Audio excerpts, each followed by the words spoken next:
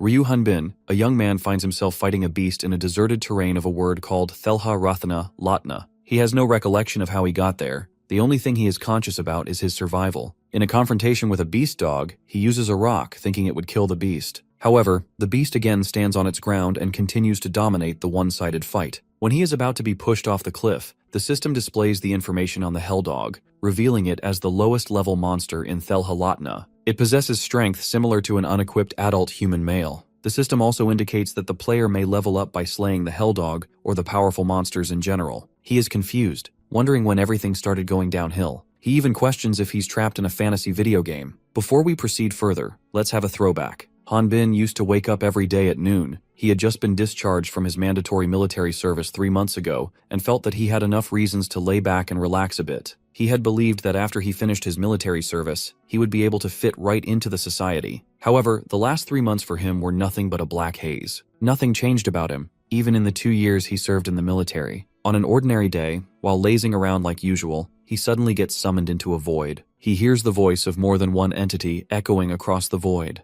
While he is questioning his existence, the voices are chit-chatting about the Chosen Ones, implying that the few people standing before them are the Chosen Ones among the 7 billion humans. Abruptly, one voice calls for transmitting the guidelines to all the players, but the second voice is against that idea, remarking that the idea appears to be too artificial. He wonders what the voices are talking about, and if not God, who are they, a person? The first voice responds to the second voice, commenting that it serves enough motivation and assistance in judging their situation, since that's something already tested with the previously chosen ones. The second voice then initiates the guidelines transmission. However, the second voice claims to have made a mistake in transmitting the guidelines to Hanbin, and they apparently don't care, because the error occurred around a single chosen one. After this, the chosen one number 398 was dimensionally transported to the world of Thelha Latna. After some time, Hanbin is shown to be ruthlessly striking the dead hell dog. He has gained 13 experience killing a level 1 monster. Still, he is shaken to the core, remembering that he was discharged 3 months ago. He wonders what would happen to him and his parents. He is just upset that he never got to date a girl.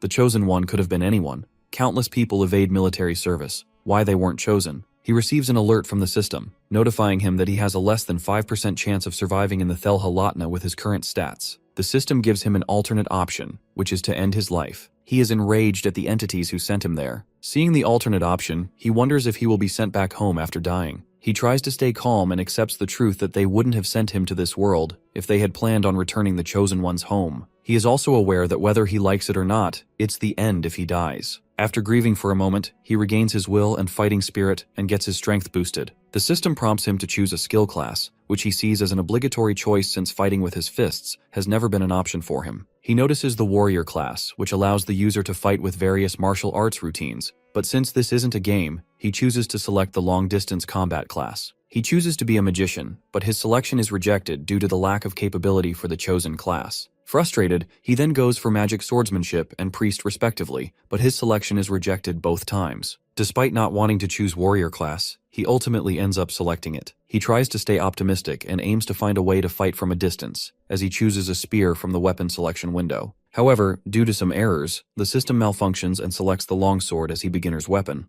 Out of pure annoyance, he thinks of not acting according to what those entities want, but what he wants more is not to die. This is how his unending hellish life of leveling up began. He tries to swing the blade but isn't able to swing it because he's too weak, and also the blade is longsword. It's been 7 days since he came to Thelha Latna. Since his arrival, he has asked the guideline countless times how can he return home, but each time it has remained silent, and he doesn't know if it is because the system is bugged. In any case, he is fighting to survive. The monsters he fights are always hell dogs. If there's one thing he has learned since coming to this world, is that the hell dogs also level up. He is noticing that these monsters have become wary of him. Despite trying to stay alive, he is getting dragged by the enemies. These monsters are getting used to fighting him, just as he is getting used to fighting them. He tries to launch an unpredictable attack, but the hell dog he is fighting reads him like a book and dodges his attack. The hell dog then attempts to jump at him, but he strikes it mid-air, fully neutralizing it. He gained 22 experience as a reward, which adds up to his overall experience, 282. He killed the hell dog using the skill stab, which he got after becoming level 2.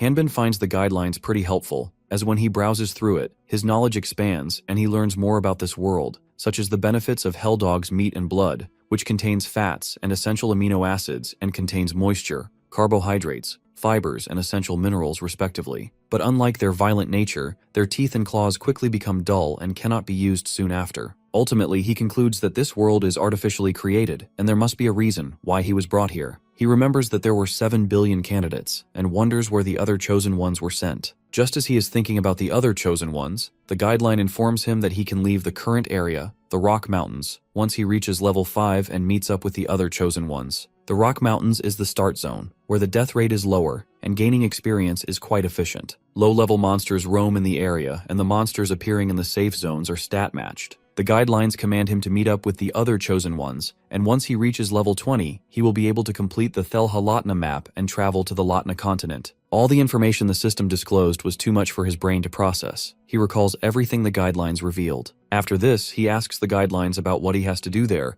but the system fails to respond due to an error. He had already realized that the monsters also leveled up, though what he was concerned more about was if he could go back home. He knows for sure that he can't trust his guidelines, and needs to leave the Rock Mountains to learn about this world. After that, he went around looking for hell dogs and also started hunting. Since the hell dogs get stronger as he does, it doesn't get easier for him to defeat them. After he gained another 22 experience, his total experience accumulated enough that he reached the required experience, and leveled up. He also obtained the side slash skill. He continued to face the ever-growing hell dogs. A level 3 hell dog possesses strength similar to an unequipped novice warrior. He underwent the cycle of fighting, getting injured, killing the hell dogs, eating and sleeping, and by the 27th day, he had killed countless hell dogs and had learned 3 skills: stab, side slash, and vertical slash. His body has begun to see the effects of the stats that he has gained as well. Even the two-handed longsword, which was difficult to lift at first, could be easily swung. In this world, one can see the results of their hard work. Just after making that statement, he receives a shocking message from the guideline, revealing he has regressed to level 1. He decides to not be bothered by this message and assumes that it must be bugged, only to realize that this message is real. Surprisingly, his stats are intact. At first, he tried to look at things optimistically, reassuring himself that because he was in the safe zone, the hell dogs would also be level 1. He believed he could get more stats more easily. However, he was wrong.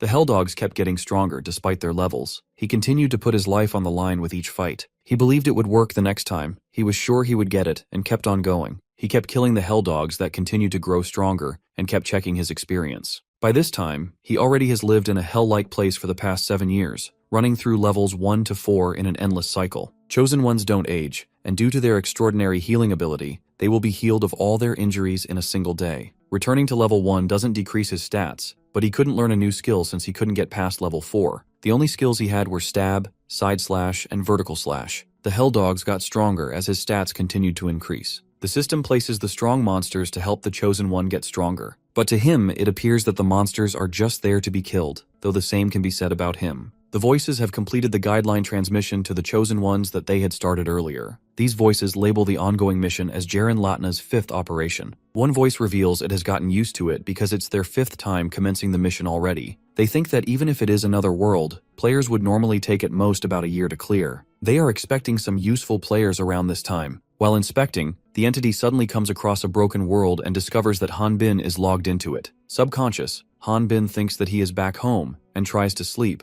but when half asleep, Han Bin is about to select the alternate option in the guideline, end his life. He jolts awake and realizes that it has been about 10 years since he started killing hell dogs. He fell from a cliff and survived, which signals that the fall damage doesn't inflict any damage on him. Even after years of training, he's still at level 1. Or rather, he keeps regressing the moment he is about to hit level 5. Additionally, he isn't far from selecting the alternate option, putting his life to an end. He regains his composure because agonizing over this countless times won't get him anywhere. He is still wondering if he will be sent back home after he decides to take his life. Since he might die, he thinks of making his life worth it. At some point, he gives up on counting the days he has been in this world. He doesn't know how long it has been since his arrival, 5 years? Or maybe 7 years. During this time, he developed a hobby and even came up with work to do. Surviving alone isn't an easy task, but this harsh environment doesn't allow him to doze off, even if it's for a moment. This is the reality. He can't change his situation and devotes himself to doing things that he can. He built a house with debris and boulders and lived every day with devotion. Simply, he no longer lives with rage. When a colossal hell dog destroyed his house that took him 3 years to build, he engaged in an intense battle with it to get revenge. These giant hell dogs are loud and don't even taste good,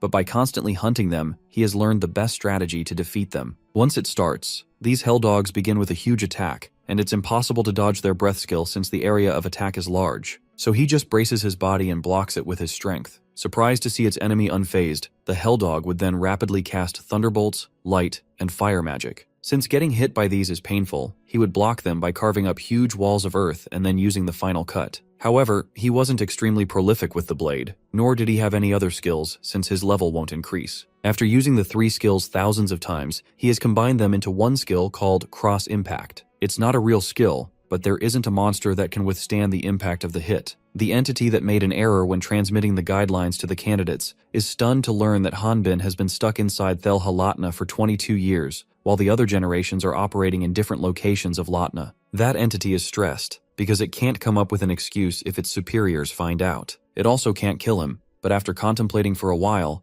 it comes up with a way to deal with him. Elsewhere, Hanbin is munching on the hell dog. He has always felt a breeze whenever he leveled up to level 4. He desires something tasty and also human interaction. Another thing he wonders about is his lifespan. Despite everything, he is optimistic that there will be a day when he will get out. Unexpectedly, the entity starts punching the Thelha Latna world. Even though there could be some problems, the entity wants to erase his records and the world from existence. The entity is destroying the world mostly because it believes Hanbin is level 4 and will die soon. It doesn't have any background progress records. Meanwhile, Hanbin, spectating the entity destroying his world, receives a notification about the completion of Thelha Latna. Soon, the system commences the transport of chosen ones to the designated level. Elsewhere, a dragon appears to be bothered by the arrival of otherworldly demons. All this time, what Hanbin saw naturally became the norm. A red sky where the sun never rises or sets, with clusters of dead tree branches on the ground and being stranded on a rock-filled mountain of hell. He can't believe his eyes. He is in Satha Forest in the Greyloot Kingdom, northern Latna continent. The man doesn't know what's going on, but knows that it's not home,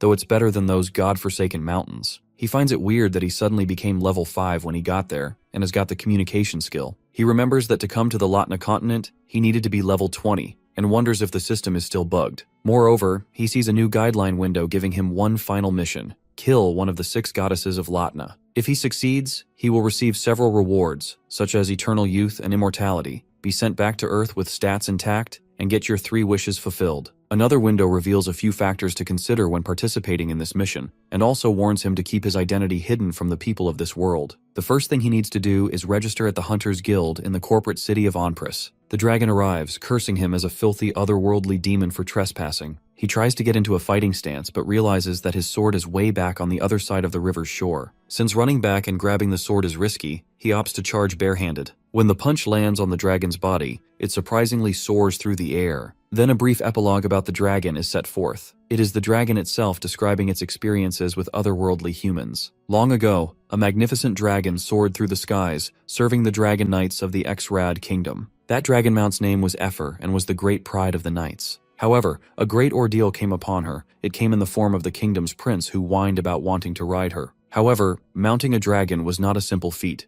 and in the end, the prince accidentally fell from the dragon and died. Because of that, Ephir's poor knight was executed, and she herself escaped the kingdom through the help of the other kind knights. The lonely dragon, who now lived in the forest, didn't even have time to mourn, because the forest was where many otherworldly humans would frequently appear. However, despite receiving training, she was kind enough to never kill her opponents. It was then that countless otherworldly hunters gathered together to hunt her. She thought to herself that letting the otherworldly humans live was a bad idea. She had no choice but to hunt the otherworldly humans. She clears the misunderstanding, telling him she's not a dragon but a wyvern. Dragons have 4 legs and their wings are located on their shoulders, while wyverns have wings on their forelegs. She accepts defeat and requests he let her go. He demands that she explain how she knew he was from another world. She says that she can't tell just by looking, but their bodies disappear when they die. Besides, Latnians hardly ever enter this forest. He wonders if she thinks of him as an otherworldly person. If she can't suspect anything from his appearance, that means no one would be able to find out his identity, judging by his appearance alone. He asks her if this forest is Sathi Forest of the Greyloot Kingdom. He has she explain that the Greyloot Forest was destroyed long ago. It's now called the Exrad Kingdom. He realizes that his guidelines haven't been updated, and is frustrated thinking about what reason could be behind it. She begs for mercy, asking him to forgive her. He believes that she could have laid low instead of attacking him, and rejects her pleas. She calls him an otherworldly demon and admits to having attacked him because of it. He rages at her. Scared, she reveals that the goddess was the one who called the otherworldly humans demons. He is a little intrigued by this information. He demands she tell him everything in detail. She reveals otherworldly humans in Latna started to appear 40 years ago. She abruptly breaks off mid-story and again demands he let her go home, as she has to rub some medications. He gets furious and threatens to hit her again. The threats enable her to continue. She explains that at first, the otherworldly humans and Latnians got along, but that period didn't last long, and otherworldly humans started killing Latnians aiming to increase their levels. The more powerful ones banded together and created the Great Earth, a group to kill the goddess. She reveals otherworldly humans are strong because they can easily level up by killing their opponents, something that isn't alien to dragons. There was no way to fight against them when they were being led by a leader who was level 100. So before they came, the continent's 4 heroes massacred the otherworldly humans in an instant. These heroes were Barolt the Sword King, Zenobia the Archmage, Garhon the Terrible, and Halion the Transcendentalist of life and death. After that, the 6 goddesses blessed the continent. Earthlings are otherworldly demons that have made contracts with the wicked demon god, which is why they are quickly executed. He is triggered by her bizarre speech delivery and remarks that he was kidnapped out of the blue and rotted on a rock mountain for dozens of years. When he finally gets out, he is told that if his true identity is revealed, the whole continent would become his enemy. This all happened before she was born, as per what she claims. He speaks out that he doesn't care whether he makes a deal with the goddess or becomes their underling, but he will kill that demon god and get back alive to Earth. He tells her that he can't let anyone know his true identity and must do something about her. She promises that she won't speak a word about him and will live as a normal wyvern, pretending not to know how to speak. Despite her pleas, he shows her no mercy. 5 days later, he leaves the Sada forest and heads towards a huge castle wall that stretches across the horizon. It is a city in the northern part of the Xrad Kingdom. The city is called Onpris City, which is enormous and also has a large human population. Nearby, there is the Sada forest and a dungeon in the Ifan Plains, where countless monsters continuously appear. There's also the Onpris Hunters Guild, where many hunters try to get rich by putting their lives on the line. The people who visit this guild are either hunters or people who aim to become hunters or otherworldly beings. When he steps his foot inside the guild, he leaves the local hunters in awe. He ignores the gossip and heads straight to the business, telling the receptionist that he wants to become a hunter, shocking the audience even more. Flashback shows he didn't actually kill Efer, instead he struck a deal with her. He asked for her help, because even if his appearance isn't suspicious, the fact that he doesn't have any clothes on or equipment of this world is likely to give him away. She was hesitant to help him because she was convinced he was going to kill her anyway. He reminds her that she has been killing people up until now, and is a wanted beast, so the odds of her going outside telling people about him being an otherworldly person are not very high. Moreover, he was happy to have a decent conversation like this with another living being. Hanbin's words had her recall the precious memories she had shared with otherworldly humans before the conflict. She decided to help him by giving him some clothes, though they were a little too tight for him. She warned him to not take off his clothes anywhere. When asked about goddesses, she tells him that goddesses rarely meet people, not even the Latnians. To meet the goddesses, one either has to be one of the 4 heroes, or have done a great service to meet with them and receive their blessing.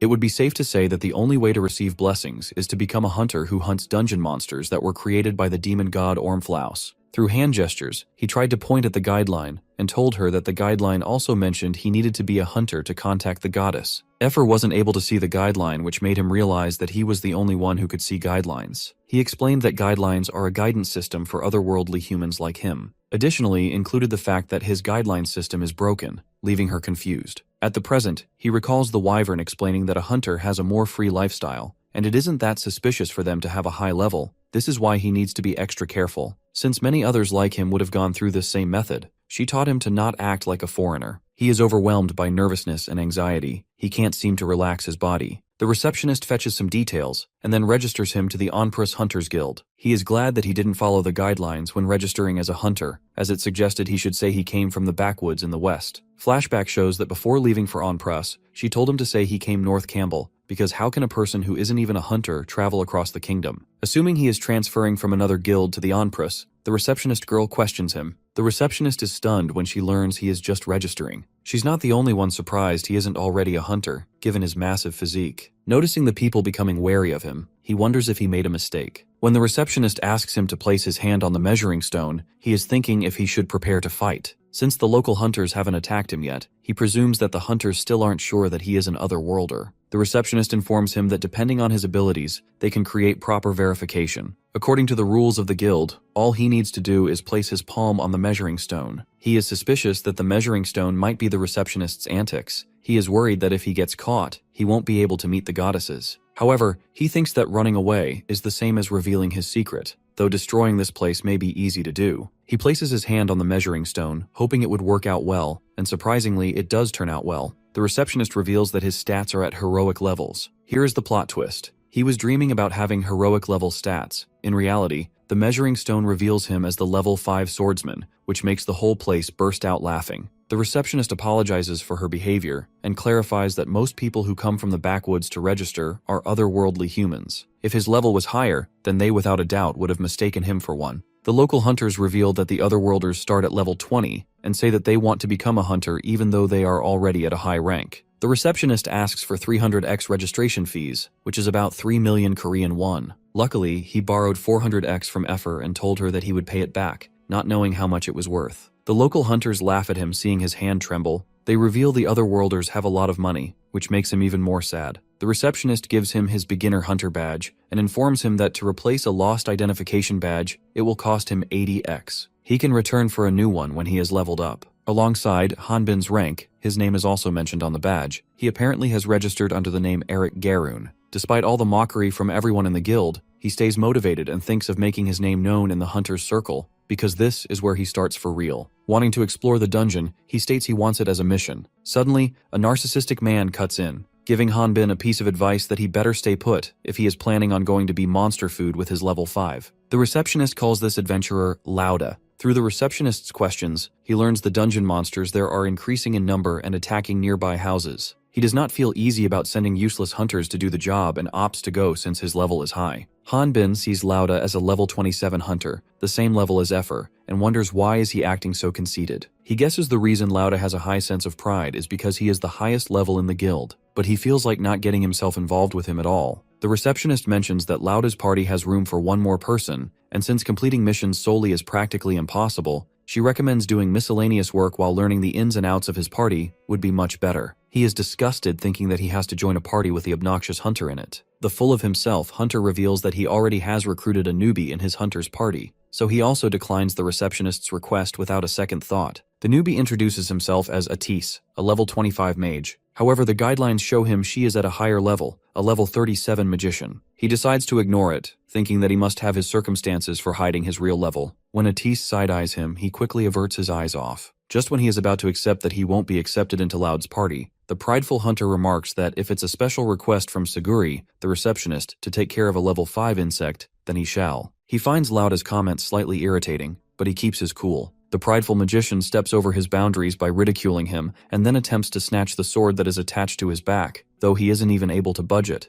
Hanbin finally reacts by equipping his sword in his hand. As he is confronting Laude, someone is watching him. Hanbin is effortlessly carrying the weight of Laude as he is holding on to his sword. The person who was watching Hanbin approaches him and tells him that he will be able to take care of level 10s with his physique. Laude calls that person by the name Berkman and tells him to not butt in. The man pays no attention to his comments and continues to speak with Hanbin. While pointing at his longsword, which is wrecking the guild because of its massive size, Berkman warns him that if he continues to wreck the guild, he will have to fight everyone there, though this is his friendly warning. Fearing that he will get kicked out if he gets into the fight, he quickly clears the misunderstanding of not wanting to fight anyone. Laude is intimidated seeing him carelessly swinging his sword. He lets him know that no one will take a level 5 like him in their parties. Inside, Hanbin admits he can't do anything because of his low level, and he also has used most of his money just to register. However, Berkman divulges leveling up with his body will be easy. He was looking for someone with a toned body like Hanbin's, and now that he has found a perfect candidate, he invites him to his party. The man appears to be a level 25 human, who believes Hanbin is a low level solely because he lacks experience. Otherwise, he would be a high-level hunter. Being an otherworlder, his growth rate is high, which means he won't be able to stay in the man's party for long. Onpra City was developed because of the dungeon and monsters. Business and trade revolve around these monster hunters, and the city creates products with the monster materials that the hunters bring back. There are two main areas where hunts take place in Onpros: the Eifin Plains dungeon and the entrance area of the Satha Forest. There are small villages near the forest, but since monsters rarely venture away from trees, subjugation quests are rarely given. However, there have been a great number of monsters attacking the vicinity of the forest lately. This is why many hunters have joined the subjugation quest. Soon after, the Berkman and his party are fighting Devolk, a high-level monster that habitats the Sada forest. Devolk have slow movements, but their grips are strong enough to crush a rock, and they utilize their weight to create decisive attacks. Berkman Ropal, the strongest tank in Onpress, demonstrates incredible strength fighting Devolk. When a Devolk uses a pincer attack, he blocks its attack, which extinguishes Devolk's mobility, allowing his teammate, level 21 spearman Amber Bonnet to strike. After saving Berkman from the Devolk, she ridicules him for being pushed back by a Devolk, remarking that he should retire. Amber panics when she notices a grave wound on his arm that came from the Devolk's attack earlier. He calms her down since this is nothing to be concerned about. He acting all cool makes her blush. As they are sharing a tender moment, his younger sister and party's healer, Erwin, arrives and heals him. Suddenly, a Devolk comes behind her, but before it can harm her, Hubert Krutaus, a supporter operating from the rear, saves her with a special attack called Fire Hammer. Berkman's party is the #1 party when it comes to a well-balanced, coordinated team. They don't solely focus on offense and can be labeled as the most reliable party in Onpress. Unfortunately, Hanbin has been lowered to the role of porter. While everyone is fighting, he is just spectating. He has been left out of the main fight since his level is low, but Berkman's party is generous enough to split the profits equally with him. When he is peacefully waiting for the main fight to conclude, Lord Devolk, level 25 monster, appears and spots him. However, he gets rid of Lord Devolk in an instant with a stone bullet. He gets a little upset when the system doesn't give him any experience because the monster's level is too low. He thinks of asking the party to let him hunt stronger monsters next time. He is informed that the party has finished hunting and it's time for gathering. After this, he watches Berkman and his party extracting organs from Devolk that can be sold for a hefty price. Erwin collects a magic stone worth 15x from one of the Devolk and proudly shows it to her older brother. Hanbin is fascinated by the sight of watching his party gathering magic stones. He thinks that he could have vomited for sure if he had seen this scene before getting transported to this world, but now that he has carved up so many hell dogs, it's nothing new for him. He organizes the extracted goods at lightning-fast speed, shocking Berkman's entire party. When asked how is he so good at organizing stuff, he explains that he has been doing this for 20 years, revealing himself as a 24-year-old. The strongest tank and others are shocked to learn that Hanbin has been doing labor ever since he was a 4-year-old. Perplexed, they question him about his parents, and learn that he was kidnapped 20 years ago and doesn't remember what they look like. Berkman calls him a part of his family now. The party then consoles him, making him realize that these people are nice. He reveals that he is thankful to Berkman for allowing such a low-level hunter like him to join his party. The tank drops a bombshell by claiming that level doesn't actually matter, even though he's been stuck at level 25 for the past 5 years. He is confused by his statement because Berkman already is a level 25 hunter. Erwin speaks about how there aren't any high-level monsters on the surface, and the dungeon is the place where one would find high-level monsters. Amber adds that they don't need to hunt stronger monsters, since they will never go to places like dungeons. Completely stunned, Hanbin heads off to sword practice, while Erwin is left feeling miserable, haunted by the realization that everyone believed he was an otherworlder. Hubert goes after him because he is worried about sending him alone. Berkman approves of that idea, as one doesn't know when a monster could appear nearby. Hubert tries to look for him in the forest but doesn't find him. Meanwhile, he is wandering around desperately looking for monsters that could give him experience, as every monster he passes by is low level. He recalls being enlightened that there aren't many strong monsters in Say the Forest by the Wyvern. Now that he has explored the Say the Forest, he is convinced. To him, it makes sense that monsters with similar levels as Effer didn't give him enough experience. As he plans on leaving, he hears a strange howling sound, which doesn't sound like a regular monster. He rushes toward that direction, hoping if he gets to hunt the monster, then he has a chance of leveling up. After making a flamboyant entry, he prepares for the fight, but finds an unknown person with orange hair stripped naked in the forest. Hanbin soon realizes that this person is Atis, the mage from Lauda's party. He wonders why is he naked in the Sada forest. He then marvels at the fact that he hasn't found the monster that was making those sounds yet, even though the sound came from this direction. He apologizes and then attempts to leave, but is stopped by Atis, who calls him suspicious because this isn't the place where level 5 like him should be. Hanbin reveals how he heard a loud sound while passing through and thought that would be a big monster. He attempts to evade by bringing his party but is stopped again, as Atis demands he answers truthfully. He inquires Hanbin if he saw the monster, and then threatens him with his magic to tell the details. Hanbin gets slightly bit serious and grabs his magic wand. Furious, he questions Atis on why is he doing this, and what's his and Lauda's deal. He also thinks the prideful hunter's party member is looking down on him. Atis admits that being harsh with his words wasn't his intention. He got carried a bit away by his emotions. Just when things are about to settle down, Laude appears and starts talking smack about Hanbin. He reveals being furious at him because he initially humiliated Suguri,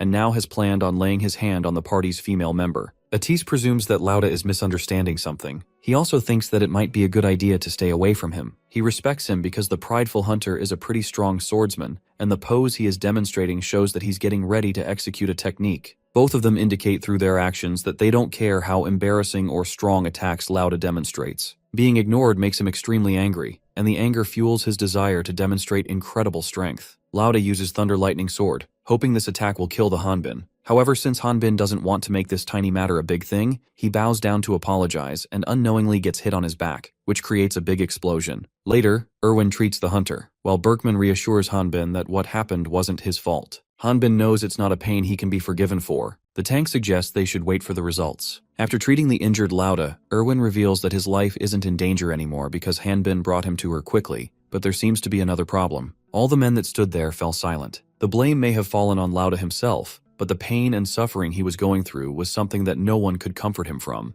Due to this accident, Laude received a major hit on his privates. That morning, Atis took him back to Onpris City. After he learned the truth about Atis's gender, he had a hard time facing him again. The monster who made that sound couldn't be found, and Hanbin also forgot about it after spending 3 months at Berkman's party. At present, the Berkman's party has set a camp in front of Satha Forest. The tank himself and his party members are shocked to learn that Laude went inside a dungeon all alone. Amber also feels that going alone inside the dungeon at Laude's level is the same as committing suicide. However, Hanbin thought the prideful hunter's level was pretty high. She discloses that Berkman has been used to fighting indigenous monsters. Those monsters were hunted for them to survive, so it helped him naturally raise his level. Hanbin remembers that Efer and the Lord de Volk are unique monsters. He wonders how different are these dungeon monsters compared to normal ones. Amber reveals that those monsters are not originally from this world. She explains they are created by the dungeons that were set up by the evil god Ormflaus, and it's common to see monsters over level 30, or even higher levels. Hanbin believes that if they certainly are level 30 or above,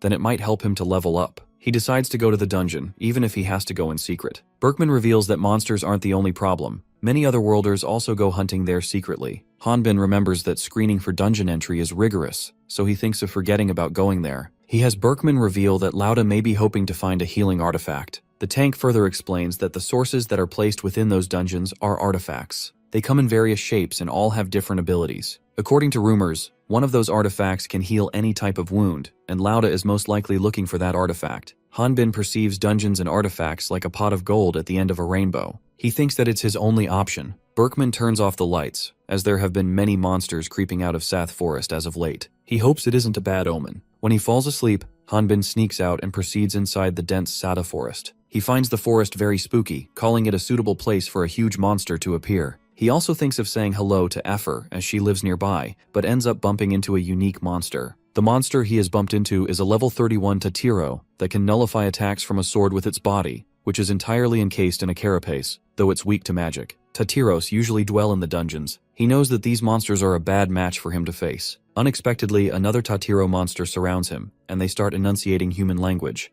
comprehensible but not clear. He seems to be having unwavering confidence about this fight, which terrifies Tatiros. The monsters claim knives don't hurt them and they eat knife holders. He approaches the monster, questioning why it's mentioning the other Tatiros when its kins have already withdrawn from the fight. He quickly catches up to the running Tatiro. The running Tatiro tries to use a portal underneath a tree. This portal connects to Ifan Plain Dungeon, but he plucks out the tree like it's a small plant from the soil. Hanbin wonders if the dungeon monsters that escaped from this portal caused the native monsters to be pushed out. He is a little discombobulated as he has never heard of something like this appearing in the dungeons. He presses the Tatiro to reveal who created this portal, but even the Tatiro doesn't know anything. He threatens to destroy the portal, forcing Tatiro to speak up. Tatiro mentions that no one should go inside the portal as it's a direct order from that person's order. He wonders who that person might be, and then tasks Tatiro to watch over the portal. That way that person won't find out. Since he can't get caught secretly exploring the dungeon, he has decided to go inside. Once he jumps in, Tatiro starts pushing dirt over the portal to cover it. Inside the dungeon, a party of hunters is fighting some Tatiros. The boy manages to break free from the clasps of the Tatiro that has him cornered. He appears to be equipped with an axe that can't penetrate through Tatiros's sturdy skin.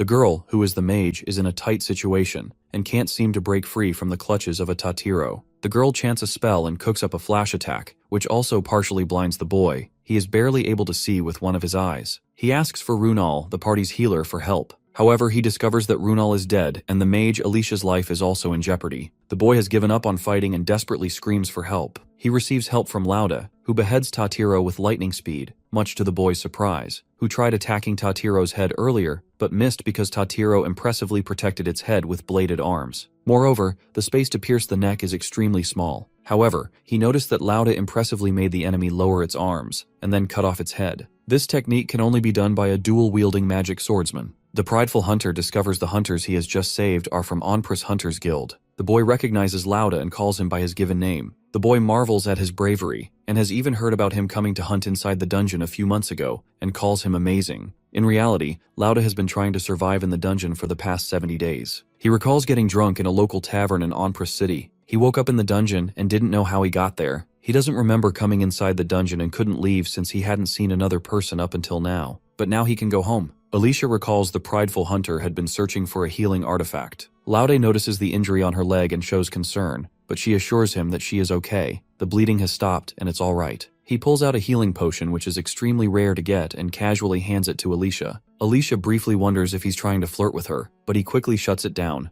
firmly stating he'd never do something like that. He explains he gave her the high potion simply because it wouldn't work on his own injury. His motivation behind giving her the potion was healing her wounds because, in her current condition, it would be difficult to leave. Alicia will repay this debt after leaving this dungeon. Lauda instructs everyone that they should be heading back. Alicia wonders if they're turning back after making it this far just because of her. She introduces herself as a hunter so he won't look down on her, while he is more focused on getting out of the dungeon. In actuality, he is suffering from irritable bowel syndrome. He can't hold on much longer. Abruptly, the entire dungeon starts to shake, surprising the hunters. The boy assumes it was an earthquake. However, Alicia explains that dungeons are a part of a different dimension, so earthquakes don't happen here. Laude orders the hunters to use the side path quickly. He braces for a battle, even while being unaware of the enemy lurking behind the unexpected tremors. He doesn't want to show weakness in front of a woman, even if he dies. When they hear the sound of multiple monsters closing in, Alicia is left in disbelief, questioning how Lauda could take on so many at once. The prideful hunter insists they should hurry and leave. The boy lifts Alicia into his arms and takes off running toward the exit. Alicia wants to help Lauda,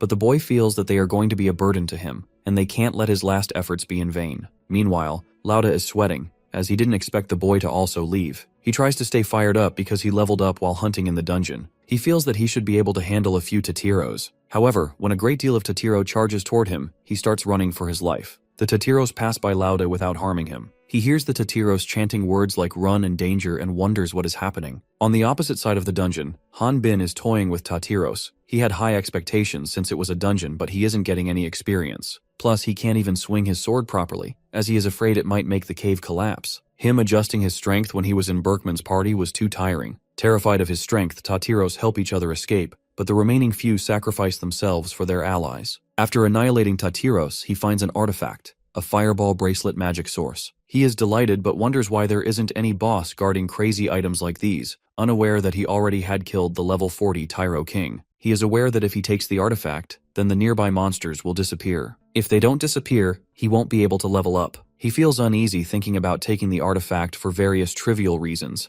Among those many reasons is the quality of the artifact. It appears to be a mid-source artifact. The guidelines show him that the wearer of the bracelet can throw fireball magic by yelling fireball. It also says the bracelet has 30 uses left. Han Bin without a second thought takes the bracelet, thinking it's every man's dream. After this, he tries to test the fireball and looks around the dungeon to ascertain that no one is there. How do monsters keep respawning in the dungeon? The answer to that was discovered by hunters who previously explored them. Shockingly, dungeon monsters don't breed. Instead, they are manufactured in a special zone, and that special zone is the place where the magic rests. Han Bin has no idea why magic sources are in the shape of items, but hunters call these items artifacts as they are condensed with magical powers. His attempt to use the fireball attack fails. The system tells him that the user must be level 31 to use it. Unlike regular tools, artifacts have a level requirement to use. However, if that player can get that far, then they should not have any problems using it. He calls it trash as it didn't help him. He can't even sell it, as it would be suspicious if a level 5 tried to sell it.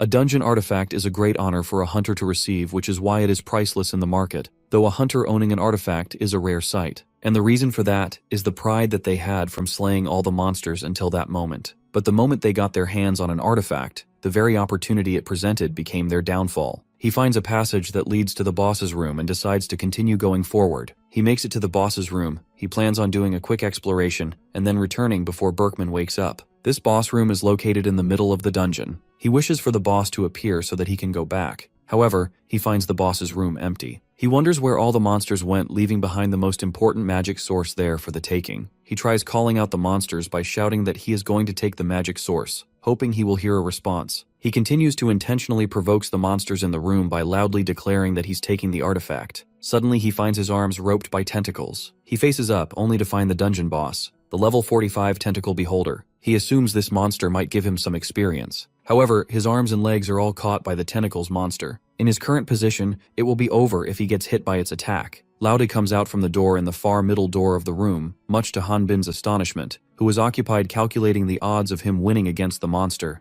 Hanbin starts sweating buckets thinking he just got caught and there's no coming back now. He tries to come up with an excuse but can't think of anything. Since he is strapped in the tentacles of the monster, Laude assumes he is a weak monster that utilizes an opponent's weakness and trauma against them and gives shape to their fears. In simple terms, he thinks the monster is imitating Hanbin. The prideful hunter wants him to not use such petty tricks again, because it's impossible for the level 5 hunter to be here. Hanbin doesn't miss this opportunity, and puts up an act of being the dungeon boss. After this, Laude charges at him. Due to its omnidirectional body, the original monster doesn't have any blind spots and can efficiently attack and defend from the air. It will use its tentacles to attack hunters in their blind spots with super hyper speed. He saves Laude from getting hit by the dungeon boss's tentacles, without him knowing. However, Hanbin is late to realize that he is in a position where the hunter with high sense of pride could inflict damage to his private parts with his blade. He goes airborne to save his future kids, but in the process, he puts too much power into his jump that the boss above his head stamps into the ceiling. He is more concerned about getting his pants ripped than nearly bidding farewell to his privates. He is also disappointed at the dungeon boss because it turned out to be very weak. On the other hand, Laude plans on not letting him breathe to the point of swinging his blade aimlessly. While attempting to dodge Laude's attack, he unknowingly tosses the dungeon boss around like a ball. The prideful hunter soon goes insane and blames him for making his life miserable, though he is still convinced that he is fighting a monster that has transformed into Hanbin. He is angry at him because he has snatched his everything,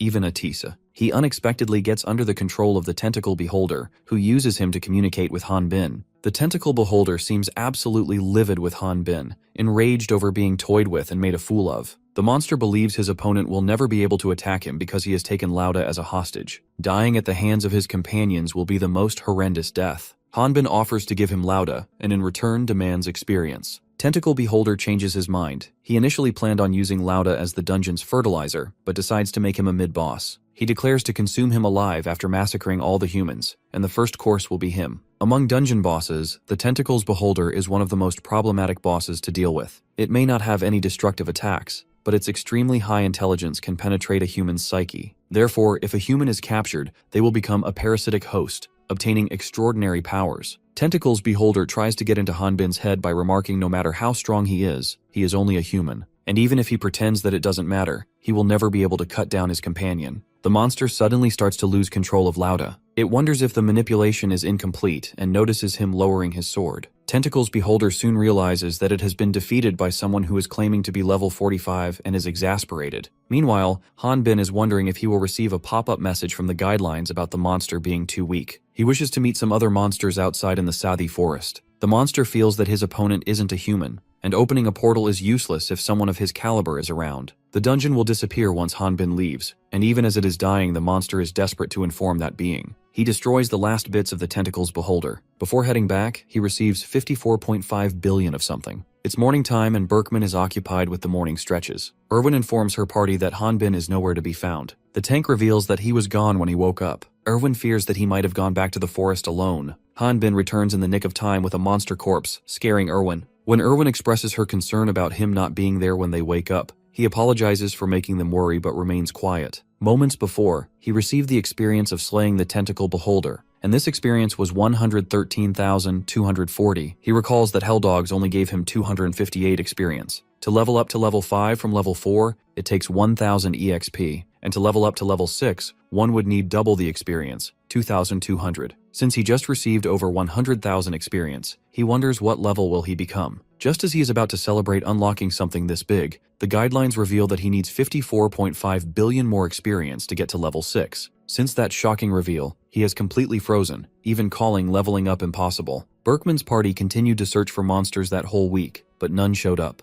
So the party decided to return to Onpris City sooner than planned. At the Onpris City's main entrance, they are stopped by the guards. The carriage coachman informs the guard that this is a transport carriage for the Onpris Hunters Guild. The guard asks the coachman for the pass, but the coachman doesn't have it. The guard states he won't allow them to enter until he sees a pass. The old coachman gets angry and rages at the guard, telling him that he has been doing this work before the guard's father was even born. The guard reveals that this is a direct order from the higher-ups. Hanbin is sure that people without a pass are also allowed through if they have the mark of the guild. The guards learn that Berkman's party has been away for 3 months, and they don't know about things that happened in their absence. When the tank removes his mask, the guard instantly recognizes him and greets him. The name of the guard in charge is Goleman, and is acquainted with the tank. Goleman is a little surprised that Berkman hasn't heard anything about the recent incident. He explains that the Hunters Guild had an emergency recall of all the hunters that were out, saying that the Ifan Plains dungeon had been cleared up. Although Goleman allows them to enter the city, Hanbin is feeling uncomfortable with the atmosphere inside the city. He didn't take the magic source, Dragon's core of the Ifan Plains dungeon, and since the dungeon is closed, he wonders if someone else took the source and cleared the dungeon. No one knows who and what led this dire situation to happen. Hubert reveals that clearing a dungeon is a great honor for hunters, but it's only the other worlders who choose to keep it under wraps. That said, Amber blames Heresy Inquisitors. They are the people sent by the Brotherhood to find and execute other worlders. Before killing, the Inquisitors will drag and torture other people indiscriminately, especially any hunter over the level 20. Hanbin finds it unbelievable because both Berkman and Amber are over level 20. Hubert admits he is right, which is why most hunters have already left this place.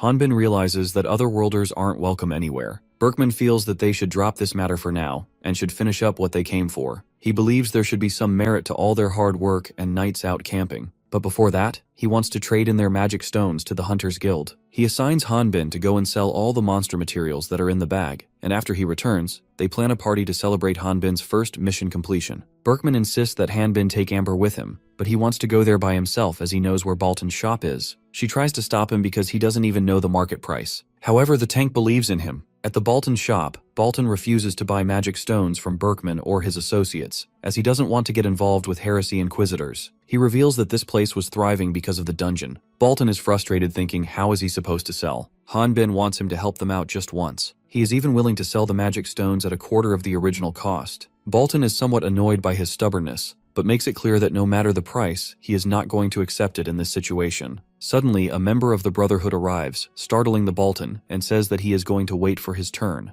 Hanbin tries to see his level but isn't able to see it for some reason. The Brotherhood gets closer, wondering if Hanbin can't see his level. Hanbin dismisses his question. The Dark Brotherhood mentions that while he'd be seen as tall in other regions, this guy surpasses him in height. He drops another question, asking him why he got startled after seeing him, and why didn't he back off. He states he will be followed even if he tries to escape. The Heresy Inquisitor demands to know what god he worships and learns that Hanbin is an atheist. Lastly, the Dark Brotherhood is curious if he has any favorite fairy tales, and he lies, claiming he's an orphan who never heard any. The Heresy Inquisitor then summarizes everything he has been told and calls his story strange. He starts to refer to him as an otherworlder instead of using any pronouns. Hanbin is irritated by the Dark Brotherhood's unlikable personality and explains he got the wrong person. The enemy doesn't believe hum words and checks his level, only to find out that he was telling the truth all along. He is baffled. He expected someone with his physique to be very strong. Hanbin wants to finish what he came for and faces Balton, who is impressed at how daring he is around the Heresy Inquisitor. The Inquisitor admits that he was at fault and proceeds to walk straight, leaving. Hanbin finally took a much-needed breather after nearly pissing his pants. He initially thought it would be okay because he is a low level, but feels that his heart is about to explode. He is convinced that the Dark Brotherhood is not normal. Nevertheless, he wasn't even able to confirm his levels. Balton digs through his bag to find the items that he will be purchasing from him. He finds the Fireball Bracelet magic source in the bag, and shows interest in it. Realizing that Dark Brotherhood is nearby, Hanbin tries to hide the artifact, but it ends up falling at the Dark Brotherhood's feet. The Inquisitor picks the artifact and wishes to know how he, a level 5, obtained an artifact. He thought he was finally in the clear, but a bigger problem had been birthed this time. He pretends to not know anything, and surprisingly, the Dark Brotherhood isn't suspicious of him,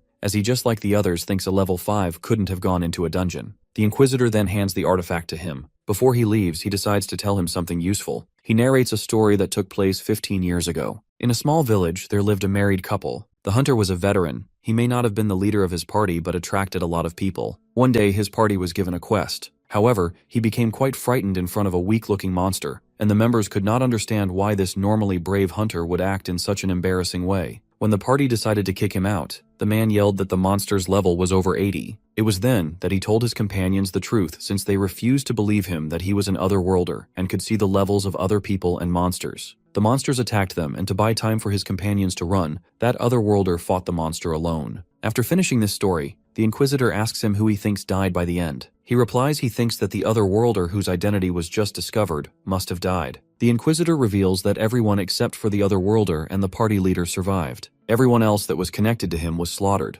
The leader sold him out to the Dark Brotherhood and was exempted because of that reason. The otherworlder who miraculously survived then returned home. However, the villagers burned down his house after hearing the rumors. His burning rags caused him to leave the village. Afterward, he massacred everyone involved in it. According to the Dark Brotherhood, anyone related to otherworlders will suffer misfortunes, but wonders what fault would a simple level 5 have. As he wonders why the Inquisitor revealed this in the first place, he is enlightened that it is common to see otherworlders dispose of artifacts by using innocent hunters for cases like these. The Inquisitor decides to let it slide this one time but demands details about his party. Unable to hold back any longer, Hanbin tries to land a punch from behind, only for Atis to jump in at the last second to smooth things over. Atisi starts shouting at Hanbin for being useless and even calls him a dumb meathead. He remarks that he is at fault for leaving the artifact with someone as dumb as him. Hanbin tries to speak back, but he shuts him up. The Dark Brotherhood has Atis introduce himself like a good boy. Atis Bannister from the Bannister. The Inquisitor is amazed to see someone from the dragon hunter Bannister family alive. He thought their bloodline had ended, but his special amulet proved otherwise. Atis claims that he may be weak, but he is doing his utmost best to revive his family. The Dark Brotherhood apologizes to him for his appearance, as he is on duty and cannot take off his mask. He is trying to figure out Hanbin and the Bannisters' connection. Atis lies about Hanbin being his party's porter for a quest a few days ago. Additionally, it hasn't been long since Hanbin came to Onpris, so he is unfamiliar with this place. Hanbin is startled and wonders if Atis is lying just to help him out. Meanwhile, the mage continues to waffle to save him. Following the artifact incident, he claims to have sent Hanbin to bring the artifact for further investigation, which brings them to where they are now. Hanbin gets the gist of what's happening, and since Atis is helping him out, he chooses to play along. He apologizes to the Heresy Inquisitor, and both he and Atis start walking, with the mage adding that there's still some research to be done. He pays the Inquisitor respect by bidding him a proper farewell with the Heresy Inquisitor's catchphrase, "May the blessings of the darkness be with you." Atis wasn't happy with his friend acted earlier. Hanbin is surprised that he hasn't asked him a single question, not even back when they first met in the forest. He wonders what Atis would have done if he turned out to be a strange person. Just before they are gone, the Dark Brotherhood baits them both by asking what kind of ability the artifact has. Expectedly, they both enunciate a different ability and realize that they have messed up big time. The enemy closes the distance between them promptly and orders them to follow his lead. We go back to the first day after Hanbin joined Berkman's party. He is fighting different species of monsters varying in levels, but are overall weaker. He is not satisfied fighting only puny monsters after struggling to get past Rock Mountain. He is taking out his frustration on the monsters and feels that even the Hell Dogs are better than them. He is desperate to level up and appears to be going insane. Abruptly, he hears Berkman calling him, and when he snaps back to reality, he finds himself in the company of his old friend. The tank reassures him that this may be his first time joining a party, but there's nothing to worry about. He offers Hanbin a special dish prepared by Amber as a welcome gift, though he can't guarantee the taste, which makes her angry. She advises him that once he steps out onto the field, he should think of it as a war. Even though Berkman has accepted him, she hasn't. She also states that they don't need a brat that will complain about the food. He wonders if the tank's party members messed with his food, but is confident that it wouldn't be worse than Hell Dog's meat. Upon reflection, he realizes that it has been a few decades since he had something other than the Hell Dog. Hanging out with his new party was a feeling of not being alone. Back to the present, the Dark Brotherhood is prepared to take Hanbin and Atis with him. Hanbin assumes he is using wind magic, but Atis refuses to believe that because the Inquisitor isn't exerting any mana. He believes it's healing winds, something that only high-leveled spiritualists can pull off, implying their opponent is a formidable priest. Hanbin isn't confident about fighting a priest under the current circumstances. He can win if he starts fighting seriously, but then his identity will be revealed. Their limbs may get cut off fighting the Dark Brotherhood, but it won't be lethal as long as they stay inside his healing winds barrier. He prefers if they both quietly follow him. Hanbin believes that there is no choice but to surrender. He approaches the Dark Brother and asks if they will leave everyone else if they find out who cleared the dungeon. The Dark Brotherhood accepts the conditions because they are busy people and withdraws the healing winds. Hanbin confesses that he was the one who cleared the dungeon. Before the situation escalates, Lauda interrupts. He has returned with the 2 hunters he saved. The survivors, Alicia and the hunter boy, appear to be complimenting him for clearing the dungeon alone, unaware that it was Hanbin who cleared it. Laud himself believes that he must have beaten the boss and cleared the dungeon by grabbing the dungeon source. But after the dungeon disappeared, he almost died of hunger in the Yifan Plains. That was when the surviving hunters from that dungeon found him on their way back to Onprus. They all are thankful to each other. As the prideful hunter is daydreaming, the troops of Heresy Inquisitors capture him and decide to lock him up. Hanbin and Atise are surprised at how he was the one to clear the dungeon. Hanbin thought he would turn into a complete monster. A member of the Heresy Inquisitors apologizes to them for the Dark Brotherhood's behavior. When Atise inquires about what would happen to Lauda, the Inquisitor keeps the location undisclosed, but mention his friend will be imprisoned and investigated thoroughly. They will verify his testimony, and if there are no problems, he will be released. While Hanbin prefers Laude to rot in the cell, the mage is glad that the prideful hunter will be free soon, though he doesn't genuinely hate him, because things turned out okay thanks to his intervention. The Dark Brother decides to compensate for not letting him sell his magic stone and writes a check in the name of Benister,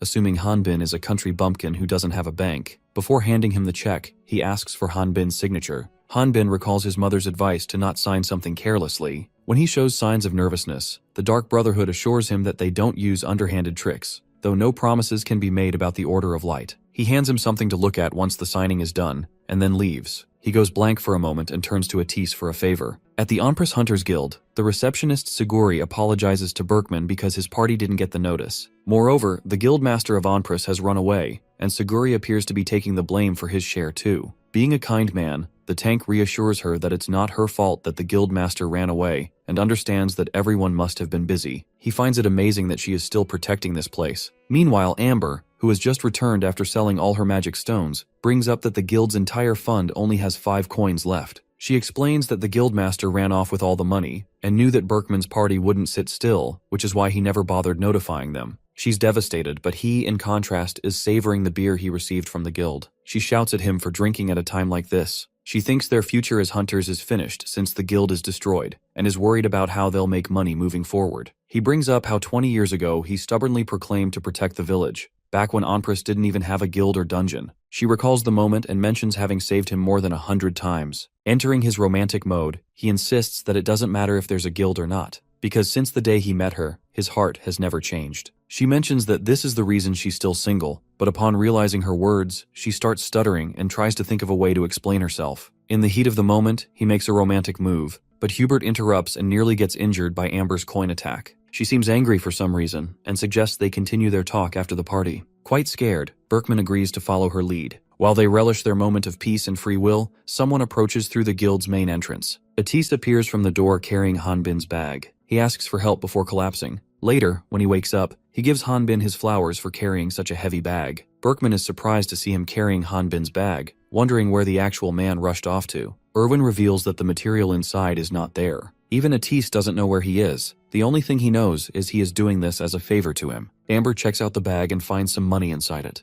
The money appears to be in 10 bags of 1000x. Berkman has many questions, but even if he sold everything, the money Eric's friend has delivered exceeds the market price. Atise gives the tank Hanbin's hunter badge, signifying that he has retired. The tank wants him to speak if he knows the reason for his exit. However, he only gave Atise this information but had an expression of fear on his face. Flashback shows the Dark Brotherhood showed him the official badge of Great Earth, who were believed to have been wiped out by 4 heroes 20 years ago. Hanbin pretends to not know what it is. The Inquisitor is sure that a level 5 like him wouldn't know anything about it, but in case, a level 5 like him, though it would be an impossibility, becomes an otherworlder and recognizes them, then he would want him to remember that story he narrated. At present, Hanbin is frustrated and thinks that he doesn't have a single good thing going on. He looks around and finds some thugs staring at him. Back at the Hunters Guild of Onprus City, everyone is startled by his sudden exit. Hubert is angry at Hum because he didn't come to talk to them. He thinks they should have at least tried to convince him to stay, but Berkman quickly shuts him down. He reminds him that their work requires them to put their lives on the line. Therefore, they shouldn't pressure someone to risk the same. Berkman asks Atise to let Hanbin know he's more than welcome to take over as their bag boy whenever he wants. He agrees to pass on this message. Inside, he thinks that he doesn't know what Hanbin's reasons are, but he feels a little jealous seeing some people care about him. Meanwhile, Hanbin finds himself tied to a chair. He opens his eyes to some thugs and wonders where he is. One thug comments that he's never seen him before and figures he must be a hunter. The thug says that he has heard Hanbin has broken the arms and legs of his men. Moreover, he slept in their territory and ruined their stuff. The culprit apologizes for the damage done to his men,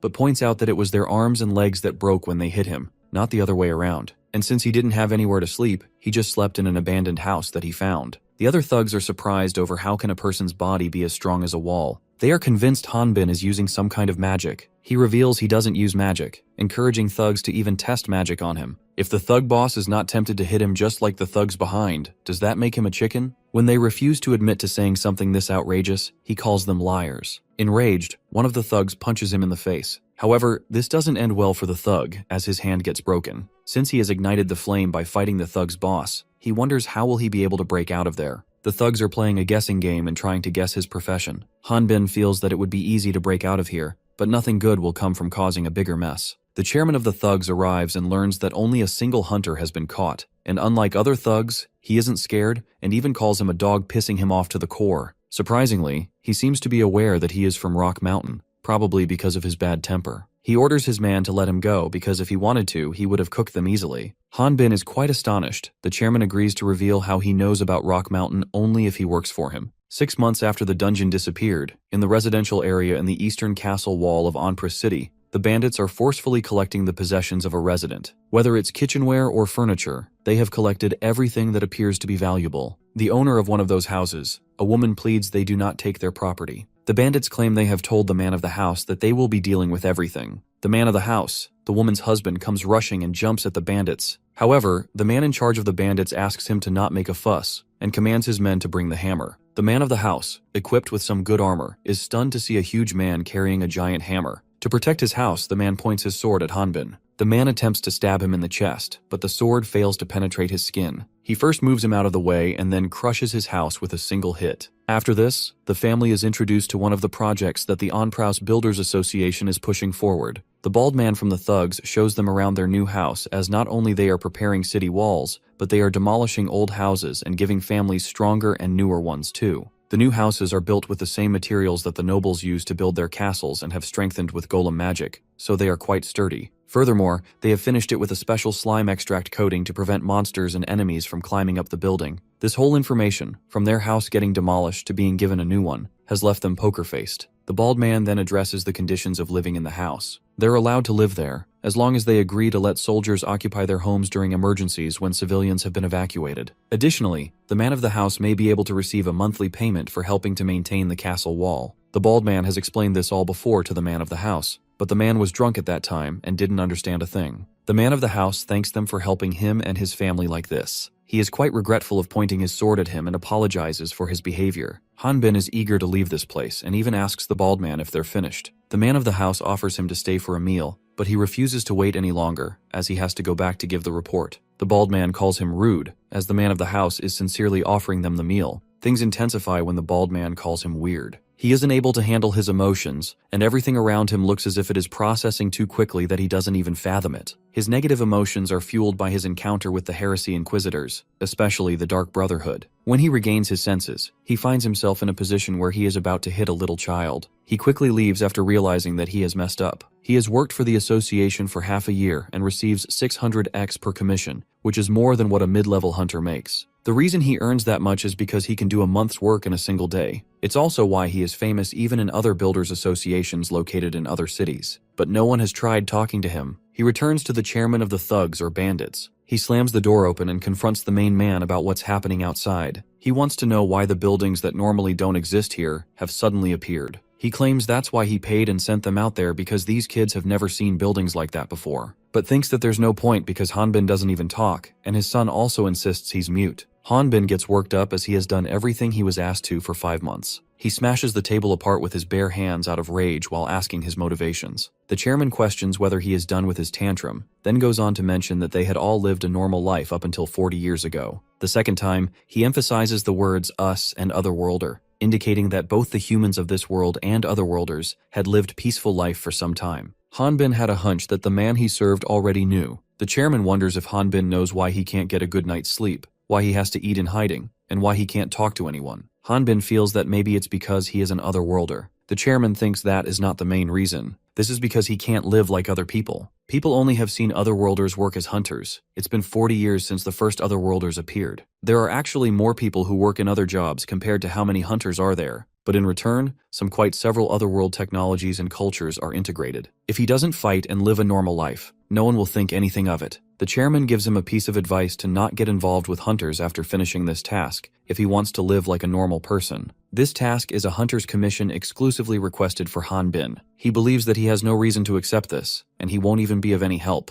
The chairman points in the direction of the door, revealing that one begs to differ and requests it must be Hanbin. He turns his head back and finds Atis. Surprised to see his old friend, he is guessing how he found him with all his body covered. He is told to not stress too much, as everyone already knows. He reveals that the man kept nagging him, so he thought they at least heard him out. The chairman reassures him that this guest won't bother him anymore. Hanbin feels sorry for Atis, but he doesn't want anyone to get involved with him. The mage introduces himself to the chairman, but the man refuses to hand Hanbin over to him, since he works for the Builders Association, so this technically makes him their family. Angry at the guest, the chairman bangs his hand on the table. He assumes Atis came to take Hanbin back on Onprus Guild's orders, and sees it as an insult to his strength. The mage reveals this as his favor. The guild doesn't have anything to do here. The chairman learns that the guest and his man were in different parties, and weren't particularly close, but Hanbin protected him when he was discovered by his party member. He doesn't quite understand Atis's explanation, and asks if there is a problem for members of different parties to meet. The mage clarifies he was naked at that time, but can't say much more. While visualizing what might have happened, Chairman says that he gets it. Since Hanbin has spent quite some time with the chairman, he can see what's going through his head, and tells him that he is misunderstanding it. He calls Hanbin a scoundrel. Meanwhile,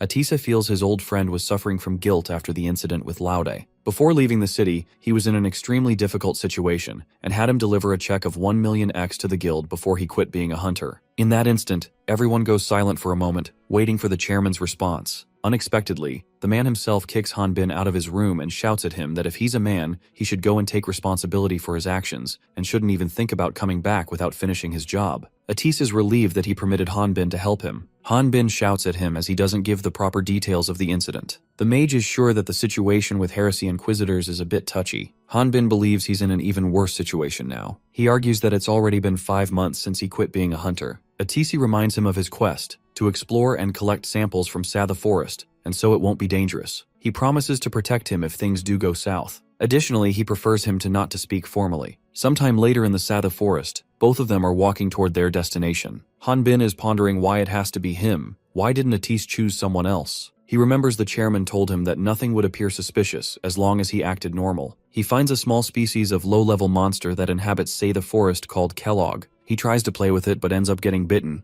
Atis, on the other hand, ruthlessly uses his fireball magic to exterminate Kellogg. He comes running to him and gives him some potion in case poison starts to take over his body. Moreover, he wipes his arm, where he is bitten. However, since Hanbin's skin is too thick to be penetrated, the monster wasn't able to leave any poison in his body. Atise shows him a sample of some portion, wanting him to inform her when he finds something similar. Hanbin wonders if his friend has blue blood. Asking someone if they have blue blood is like asking the person if they are not human, or don't have any emotions such as sympathy. After this, they continued their exploration. However, Atis burned everything that was in the way they were passing through. This forest has quite a large number of dangerous monsters. Hanbin wishes to forbid him from using fire magic. Atis wants him to not worry because if he stops his magic, then the fire will die out. Hanbin insists it's banned. Later, the mage reveals Lauda's party was the first party that he joined. It was a bit awkward for him to be with Lauda, so he ended up going solo, and he also didn't have much experience working with people. It was his first time camping out too. Hanbin asks him why he joined the Hunters Guild. He thought it would be fun to collect and research materials by himself. Rich people and mages can level up just by doing magical research, so they don't need to go out in the field. While laughing, Hanbin asks him, how can a dragon hunt dragons at home? He reveals he doesn't have anything to do with his family business. Besides, dragons are nearly extinct. Hanbin wonders why there aren't any dragons around anymore. Atis isn't certain why, but he's starting to get the feeling that his teammate has a thing for dragons. He believes he can level up if he gets to encounter one, and lies to Atis that there are no dragons where he is from. They are rare monsters, which makes them difficult to see. The mage describes the dragons as a fearsome monster that flies in the sky with wingspans as wide as castle walls. They can burn up earth with their limitless mana. But the real reason why one must fear them is that their levels increase with each enemy they defeat, like an otherworlder.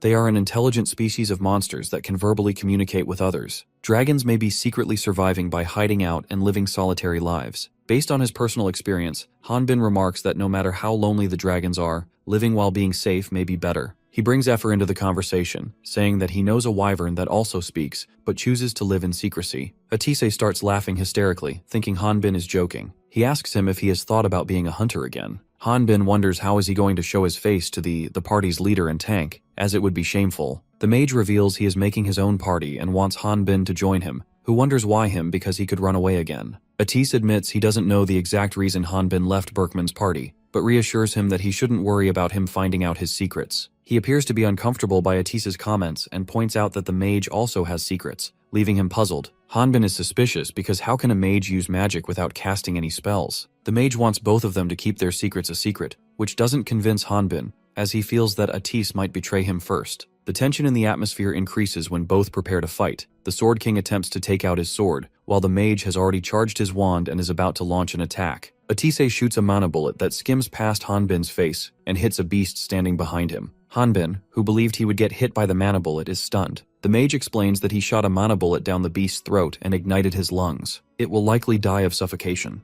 Hanbin is enlightened that the monster could have alerted others if it had made a noise. He is convinced that Atise is on another level compared to the mage from Berkman's party. He is genuinely surprised at how quickly he was able to make a decision. He had thought that the mage was a delicate young master who had stayed home and researched. Atise thinks it would be nice if he could persuade Hanbin to join his party, but now's not the time for that. He instructs Hanbin to open the monster's stomach while he goes to check on the net. He opens up to Hanbin about how the monsters that normally don't approach humans have come out on the open areas and have attacked them. It doesn't seem strange to Hanbin after all. His friend burned everything. He then looks at the monster Atise dropped earlier and learns that it's a level 21 monster named Kobold, and they normally appear inside the dungeons. Atise snaps at him for not properly listening and orders him to cut Kobold's stomach open. When the sun falls, they stealthily arrive at the nearby village and find themselves a place to peek at the kobolds without getting caught. They find 2 kobolds in the tower and the majority of them in the village, but it's too dark for them to see clearly. It is revealed that they found a human finger in Kobold's stomach, which may have been from the village they are in.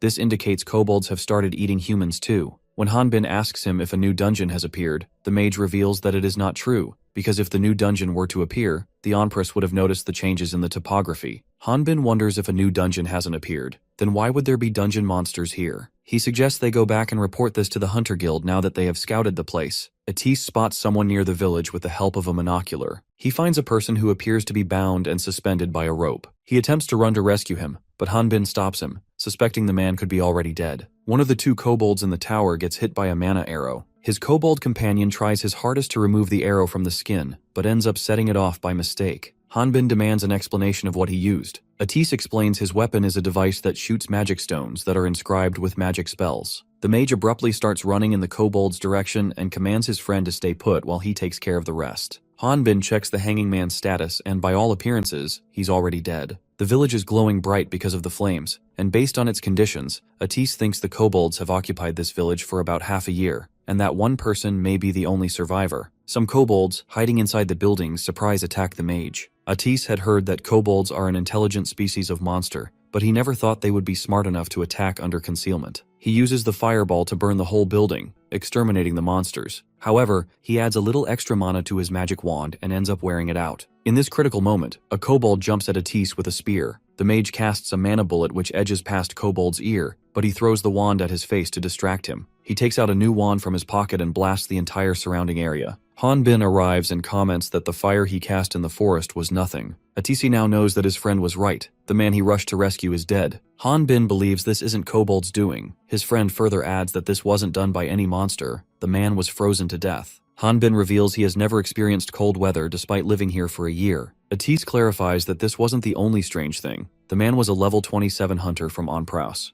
Hanbin isn't surprised to see the badge and emphasizes the word another one. The mage doesn't quite fathom Hanbin emphasizing another and asks him what he means by that. He explains there were a lot of badges scattered amongst the wreckage just outside the village. All these villagers wouldn't have been hunters and there aren't that many Satha Forest quests either. Plus, if this many hunters disappeared at once, the guild would have known about it, which means they must have disappeared slowly over time. If this place was some place where the hunters would gather and have them disappear, These clues lead them to think the dungeon is the place behind the death of the hunters. Atise believes the Ifan Plains dungeon Laude cleared about 6 months ago perfectly fits the timeline. However, the dungeon was located in between this village and Onpris, so traveling to the city would be a bit far. As the mage is thinking about different likelihoods of how the events occurred, Hanbin shows him a portal inside a well. Judging by the debris floating around, he concludes that the portal appears to be closed. He wonders if kobolds can do this kind of magic. Atisa reveals kobolds only knows how to make corpses or trash. He tells him to stop joking when he asks the same thing about Tataros. To make this kind of portal, one would need to be a level 40 magician who can thoroughly understand the ins and outs of space teleportation magic. Since the distance between this village and the Ifan Plains dungeon is quite a bit, level 60, one would need to be level 60 or even higher. Hanbins finds it creepy and says what would they do if the person who created the portal turned out to be an enemy. He makes that comment after spotting a lich approaching them. The lich is a monster that emerges when a magician turns themselves into an undead. He can regenerate his physical abilities. He comes closer to the hunters with some snarky remarks. When he doesn't find any wounds or scars on the hunters, he realizes these people are strong and must have been entertained by his kids. The lich assesses the damage by looking at the traces of mana being burned and points at Atis, deeming him responsible for the damage. Surprisingly, he isn't able to see Hanbin. Hanbin feels that something is wrong with the skeleton. Atis assumes it would have lost all 5 of its senses after becoming an undead. Instead, it would be able to sense the mana energy around the area, which means he would only be able to feel Atis's presence, not Hanbin's because he isn't a mage. The mage orders Hanbin to escape. However, he isn't prepared to leave his friend behind. Out of nowhere, he gets hit by some kind of flying ice bullet. The lich surprisingly talks in plural, calling both hunters rude for not answering his questions, and then an eye appears in his orbit, finally allowing him to see the Hanbin. Meanwhile, the level 5 hunter reveals he was just grazed by the lich's surprise attack. He tells Atis to concentrate on the enemy. After getting hit by the skeleton, he is convinced that at his current level, his mage friend won't be able to defeat it. What's a married couple? It's something the skeleton asked his married co-worker when he was alive. His married co-worker told him that married couples take the same path, looking in the same direction. He was impressed by what he heard, so he brought James and Catalia together as husband and wife, probably his co-workers. He was aware that he may have been rejected by Catalia before she and James dated. Amidst his speech, Atis casts a magic attack, which he effortlessly stops with his ice magic. The lich is irritated, as they aren't even listening to him. Hanbin is confused, wondering where Atasi is aiming for. Atis explains that lich's magic is guiding his mana and changing its trajectory. The skeleton calls their efforts useless, as the mage won't even be able to light a single ember on it with the mana output he has. It's fun for him to see people struggle, so he decides to play with his opponents for a bit. Atis isn't done with his tricks. He pulls out a new attack, throwing a magic stone and hitting the enemy with it before calling for Hanbin to run. As the lich is about to say their attacks are useless once again, the mage's new attack is enabled, and the skeleton gets caught up in the blast, which he had planned. Surprised by the attack, Hanbin wonders how did that work. The mage explains that since physical attacks are useless against it, it probably thought of blocking mana and not magic stones. His attack will cause a series of chain explosions because of all the mana built up, so it won't be able to go anywhere for the time being.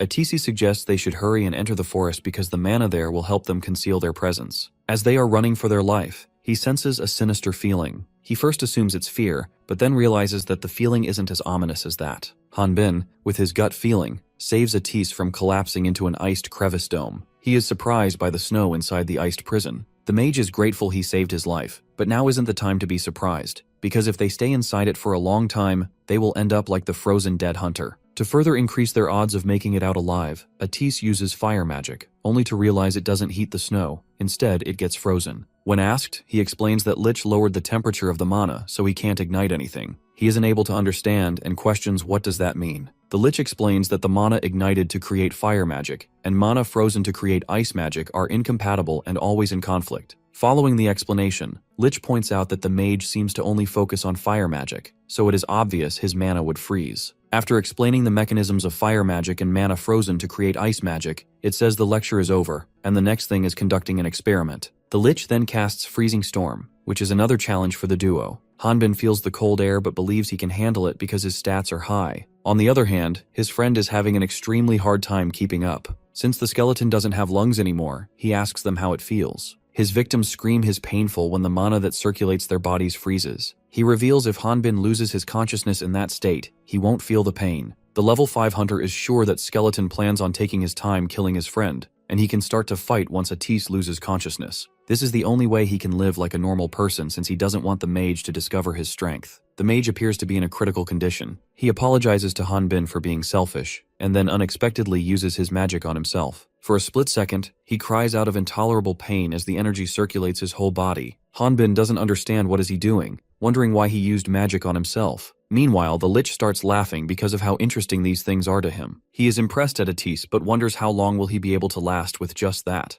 Knowing this is their last chance, the mage wants Hanbin to pay attention. He wants him to run towards a hole as soon as he summons it. Thinking Atis is devising a plan where he would be an inevitable sacrifice, he demands an explanation. The magician interrupts and insists that he make a promise, which he reluctantly agrees to under pressure. The Lich is curious about what the mage is cooking up next. Atis wants him to guess, and then instantly throws several of his wands in the air, which causes an explosion. The skeleton avoids the damage by quickly getting out of range. After this, he attempts to understand the magician's chain explosion that was created using the magic stones on the wand. The skeleton believes the magic wand explosions are too weak to cause a hole in the ice wall, and wonders was Atis's attack a suicide bombing. Though he hopes it's not something dull, it activates magic perception to scan the area. The mage's magic stone has turned into dust and is now causing too much noise. The Lich looks at the large clump of mana in the middle and discovers that the fire is still burning. However, when it isn't able to detect Atis, it realizes that things aren't going his way. Moreover, the dungeon disappeared. Just as he is thinking of playing with Hanbin, a dragon appears from behind. Hanbin finally understands the reason behind the sound he heard in the forest when he encountered Atis naked and why he was there in the first place. He solves the puzzle and discovers that his friend was a dragon all along. Atis, now in dragon's form, asks his companion to trust him and can't explain anything because of a shortage of time. The Lich is stunned to see a young dragon, just 100 years old, which seems unbelievable to him, which explains how he was able to use fire magic without casting. The black dragons are believed to have the ability to breathe fire as soon as they learn to fly. The dragon shuts him off for claiming to understand dragons based solely on rumors they have heard. The Lich admits it doesn't know much about dragons, but is going to learn by fighting one. Both sides appear to be prepared to engage in a fight, and the skeleton is the first one to attack. The skeleton is still thrilled after discovering a dragon, which can even gain experience by killing its enemies. It admits it's trying to figure out how the dragon's leveling mechanics work, and believes that once it cracks the code, recreating it will be a breeze. The dragon breathes fire and precisely hits the skeleton. The Lich escapes danger, and then talks about how a dragon can't harm him, not even a young one. Atis's damage output can't even compare to when it was in its human form. The skeleton wonders how difficult will it be to bring the dragon down because knocking it out by freezing it might be difficult as well. The Lich is thinking of finishing it soon. Meanwhile, Hanbin is noticing that the tremendous heat is melting the enemy's snow and frost, turning it into rain. But still, Atis's level is not that high. Even in his dragon form, he is only level 52. The mage wants Hanbin to hold on for a little longer, as he is preparing to attack the Lich using a particle cannon made of superheated compressed mana. The evil skeleton casually dodges the dragon's heavy attack by shifting the trajectory of his legs mid-air. The skeleton reminds Atis that this area is surrounded by its cold mana, so his magic from that distance won't break the ice. Furthermore, he is fighting while protecting Hanbin. He informs him that their plan to melt the ice wall has failed, and regardless of that, he doesn't want him to be stressed. Hanbin wants him to focus on the enemy because he can protect himself. Inside, he thinks Atis's resistance has increased to the point where even the enemy won't be able to go easy anymore. The skeleton suddenly switches targets to Hanbin. However, the dragon uses his massive hand to shield him. He isn't convinced about whether his friend can take care of himself. However, Hanbin insists that Atis focuses on its target. The Lich is speechless. The dragon is surrounded by flames and could easily counter this level of ice magic, but chooses not to, focused entirely on shielding Hanbin. He even guesses that the dragon might be brainwashed because a dragon protecting a human is a rare sight. Atis once again surrounds Hanbin, creating a full-body shield that keeps him alive. His original body may not have gotten to level 70, but even so, he has to give it his all to at least save his hunter friend and secretly insinuates his wand into the ice wall. The skeleton makes a weird guess that Hanbin is Atis's snack, and the reason he is fighting back is because he fears someone is going to snatch it from him. The mage calls him a repulsive human and throws a chain of fireballs. The skeleton realizes that his opponent, despite being a dragon, talks like a human. The Lich wonders why beings as powerful as himself are forced to live in secrecy among humans. Instead, they should be worshipped by the humans. Atis throws a punch at Lich, something the skeleton itself had expected the least. However, Lich regains its footing and impales ice crystals into the dragon's thighs. The skeleton casually floats into the air, looking relaxed, and comments that it's a pity, if only the dragon's levels were a bit higher. Atis asks Hanbin if he's afraid of him. After all, he is a dragon. While having a smirk on his face, the Sword King says that he once saw a monster much larger than him. His friend would be cute compared to them. Atise giggles and reminds him that he claimed there were no dragons in his hometown. He shows interest in his story, but can't hear more about it since their time is up. He demands an answer on whether Hanbin will keep the promise that he made to him. Before Hanbin can speak a word, the ice wall explodes from the inside. Atise commands him to run before the ice wall is reconstructed. Hanbin isn't ready to abandon his friend, but the mage says that he has to stop the lich and reminds him that they made a promise that he would leave. He is convinced that Atise will fight to the death if he doesn't escape. He decides to leave and quickly returns with a plan. The lich is astonished by the dragon's good act. He speaks up about how the magic he prepared would go to waste if Hanbin left. At that moment, wide-ranged ice magic begins showering over him from the sky. He makes it even worse by using Blade Squall, which triggers the movement in ice magic, and they start descending. Hanbin wonders where it all went wrong. Was it when he thought he could block it? When he hid the fact that the man in the well was dead? When he didn't stop him, knowing the lich's level? Was it all because he wanted a normal level 5 life? Atise once again shields him with his massive body and takes all the hits. Hanbin wanted to live like a normal person but got caught up in this mess. The lich sums up what he has seen with just a single word: ridiculous. He is baffled to see a dragon dying for a mere human. Hanbin checks on his to see if he's okay. Atise doesn't want him to worry, because dragons have strong bodies. Despite that, he isn't sure how long his friend will last. All the ice that pierced his body has melted, and is causing a huge amount of blood loss. He wonders if will his friend still be alive after he finishes fighting the lich. He can't heal Atise's massive body with the number of potions they have, and revealing his identity isn't an option for him to fancy. Atise feels that it would have been better if he was stronger, even though he promised to protect him. Hanbin is devastated to learn that his friend did this all because of a promise. The lich apprehends that the dragon has taken a liking to humans. He wants to know Atise's perspective on whether he thinks it is righteous for the strong to protect the weak, and whether is it honorable. The skeleton thinks it's an illusion made by the weak majority. It's something they use to make the strong minority protect them. He summons a colossal sword, easily several times bigger than Atise, and gets ready to obliterate both his opponents. He figures he can't risk leaving Hanbin alive, since there's no guarantee he wouldn't spill the beans if he survives. Abruptly, he offers Atise a deal. If he kills his companion, then he will be accepted as a comrade. Atise reflects that, in the eyes of humans, beings like him and the lich are seen as nothing more than monsters. But instead of giving up living like a human, and becoming something like it, even if that means dying today, he'd still rather live like a human. After hearing Atise's verdict, the lich launches the giant snow-carved sword at the hunters. While having a smile on his face, Hanbin acknowledges that his friend indeed lives a hard life, and feels the promise wasn't that big of a deal. Living like a human isn't easy, for sure, as is keeping promises. Suddenly he starts sprinting toward the sword, and by concentrating his raw strength on his feet, he jumps into the air. Atise isn't able to process what Hanbin is doing, who then reveals that he felt he should live like a human too. The lich is sure that Hanbin will die first regardless of the magic he is using. In that moment, Hanbin changes everything. He uses one of his only 3 skills, Side Slash, which not only eradicates the enemy but also shatters the crevice dome. He adds too much force into his swing that the shattered pieces and debris end up on the mountains on the farther side of the forest. Atise found Hanbin's strength jaw-dropping. The ice walls that barely cracked with explosions completely crumbled with one swing of his sword. Not only that, the lich also took the most damage. The last time he checked his level with some measuring stone,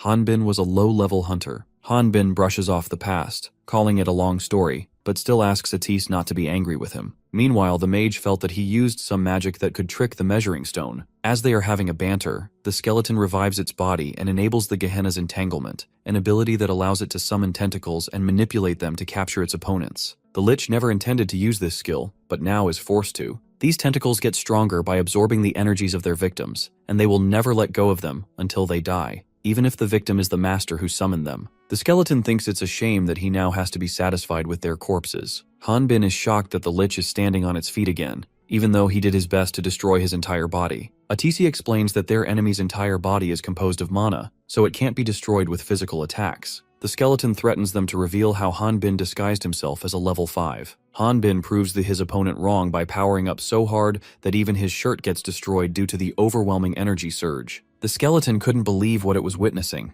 Hanbin, in a stance where he is about to swing his longsword, wants to know how the skeleton knows their levels, even though neither he nor Atise mentioned it. The lich recalls not being sad when he learned that he had died the first time, because his life was already hell anyway. He was more careful with his second life since he couldn't afford to die once more. It took him meticulous planning to steal the scroll of the undead. He conquered them both, death and fear, or at least this is what he expected. Atis thinks that no matter how many times he sees it, his friend is incredibly powerful. He finds his feat of destroying Gehenna's tentacles just by striking the ground unbelievable. Hanbin is sure he had shattered Lich's bones, but it appears that it had already stitched itself up. After stitching itself, the skeleton turns to Hanbin and seriously questions his identity. Hanbin also wanted to ask him the same thing, because up until now, not even one person he met guessed his level perfectly. He thinks the Lich either is a gifted fortune teller or an otherworlder. The skeleton attempts to escape right after Hanbin reveals what he is thinking. It tries to guess maybe Hanbin came to hunt him knowing that he was an otherworlder. The skeleton admits underestimating him, thinking he was nothing more than a country bumpkin. Hanbin appears before it, even though it is flying at hypersonic speed, and hits it with his longsword, using it like a baseball bat. Just after making contact with the ground, the monster once again starts running for its life. Hanbin expresses frustration about how many good people like him are suffering because of evil people like the Lich. The evil skeleton summons Ice Puppet, Frost Knight, intending to retaliate. However, the Sword King goes past its defense and smashes its face with his long sword. Meanwhile, Atis, spectating their fight from the distance, thinks his friend's power level doesn't compare to a normal human, though he feels that something is off. He speculates that Hanbin is most likely an aura user because a sword of that capability can't be equipped by a normal human. Back to Hanbin and the Lich's battle, the Sword King wonders just how much his enemy can regenerate. The skeleton thinks his opponent isn't using aura because he is planning to turn him over to the Inquisitor for the bounty money. He offers him triple the reward money to let him leave. Hanbin proceeds to throw a stone shotgun before questioning what is it babbling about. The stone shotgun puts countless holes in the Lich's body. Hanbin finds the enemy's regenerative abilities annoying. Atis from a distance shouts that Hanbin should use his aura and explains that the skeleton's body is composed of mana, so if he severs its mana connection with his aura, then he can neutralize it. Hanbin asserts that he knows he is supposed to use energy skills like mana, aura, prana, or force, and these skills can be used up as the swordsmen are leveling up. However, the thing is he can't use any of them because he is level 5. The mage explains that aura is often described as the life energy from an image in one's mind. A moment passes before Atis and the Lich fully process what the man just said. Their faces go utterly blank as the realization sinks in. The enemy doesn't wait any moment after learning that the Sword King can't use magic and throws magic crystals at him. When Hanbin dismisses his attacks as useless, he disagrees, saying that they are still decisive compared to his auraless and ineffective attacks, and they would work just fine on someone like Atis taking Hanbin by surprise. He looks back and confirms that the Lich's attacks are indeed going to hit his friend and takes a leap back to protect him. The dragon reveals that the enemy plans to increase the distance between them. Now that Hanbin has taken a step back, the skeleton produces some ice slabs and puts them together to create a weapon. The evil skeleton believes Hanbin can't use aura because of his normal human body. Even if he can block liquids from magic, he doesn't have any protection from the mana itself. The Lich reveals it is going to super compress the mana energy and will vaporize him. In the critical moment, the Sword King digs up the frozen ground with just sheer strength and creates a shield. However, the mana level is too great that even it won't shield them for very long. Atis once again wants him to leave because if he can't use aura, there's no way to kill the Lich. Hanbin points out that the skeleton looks dirtier than they saw at first. He decides to take a closer look, and in an instant pierces through everything the skeleton had set on the path to cover itself. Hanbin grabs the skeleton from its cervical vertebrae. While smiling like a maniac, he remarks not seeing those cracks before. He is now sure that these cracks indicate that the skeleton can't regenerate if it is ground up into the dust. The Lich attacks him from underneath using a special ski. The skeleton reveals killing countless high-level people and monsters, and feels that he shouldn't be underestimated. He doesn't want to die from someone who couldn't even use aura. Before the skeleton can finish his sentence, he falls flat on the ground and notices that his legs are missing. Hanbin comes out from the smoke and dust holding the Lich's legs and starts aggressively rubbing Lich's leg with his longsword. The opponent cries out loud, asking for mercy, but he continues to rub it against his sword. After this, Hanbin pours his healing potion over his companion's gigantic body. Atise returns to his human form, and his body is covered by Hanbin with some clothes. He reassures him that he is fine with the treatment he has been given. Hanbin wonders why is he always naked when he transforms. Atis also wishes he had clothes that didn't shred into pieces. He discovers that Hanbin has incapacitated the Lich for the time being. He drove his sword through the skeleton's ribcage, and its arms and legs crumbled into dust. Since the skeleton's actual bones are composed of mana, it wouldn't be able to use magic. Stopping the undead's movement is the best he could do. When the magician spots that the Lich is still alive, Hanbin admits that its core frame was much tougher than he anticipated, which is why he had to resort to more extreme measures. Atis chuckles and tells him to not talk in circles. Also, it's not easy capturing an enemy while killing it. The same applies to Hanbin. If that enemy was a dragon like his friend, then he could have never been able to kill it, suggesting that he already knew Hanbin's identity. Hanbin wonders if his friend already knows the lich's identity, while Atis wants to find out something from the skeleton. The skeleton feels the magician is looking down on him while being in his human form. Atis grabs the skeleton from its femur bone and sends mana backlash, which makes it scream. Seeing the enemy screaming in pain, he has just discovered that skeletons could also feel pain. Atise reveals the mana backlash of the amount he just used may feel a bit uncomfortable for normal people, but for a lich, whose body is composed of mana, the pain would be excruciating. Atis demands Lich answer him truthfully if he doesn't want to die suffering from such pain. The question is, who are the comrades that it mentioned before, and why was it going around killing innocent hunters? Suddenly, aqua-colored smoke started coming out from the skeleton's mouth. A moment later, the skeleton expelled the Great Earth symbol, a round coin-shaped badge. In its last breath, the Lich remarks a young dragon like Atis wouldn't understand how the world works. A 500-year dragon would have already figured it out by now since they have already joined them, a mysterious organization. The magician is perplexed by Lich's use of the plural pronoun. Hanbin enunciates the Great Earth while checking out the symbol. The skeleton self-destructs by releasing all the mana stored in his teeth. Elsewhere, Ephor is packing her stuff, planning to leave her old home. She has packed 2 comfy blankets, a brush, a nail file, and more,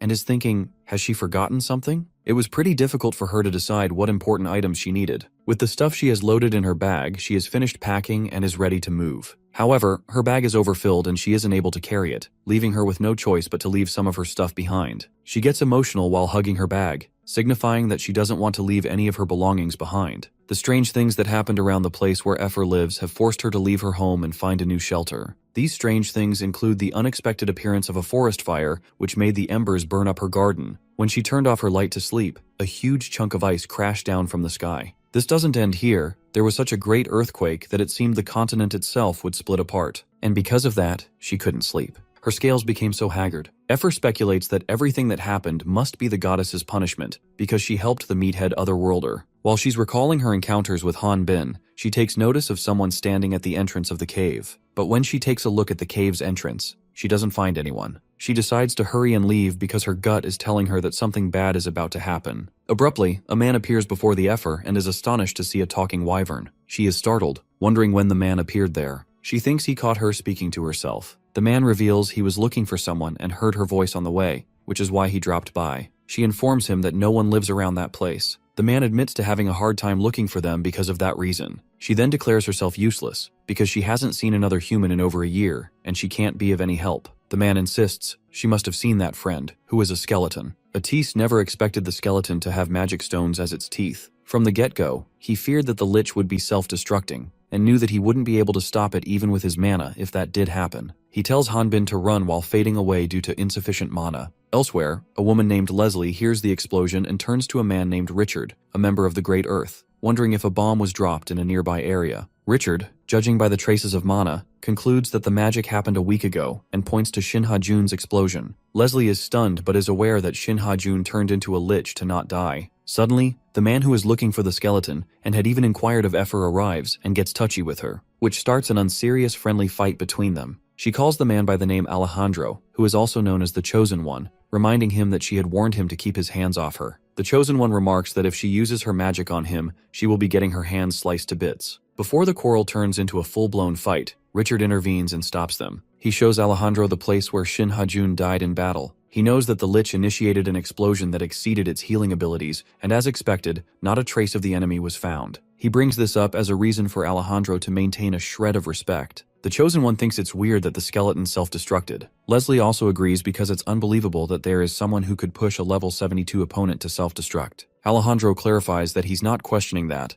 but rather why the skeleton exploded in that spot, which isn't too far from them. He mentions that on his way to meet them, he saw an area that more likely appeared to be the actual battlefield, about 2 kilometers away. Richard guesses that Ha-jun might have been dragged away from the battlefield as he was self-destructing, but he ponders why he doesn't feel any other energy besides Ha-jun's. He is thinking how in the world Ha-jun's opponents could have managed that. Meanwhile, Hanbin informs Atis that he kicked the Lich's skull. He shares that he was just going to kick it away for the time being, but it ended up exploding, though he insists that he didn't kick him hard enough for him to explode. The magician concludes that the skeleton self-destructed. He is wondering if he would get any experience from a level 70 lich that destroyed itself. Hanbin explains how he brought Atis back to the village since he had fallen unconscious. He reveals he jumped over the town's outer wall to reach here, even though it was against the law. He justifies it by asking rhetorically how he was supposed to enter through the town gate while carrying a naked guy. Then he admits that he didn't know where Atis's house was, so he went to the old man's office in the Builder Association, but got kicked out. The magician calls him a criminal for being crazy.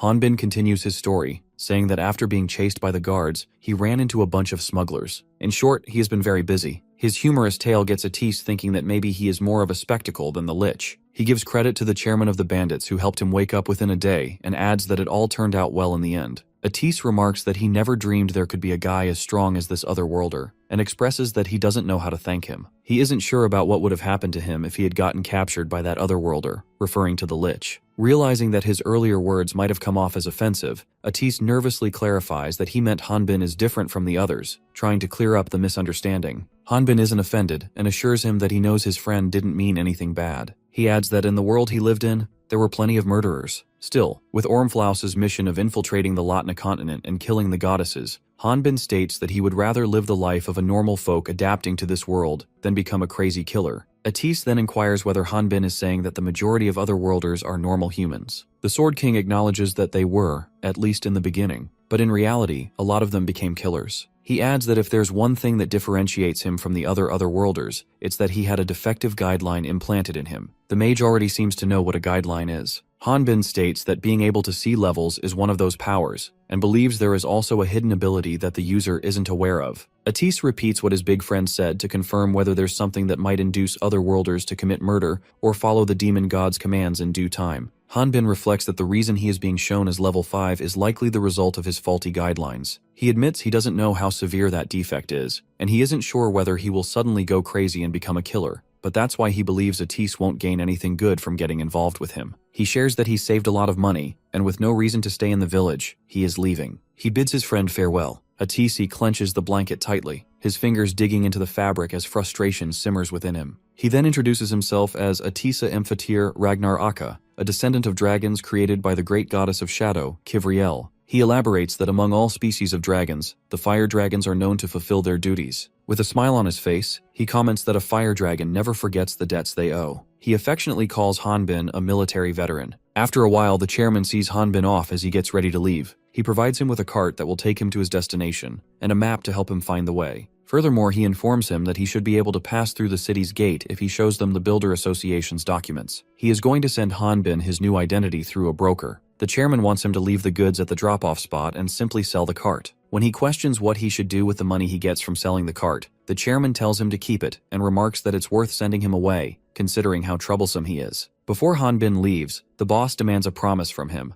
to never kill a person, because the moment the savage hunter kills someone, he becomes a monster. After this, Hanbin departs, saying he will be back someday. The chairman takes a deep breath, looks up into the sky, and asks God to watch over them. Elsewhere, Efer has been captured by Richard's party and is looking at the site where Shin Hajun died a week ago. Richard is only able to sense traces of Hajun's magic and other lower-grade magic. The Wyvern is frustrated, as she has now been captured by Great Earth. Leslie isn't convinced that the Lich would have lost against such weak magic. She looks to Alejandro and questions the reaction of the other energy. He confirms he already checked for auras, pranas, and force, but found nothing. Richard questions whether Alejandro is trying to suggest that the Lich's bones were broken and shattered through physical force alone. He elaborates that some living beings can overpower a Lich through sheer force, with the power of a dragon that lived over 500 years ago being the epitome. Its power is more than enough to turn a Lich's bones into dust. Richard then instructs them to use the dragon's blood on the ground to find its location. Hanbin's cart has broken down in the middle of a random forest. His cart is missing a wheel, which is stopping him from moving forward. He fears that at this rate, all the products that are in the cart will become useless. Some bandits are eavesdropping on him, and some of those bandits are hesitating to approach him, as they sense some sort of weird energy from home.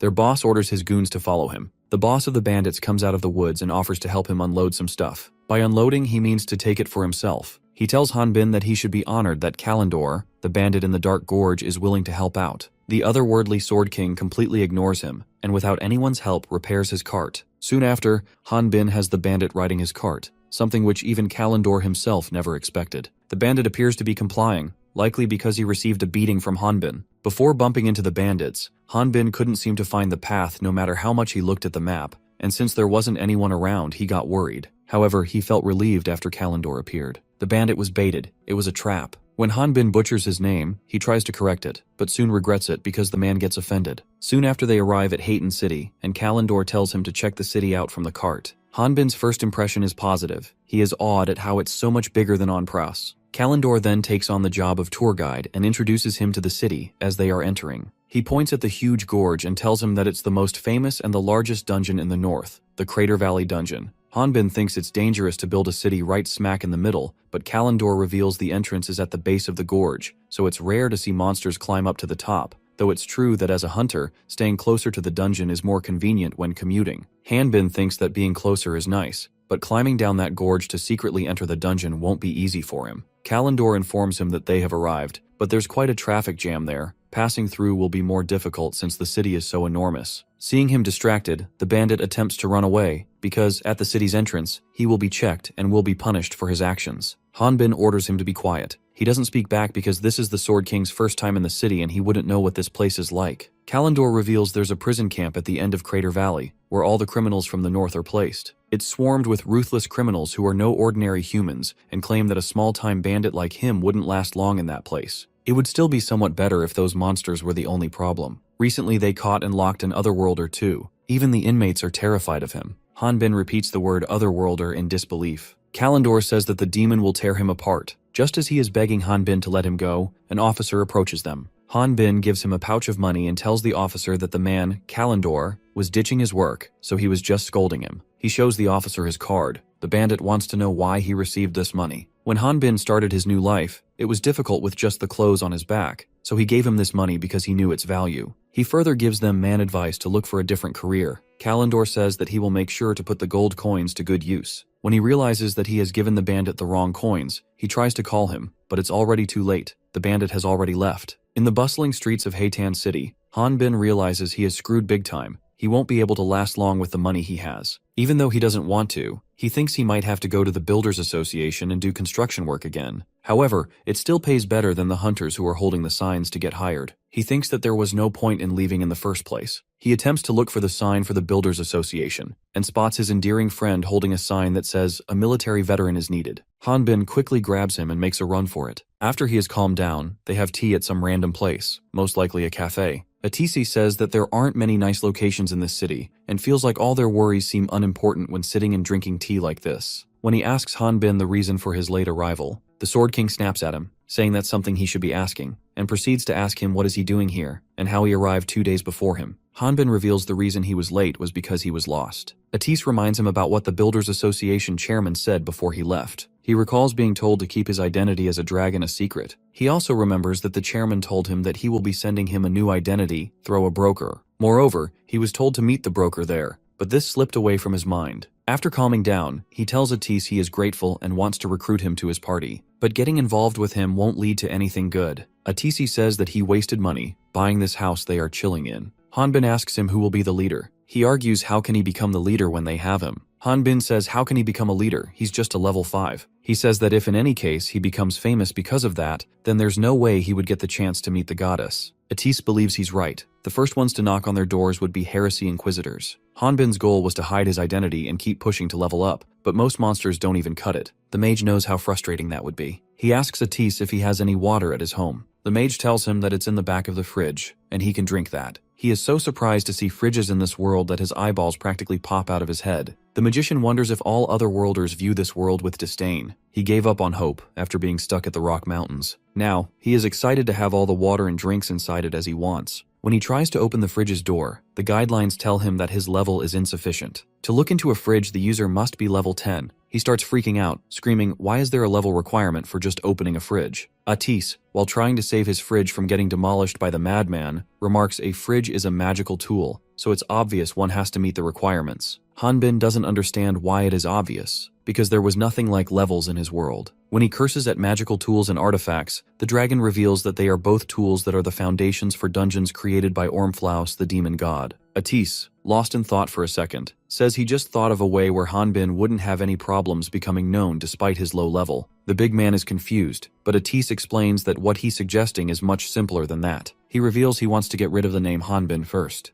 At the Heighten Hunters Guild, Atis and Hanbin are getting themselves registered. The receptionist handling Atis's registration announces that the magic stone has confirmed he is level 37, and as a result, his hunter's registration has been completed. The other receptionist, stuck handling Hanbin, isn't too thrilled about dealing with someone she doesn't find attractive. The receptionist calls him by the new name, Felad Bene, and asks him if he could wear something on top. Seeing his emotional-less face, she gets intimidated and apologizes. She quickly brings out the measuring stone and checks his level. The local hunters are gossiping about him, as they haven't seen someone like him. Meanwhile, Atisa suggests the Hayton Hunters Guild receptionist shouldn't use magic stones to measure Hanbin's level. The receptionist who registered Atis claims it's necessary. Falad Bene crushes the measuring stone with his hands while saying he would never let evil magic coming from an evil stone touch his pure body. Everyone is baffled seeing him crushing a measuring stone with just one hand, but they are more stunned because he just called the measuring stone evil. The local hunters assume he is someone they have heard about in the rumors, someone who calls measuring stones evil and has incredible strength. Amid the assumptions, Atis is wearing a grin on his face. With great deference, the receptionist inquires if Hanbin belongs to the legendary warring race, the Valterra, while Atis formally introduces him. Before the events of their applying to become hunters, Hanbin lounges on the rooftop of Atis's house, tanning by his side, and planning how they are going to trick the entire city by making them think Hanbin is the great warrior of the Valterra race, the Felad Bene. He has the mage clarify that the Valterra warriors are proud of their radiant gold-toned physiques. With a puzzled expression, he questions whether the Valterra are truly a warrior race, since to him, they seem more like a bunch of flashy show-offs hiding behind a fancy title. Atise continues with his explanation, describing Valterra tribes as a unique tribe that resides in the barren mountains in the Far East. People's understanding of what they look like is fascinating. They are visualized as pretty jacked and keep-fit fanatics. According to people's understanding, Chael Su is an 8-year-old with an inhumane physique and incredible brutish strength. His mother is also an unimaginably strong warrior, and so is his 84-year-old grandfather, who rides a level 40 pet called Calicu Taus as transportation. Finally, there's Chael Su's 3-year-old sister and her level 27 pet Spotty. Hanbin doesn't believe what the hell has he been told, and questions where is Chael Su's father. Atise replies the brave warrior father, Felad Bene, steps forth towards the Latna continent for the sake of his family. Perplexed, he wonders why is he the dad. Making his friend reveals this is a part of Felad Bene's setup. He comments about what's the point of making a bachelor walk around embarrassed to death. Atis thinks that if people start to believe he is the Valterra warrior, then he doesn't have to hide his level anymore. That way, as he gets more famous by clearing dungeons, he would eventually meet the 6 goddesses. He reminds Atis that he would still need to use the measuring stone to become a hunter. However, the mage says just he wants him to crush it, while he handles everything else. The locals are wondering why is the Sword King's race here. Atisi reveals that he is there to fulfill his duty. Inside, he is convinced that his friend looks like a Valterra warrior to others. He joins in on Hanbin's Falad roleplay. He points out how he has scared the receptionist, as crushing the measuring stone wasn't necessary. Hanbin extends his apology, admitting that he got carried away. The mage apologizes on his friend's behalf, saying he is new here. After this, Atise tries to explain to the receptionist that the measuring stones utilize magic stones, so Valterra warriors are strictly forbidden to have anything to do with items such as artifacts. Hanbin calls them the evil stones from behind. Atise says that they will certainly compensate for the broken measuring stone. The receptionist informs him they will be unable to act as a party without registering as a hunter. He isn't worried because his friend will be registered as his bodyguard. Inside, he thinks if he had a good excuse like that, then what's the point of him pretending to be a Valterra warrior? But realizes that since he is Valterra, he was able to avoid getting his level measured. Hanbin is also fine being Atisa's bodyguard because registering as a bodyguard isn't easy and annoying to do. The receptionist asks for the proof documents proving the Valterian as his bodyguard. The magician makes an excuse of forgetting those documents at home and finesses his way by charming the girl. Charmed by the man in disguise's visuals, the receptionist gets energized and registers him right away. The other receptionist even asks him out, suggesting they grab a drink together at a nearby bar sometime. When Atis says alcohol is a bit too much for him, the former receptionist suggests he should have some coffee with her. Hanbin, spectating from a distance, is annoyed at how he is the only one that has to be popular. However, he tells himself that it is all thanks to Atis. He can go around without worrying, so he shouldn't be jealous. Moreover, he thinks he should have known his body wouldn't attract any girls. Suddenly, a bunch of dudes surround him, inviting him to join their parties temporarily. Some hunters are feeling his muscles, and others are inviting him to their parties, offering up to 70% of their total profit.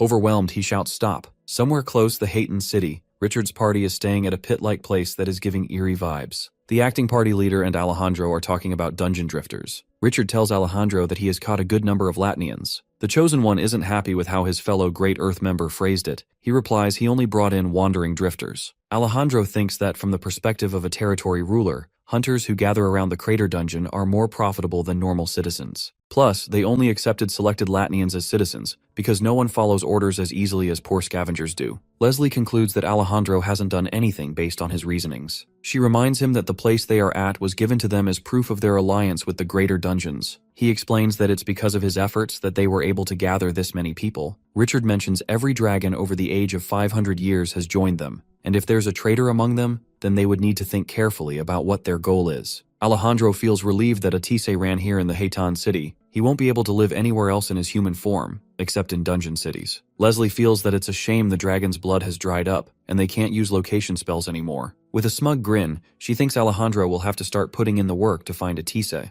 Irritated by her remarks, he makes it clear that their not finding the dragon isn't his fault. To Richard, it appears that the Chosen called them just to act like a king in front of them, and Alejandro doesn't deny it. He moves the curtain and shows them a performance stage, where he summons an ex-hunter who got caught for killing hunters in the dungeon. This crazy ex-hunter killed about 25 hunters, and he took them away before his execution. Alejandro is going to grant him liberty if he kills his opponent. Leslie isn't impressed by her comrade's feat of capturing a worn-out level 37. The Chosen One tells her to take another look. This time, she notices a patch on his neck, which indicates he has artificial guidelines implanted. Leslie is shocked to the bone. She thought no one survived after having those artificial guidelines implanted in them. He reveals they have changed the method from the dungeon extraction technique to the human extraction technique. Richard initially assumes Alejandro minimized the side effects of the implant, though he knows that even by doing that, it still won't meet the expectations of that person. The Chosen One compliments him for understanding everything right away. He then reveals that it's a matter of sacrifice, and this sacrifice is a human girl. The girl wielding two swords tells Effer that she is a kind wyvern, so there's no reason for her to feel sorry because it isn't her fault. The former hunter is eager to kill the girl quickly. Alejandro allows him to play with the girl as they are celebrating his release. The game now begins. The former reveals he was anxious at first, but the more he used the guideline, the more he began to like it. He believes the girl, his opponent, should be able to see that his level is higher than hers, and wants her to beg for her life. She knows that doing something like that would be useless, and isn't scared to fight. Meanwhile, Effer is scared but is self-aware that being a scaredy cat like this won't make her situation better. After all, she was the Ace Knight Wyvern that protected the kingdom. To rescue the girl, she decides to look for an opening when other worlders aren't paying attention, and then escape from here. She takes off the grazing muzzle and cautiously peeks out of the room. She finds the girl using sublime movement. It appears like she's dancing in the air. The former hunter isn't impressed at all. He wants to intensify their fight even more. She replies that if that's the case, then he shouldn't have taken some time with his appearance. The former hunter is bewildered, as the girl cuts his hair with her sword, and he couldn't even notice. Leslie wonders if the girl also has an artificial guideline. Alejandro remarks that it doesn't make sense that she's at such a high level at her age without even having an artificial guideline. She feels that even a level 5 difference won't matter much if she's of that caliber. She wonders why Alejandro wanted to show off that guy, who only looks good enough to use as an experience. He asks her to take a closer look. The former hunter's rage reaches a new level that he completely ignores Alejandro's order to stop. Leslie is astonished to learn Alejandro used the human extraction technique, which has turned the mad hunter into a Tatiro. He reveals human extraction technique involved creating half human and half monster. This nullified the side effects of the implant. This chimera transforms when they try to use their skills. The only way to get rid of the implant's side effects is by utilizing the human extraction technique. The former hunter, turned into the half Tatiro, attempts to attack the girl, but the girl uses her special lightning ability and sends him unconscious. She informs the judges that she has stopped the test due to the opponent losing consciousness. Alejandro reveals they won't be able to use him and instructs the girl to take care of it before it runs wild again. The half Tatiro regains consciousness and announces that he is fine, only to get slayed once again. Effer was spectating from the get-go and witnessed the girl who was being kind to her kill the former hunter. Even though the former hunter looked like a monster, he was still a Latnian. Moreover, the girl followed Alejandro's order without a second thought. Richard remembers Alejandro mentioned that the girl was blind and presumes that the magic swordsman skills and sword skills must have been executed using the guideline. The Chosen One reveals the girl's senses are extremely heightened. Richard wonders if that means the artificial guideline is a success, and he's curious why Alejandro hasn't reported it to that being yet. The Chosen One reveals that when a person with an artificial guideline implanted in them kills an opponent, they can't gain any experience. Leslie concludes that it's a guideline that can't absorb experience, but before she can share her opinion, Richard intervenes and remarks absorbing experience points from defeated opponents to level up isn't only possible for Earthlings, but also dungeon monsters. Alejandro adds, "This is why they have tried to experiment on dungeon monsters as well, but as they can see, there are still side effects." Richard claims that ability originates from another source. Alejandro assumes he is referring to the dragon's core. Since they agreed with the greater dragons, they were unable to test it out. But if there's a traitor, then the story changes. Richard throws an artifact toward him and reveals that the madam has given them this unique item for when they exterminate that greater dragon. Leslie reminds them that this item dealt with Lich and wonders if he would be able to handle it with his level. Alejandro calls him generous because being given an artifact is great, but to be given a unique item is a paramount feeling. Richard plans to inform that being that they are close to completing the artificial guideline. He and Leslie leave since they have some work to do.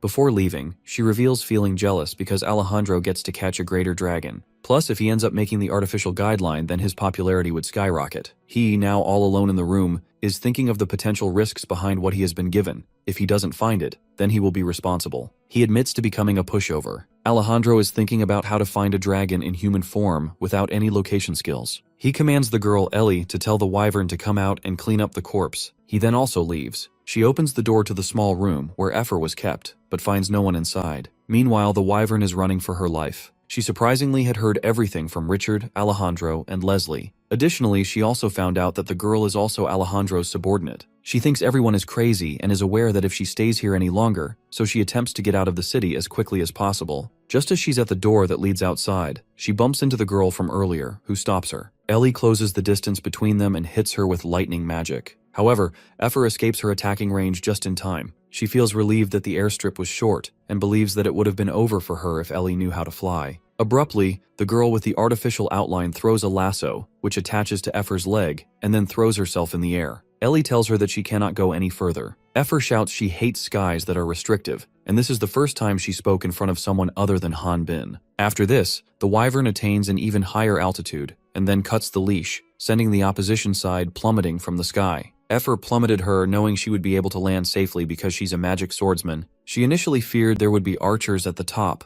but now has confirmed that there is nothing there. Elsewhere, at the Crafter Valley dungeon's lowest floor, Han Bin is fighting some insect-like creatures. He is fighting the monsters to not kill them, but to toy with them. However, he accidentally kills a monster when he forgets to adjust his strength. In a matter of moments, he is surrounded by several more insect-like creatures. He is aware that this isn't the time to take care of them one by one, as they are enormous and in large numbers. Han Bin is forced to use Passing Through, a skill where he holds his weapon high up and passes underneath tall monsters, subduing them. It's weak to kill them, but he thinks that's one of its advantages. He has cleverly piled up the dead bodies without physically straining himself, and leaves the rest to Atis. The magician arrives and starts burning the life force of the monsters. Han Bin is surprised because he has never seen anything like that before. He wonders how his dear friend is feeling. Atis apologizes for stealing his prey, but he tells him to not worry. It's good for him in the future if he levels up. Han Bin expresses his thoughts, wondering why his level isn't going up. The mage points out there's no way his level would increase that easily. When Han Bin questions him about the basis of this conclusion, Atis describes how levels reflect a being's overall ability to control the flow of its life force. It makes sense that leveling that up would be like replacing one's skeletal structure. Han Bin thinks he knows that, but dragons can gain experience whenever they kill opponents. Atis corrects the notion. Dragons don't absorb experience. They take in an enemy's life force and absorb that into their dragon's core. However, this force can be extremely unstable and in a way has a life of its own. Therefore, to level up, dragons like him need to deal with that unstable life force. If they absorb more than they can handle, they will die because of the explosive nature of life. Han Bin wonders if Atis mentioned having a limit to what he can take in.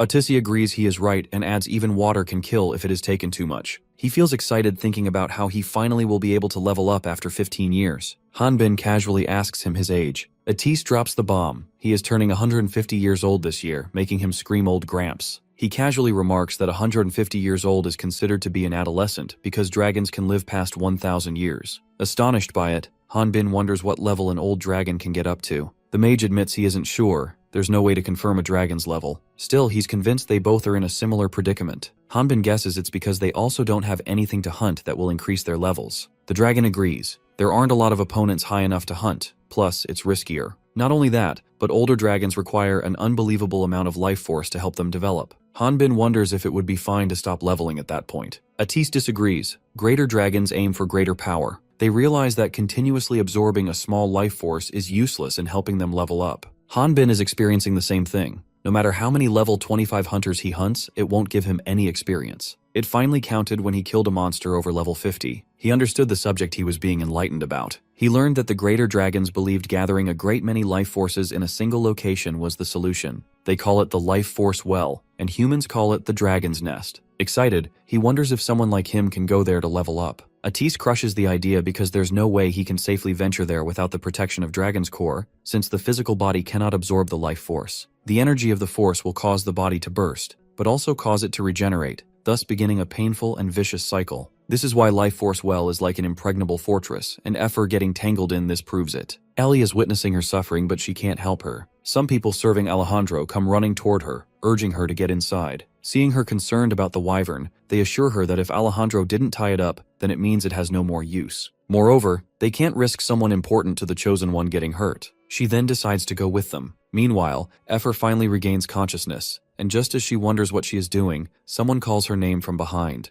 The new year has arrived on the Latna continent. Atis, now 151 years old, doesn't mind sharing his age one bit. Over in Onpris City, Berkman and his crew are ringing in the new year with a Korean-style BBQ feast. The celebration extends everywhere, from the Dark Brotherhood to the Valtera family, and even in Hayton. The voice Effer just heard reminds her of the otherworlders who raised her. She recalls being named Effer by those hunters, especially the captain of the party. Even though it was a controversial decision, she liked her name. At present, the person who rescued her is Captain Baldy of her previous party. Captain Baldy asks her to not call him Baldy, as he is the captain of the Sky Dragon Knights. She gets emotional seeing the captain of the Sky Dragon Knights alive. He wonders aloud why is the party's ace crying. She dismisses his question with a silly answer and then asks him about the location of the other hunters. Captain reveals it's not the members' time to come out yet. The crime of not being able to protect the prince, and the punishment for that crime was executing the entire Sky Dragon Knight squadron, including its captain. She suddenly finds a muzzle strapped over her face. Bewildered, she blurts out to no one in particular that the captain is innocent. The captain tells her that she's a smart kid and has a lot of knowledge, but she's also suspicious of others. The captain gives her a piece of advice to trust people sometimes, because if some dust particles get into her eyes, someone besides her needs to wipe those tears away, even if it's just metaphorically. She starts falling from the sky, but at the right moment, Ellie steps in and saves her. She rushes to check on Effer and is relieved when she finds out she is awake. The friendly wyvern received a mass amount of life force which caused her force to be in a state of chaos. But for now, she suggests they should heal her outer injuries. Ellie asks a worker to bring a potion on it, but Alejandro himself arrives, refusing to let her use the potion on Effer, thinking they would just waste it. He reveals he was halfway out but returned when he saw a flash in the sky. The Chosen One asks Ellie to abandon Effer, because it's an amount of life force that's difficult for even dragons to withstand, so a wyvern has no chance. And to use a potion to save a single wyvern would not be worth it, and claims he doesn't even have one with him at the moment. He thinks it might be kinder to put Effer out of her misery. Left with no choice, Ellie approaches the wyvern and has her close her eyes. She wants Effer to imagine that she's a dish that's overflowing with water. Next, she asks her to slowly form the water into bubbles of marble, and says that she will no longer be feeling the pain.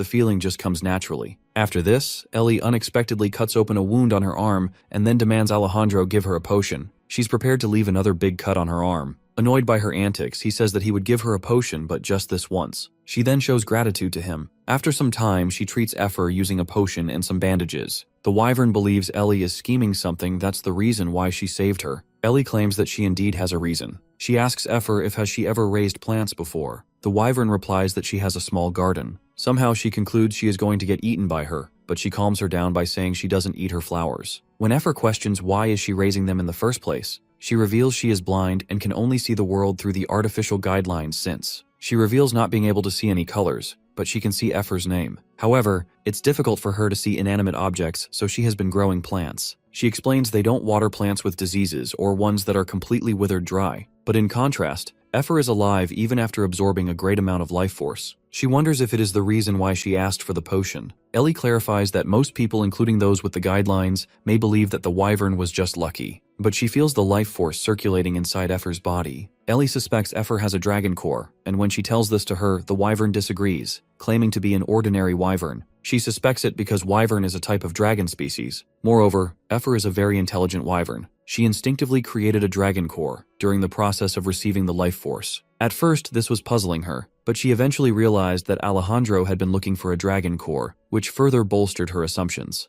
Ellie explains a dragon's core is the final item needed for the artificial guideline that's been implanted in her to be complete. However, she hid that from Alejandro and has brought Effer here. She wonders if the wyvern thinks of her as a devoted subordinate, even though she has betrayed him. Effer thinks that if Ellie says it like that, then it does seem like she is quite devoted to him. She also thinks she could be pretending. She is lucky that she's alive, so it would be impossible for her to say that she planned for all this. Effer is sure that she won't be able to figure out Ellie's goal if she keeps making guesses. She changes the topic, wondering if Ellie can perceive shapes through her artificial guideline, despite being unable to see with her eyes. She admits but wonders why is the friendly wyvern asking that. Effer imitates Alejandro to make the girl laugh, who she refers to as her older sister. Elsewhere, he has received a list of the hunters that have quickly leveled up in the past month. He tells his attendant that the person they're searching for won't be found on this list. The subordinate shares his thoughts, remarking that he believes the person they are looking for might already be gone from this place. He thinks it is very unlikely, because even if they did, they would have to head to the mid-continent, and traveling there is costly. Additionally, working as a hunter is the only way one can make enough money to save for a trip like that. The subordinate apologizes for bringing a list that is useless in this context. He suggests that if Alejandro is asking for one that stands out but isn't on this list, then a hunter's newspaper is what they should be checking. However, the subordinate believes the people on it, referring to Hanbin and Atisa, are too low level, so these hunters are most likely not who Alejandro is looking for. However, the chosen one has found them, the people he was searching for in this newspaper. Looking at Hanbin and Atisa's photo, he thinks there's no way they would be able to stay hidden looking like that. Inside the crater dungeon, a party of hunters battles giant spiders. Brad and Martin are fighting up close, but the latter struggles to keep up. Brad wonders if his friend needs his help and asks him. Feeling insulted, Martin claims that he would be the first to finish, only for Brad to finish first. He then reminds Brad that ever since they entered the dungeon, he has killed more monsters. Brad refuses to believe that because he believes he has killed 10 more monsters. Seeking healing, they search for their teammates, Elia and Foel, only to find them trapped in a spider web. Brad instructs the girls to not move and says they will save them. Abruptly, the monster launches a distanced attack at him, which edges past him. The hunters are up against the monsters called tarantual knights, usually found in the depths of Crater Dungeon. Martin thinks it would be impossible for them to beat these monsters without buffs. Just before things could worsen, Atis arrives and uses his special skill, freezing, to freeze the monsters, since he still hasn't exposed himself. The hunters are wondering why the room got cold all of a sudden. Brad guesses maybe the monsters did it, but his friend is sure this was not monster magic. Brad notices the monsters have frozen and appear to be dead. Atis cuts in remarking the monsters aren't dead, they have just lost consciousness. He and Hanbin then reveal themselves to the hunters. Brad and Martin instantly recognize them. The mage makes it known that interfering in their hunt wasn't their plan, but now that they have arrived, they will take care of the monsters, leaving the two hunters to rescue the spiritualists. Afterward, Hanbin, Atis, and the rest of the hunters leave for the dungeon exit. Martin expresses gratitude to their saviors and admits feeling relieved to have them both around. The mage is also grateful to them because they are showing them the way. Martin brings up the topic of hearing rumors about Atis being a fire mage, but now that they have witnessed a different kind of magic, ice magic, he guesses fire magic isn't the only thing Atis excels at. Atis comments that after facing a powerful ice mage, he did a lot of research in ice magic. The maidens, Elja and Foel, are fawning over our dragon. They introduce themselves as the party's spiritualists. Martin wonders aloud if Hanbin, or more accurately, Valterra, is thinking of joining any parties, indirectly inviting him to their party. However, the Sword King refuses without any hesitation. Elia doesn't understand why he doesn't want to join them, even though they have extensive knowledge about the dungeons. Seeing Hanbin persistently rejecting, the magician informs them that his friend doesn't like being distracted in his training, which is why they have refused all party invitations. Elja knows the importance of training but believes cooperating as a team is more important. Elja invites Hanbin to drinks, but he respectfully declines. Foel prefers drinking tea while planning out strategies on their days off, and Hanbin dismisses her too. He starts losing focus and says that maybe just once is fine. Atis looks at him with a slightly intense expression, feeling distrustful. A flashback reveals he and Hanbin discussing how to get Hanbin in the spotlight by having him roleplay as Valterra. The magician is sure that to gain recognition, they needed spectators, because no matter how hard they try without witnesses, the only thing that would increase is their records. If their records go up drastically without any recognition, then it will only raise more suspicion. From what Atis had seen, he expressed that the best way to increase the public's opinion of something is through rumors and one's image. Atise had decided to exhibit Hanbin's overwhelming power by cooperating with other parties. By doing this, they will be able to convince others of his identity as a Valterian hero. This will also increase Hanbin's chances of meeting the goddesses. The Sword King believed that at the same time, he would need to maintain a certain level of mystery to decrease the chances of his identity being exposed. Fortunately, the magician informed him that there was already a line of people requesting to cooperate with the Valtera warrior. As Hanbin is calculating the odds of success, Atis plans to make him the most famous hunter in the city. At present, he admits everything his dragon friend said came true, but there's one thing that didn't come true, and it's his popularity with girls. The girls want to hang out with Atisa, thinking Valtera will train on his own, but the dragon declines because he is busy with his magic research. Brad has a strong opinion that the job of a hunter is one where they sacrifice their free time to fight monsters in a never-ending battle. The girls clock that he is a bit jealous, and inform him that a jealous man isn't popular with ladies. Overwhelmed by jealousy and negative feelings, Brad calls Atis unqualified as a hunter. Hanbin confronts him on his friend's behalf. The jealous hunter assumes the Valterian is threatening him now that he has criticized his master. He knows that everyone is looking at Valteria, but he doesn't care. Hanbin dismisses his presence and opens the door behind him, which leads to mid-dungeon's magic source. Martin's initial reaction to the mid-dungeon magic source is rather surprising, as he had never thought it was going to be this close. Atisa has him explain that the Crater Dungeon most likely won't disappear even if they clear the dungeon source, as Crater Dungeon is a group of dungeons all located within Crater Valley. Moreover, there are more besides the one they are currently in, which is why clearing this magic source won't clear the Crater Dungeon. Hanbin is relieved because it's too early to leave the city. Brad, standing beside him, spots an artifact in the middle of the room and is captivated by how visually stunning it appears. However, Martin reminds him that if there's an artifact, then there's going to be a boss protecting it. He responds by saying he is well aware. Soon the dungeon boss, a giant spider, reveals itself. Martin reveals the monster is the type to spit poison from the distance, and suggests they should attack its legs together. Brad is told to protect the ladies with Atis until they give him a signal. However, he doesn't like staying put and decides to rush things and starts running toward the monster, while remarking he will never let another group take his prize. Since someone has to protect the spiritualists, Martin gets Hanbin to stay behind with Atis to protect the ladies, while he and his comrade take the offense. Unlike Brad, the Sword King listens to Martin and decides to follow his orders. Meanwhile, Atisi senses that something is off, but Hanbin is just going to observe for now. Brad is planning to use the blitz tactics they have discussed before. However, Martin is against that idea and is irritated by how impatient his friend is. Brad then proceeds to make this a game, stating that whoever kills the monster first wins. Martin thinks now is not the time to be saying such idiotic things. Meanwhile, Foel and Elia are exploiting their spiritual energy to cast a protective wall and anoint blades, respectively. They are shielding their party mates from the spider's venomous attack with their special magic. Atis is surprised at how outstanding spiritualists these girls are, as they perfectly placed the wall at the spot and on time, and were incredible with supportive buffs. Their support is making a big difference as they have made the monster unable to use long-range attacks. The two hunters in front think of targeting its leg before going for the head. Seeing them putting up a spectacular performance, Atis knows these hunters can't hold a candle to his earthling friend, but they do seem like seasoned veterans. Hanbin is aware of them being veteran hunters but feels that the boss is a bit weak. The spiritualist girls are happy now that they as a party have cleared the dungeon. Brad mentions that this is their first time completing a dungeon. He stretches his arm toward Martin for a fist bump, and then asks if he's up for heading to the 4th district, since that's their ticket to becoming top-ranked hunters. In the blink of an eye, the strategist of the party, Martin, suddenly vanishes into the thin air, taking Brad and others out by surprise. Brad lifts his head and finds a giant level 50 spider, the Tarantual Queen, which is about the size of the entire platform they are standing on and is, in fact, the real boss. The death rate in dungeons is actually not as high as hunters think. That's because hunters take commission according to the level of monsters they are required to subjugate. However, since hunters don't have any means of measuring a monster's level, surviving hunters would return and report every detail after facing them. Therefore, the more monsters are discovered, the more information that's available. In other words, this method is useless for unique creatures. This is why most hunters are killed by dungeon bosses. Brad is devastated after losing Martin.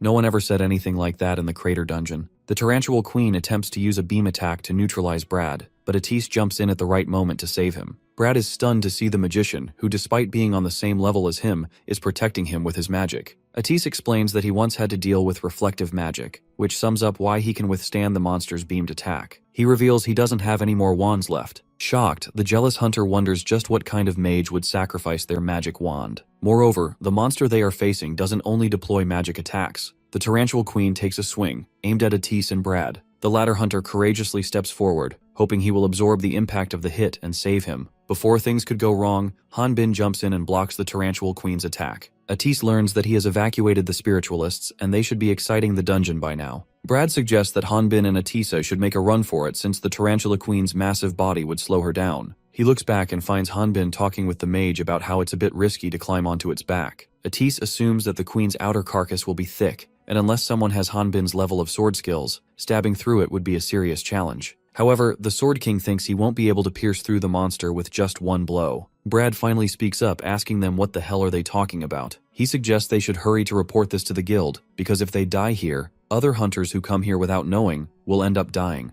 Atise is already aware of it, which is why they need to kill it so it's no longer a threat to others. Brad is sweating excessively because of the eerie atmosphere he is in. He is speechless to see Hanbin and Atis calm, despite them being in a tough situation. He concludes they don't have much experience and tries to tell them that the monster they are facing isn't an average dungeon boss. Hanbin abruptly tells them to cover their ears, before throwing his sword like a projectile. Atis quickly covers his ears with his hands. However, Brad gets sent flying by the projectile's impact. Hanbin's sword impales the Tarantula Queen, much to Brad's surprise, who thought of him and Atis as some inexperienced hunters. He initially assumes Hanbin used a spear to penetrate the monster's thick skin, but soon notices that it is a broadsword, not a spear. As the sword begins to glow, Brad deduces the monster is about to strike and attempts to warn him. However, his jaw drops when he witnesses the monster exploding. The explosion's impact causes Hanbin's longsword and Atis's wand to drop before the jealous hunter. He realizes that they stuck a wand on the sword and triggered an explosion. He is baffled by how creative their way of defeating monsters is. The Valtirian warrior gains 238,110 experience, which adds up to his total of 351,250. Looking at his guideline notification, he thinks he still has a long way to go. Killing hundreds of monsters like Tarantula Queen won't give him much experience.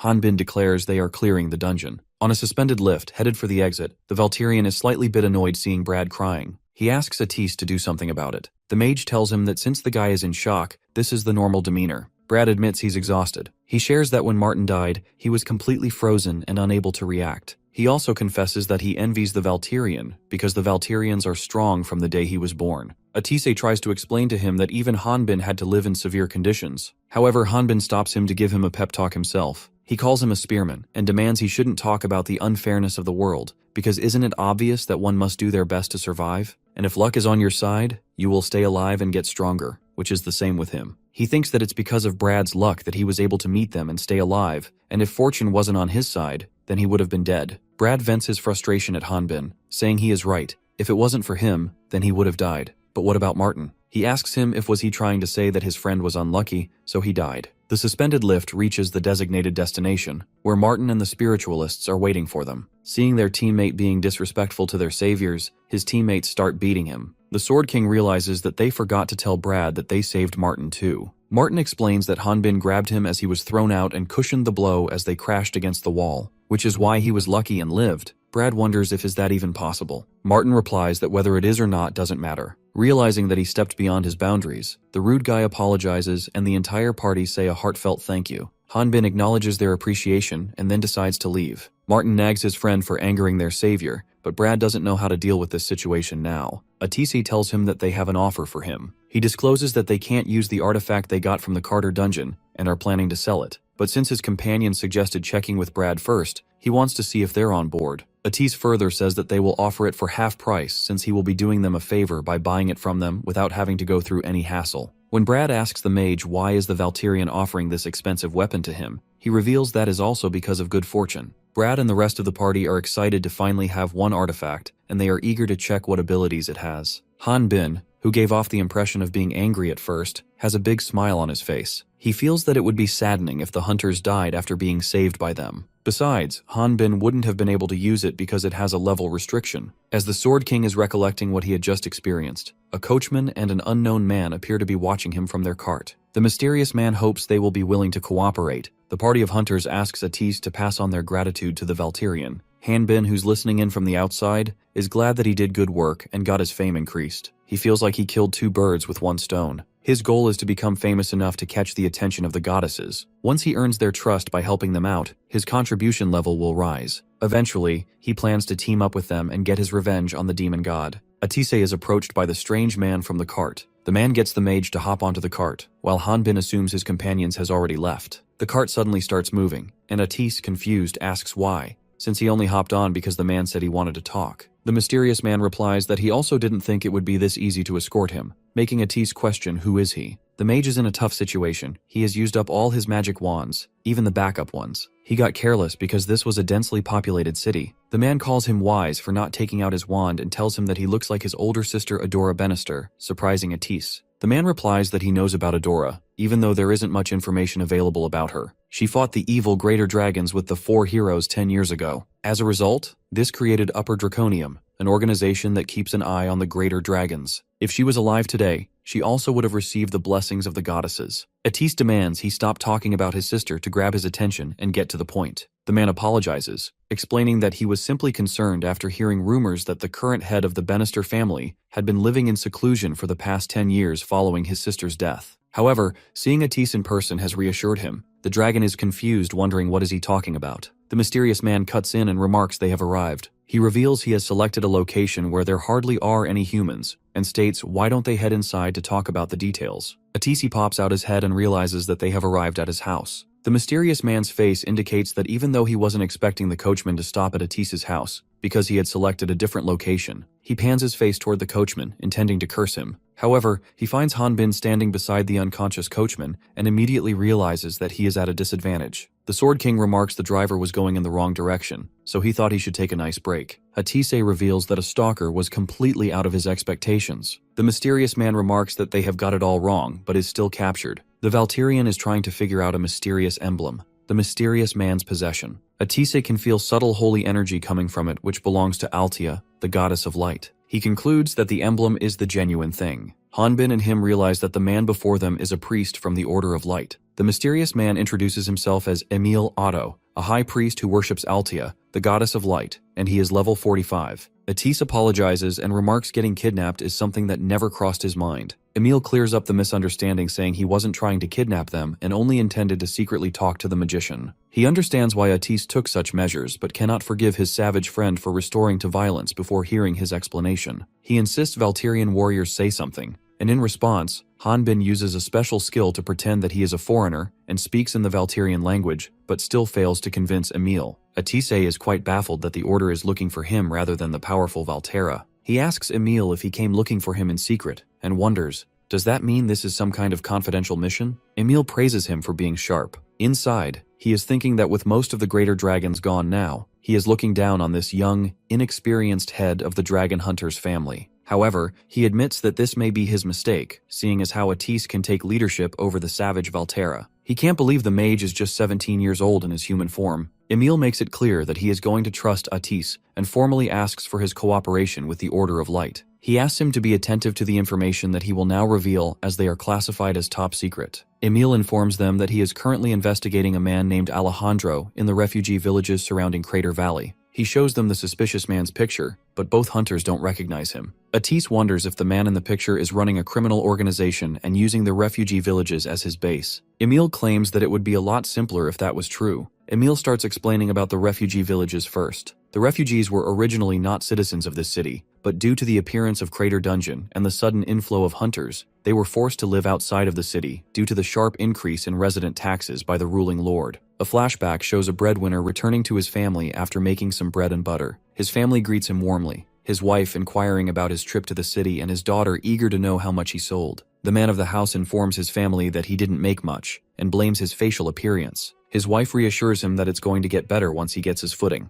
since he has just started. Since he was also searching for Hanbin while winning the bread, his wife inquires him if has he found the person who helped him in the city. He reveals seeing someone similar while requesting the monster subjugation quest. He was the famous Valterra. His wife wishes that Valterra warrior would come to their village once. Suddenly Joseph, their acquaintance, comes screaming monster. The man commands his wife to run toward the middle of the village and asks Joseph what's wrong. Joseph attempts to tell them about the toad-like monster, but before he can finish, the monster swallows him. Everyone in the village starts running for their lives. The monster that has attacked them is supposed to be nocturnal. Just as the man is preparing to fight the monster, his wife informs him that their daughter is nowhere to be found. He comments she must be inside somewhere and tells her to hurry up and look for her. Soon, another man wielding an archer, acquainted with Joseph and the family man, comes forward to help. He reveals that Joseph charged into the monster's net after saying he would hunt one. The family man already instructed Joseph to wait, because he was going to report the monster to Guild, but Joseph didn't wait and got annihilated. Based on the monster's size and strength,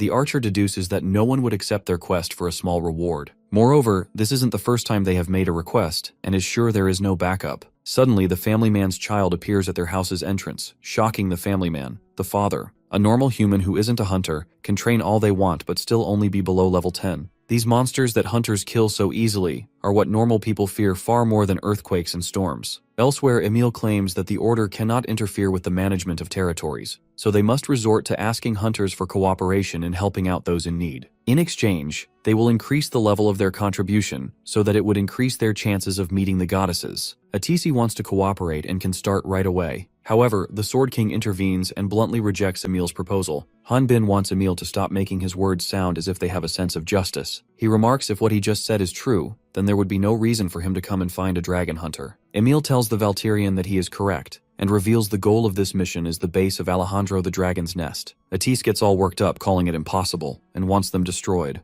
And even if one still existed, this isn't a matter to be handled by hunters, but by the Order or the Brotherhood themselves. Emil says that their order wishes to go into a full investigation right away. However, they can't find a single fault with Alejandro, and the actions that he's been seen doing are not criminal in nature. On the contrary, the refugees actually call him a hero. Another flashback shows the family man's little daughter was rescued by Ellie and Effer. Ellie, the magic swordsman, informs family man that they came from the dragon's nest and were sent by Alejandro. The story takes an even further step back in time to reveal an earlier event. Ellie was tasked to assist the refugee town with Effer. Alejandro calls it a small effort on his part for the powerless refugees. He wants the magic swordsman and Hendy, a member of the refugee support team, to hunt the monsters prowling around town, and also leaves the rest to Hendy. Hendy reassures him that he will carry out his duties, and even thanks him for giving him such a big opportunity. However, Ellie is not very happy with Alejandro's decision to send a refugee team to support her and Effer. She wonders what is he planning. He asks Hendy to monitor the wyvern's activity, as she previously attempted to run away. He involves Ellie in the conversation, who says she's been continuously warning her. She believes that if she lets go of Effer, the Chosen will have the support team take responsibility. Alejandro reveals that up until now they have been moving secretly for the sake of justice, but if many refugees wish to migrate here, it could change most things. After the hearing of Dragon's Nest, they will be accepted to come in through evaluation, leaving Ellie confused. She wonders what was the point of minimizing the number of residents there while strictly keeping this place a secret. She once again wonders why he's suddenly so determined to tell the world about the dragon's nest.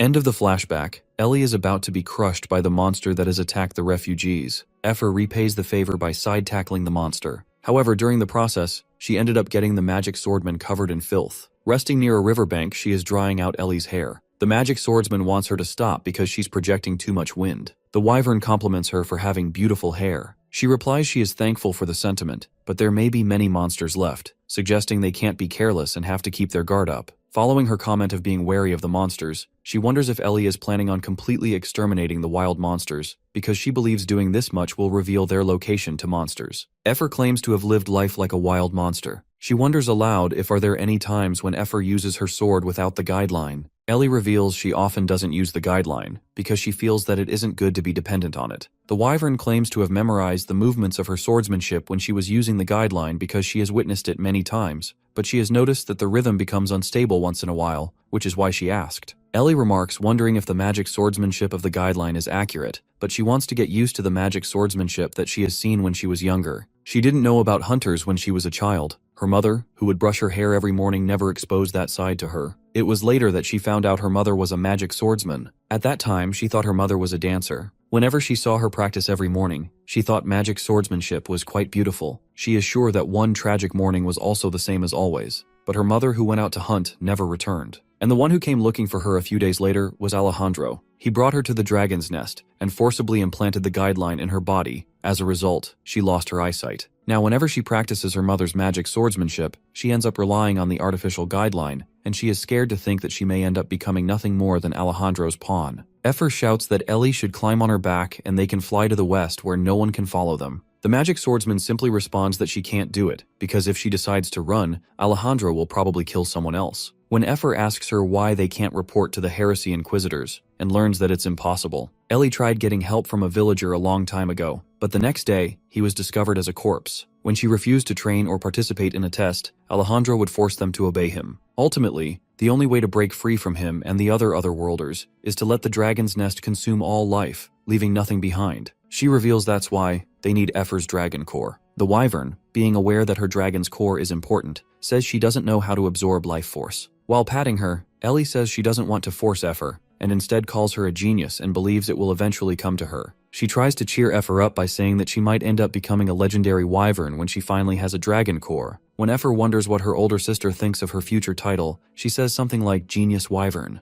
Effer wants them to hurry before another dragon comes. She explains that if they spread rumors about the dragon's nest, then other dragons would arrive there. Ellie replies that Alejandro is using the dragon's nest to bait a greater dragon. Effer finds it unbelievable, as she believes someone like him wouldn't be able to beat a greater dragon. Ellie is convinced Alejandro never takes risky moves, and she is sure he has a method of extracting a dragon's core once he finds a greater dragon. Meanwhile, Emil is still explaining the request from the Order of Light. He explains to Atis that this request calls for him to infiltrate that place alone. It may be called an infiltration, but they will help him by any means possible. Moreover, the Chosen One is looking for proficient mages. The spies from their side that have already infiltrated the place will be assisting Atis. Hanbin, who was listening to everything quietly, finally speaks up and says he would also be going with Atisa because going into an enemy's hideout alone is suicide. He asks Emil to arrange it so he enters it as well, much to the dragon's surprise. Emil is sure that the Valterian will be noticed instantly, and Alejandro will be suspicious of the Valterra warrior. The Sword King responds by saying they have nothing further to talk about.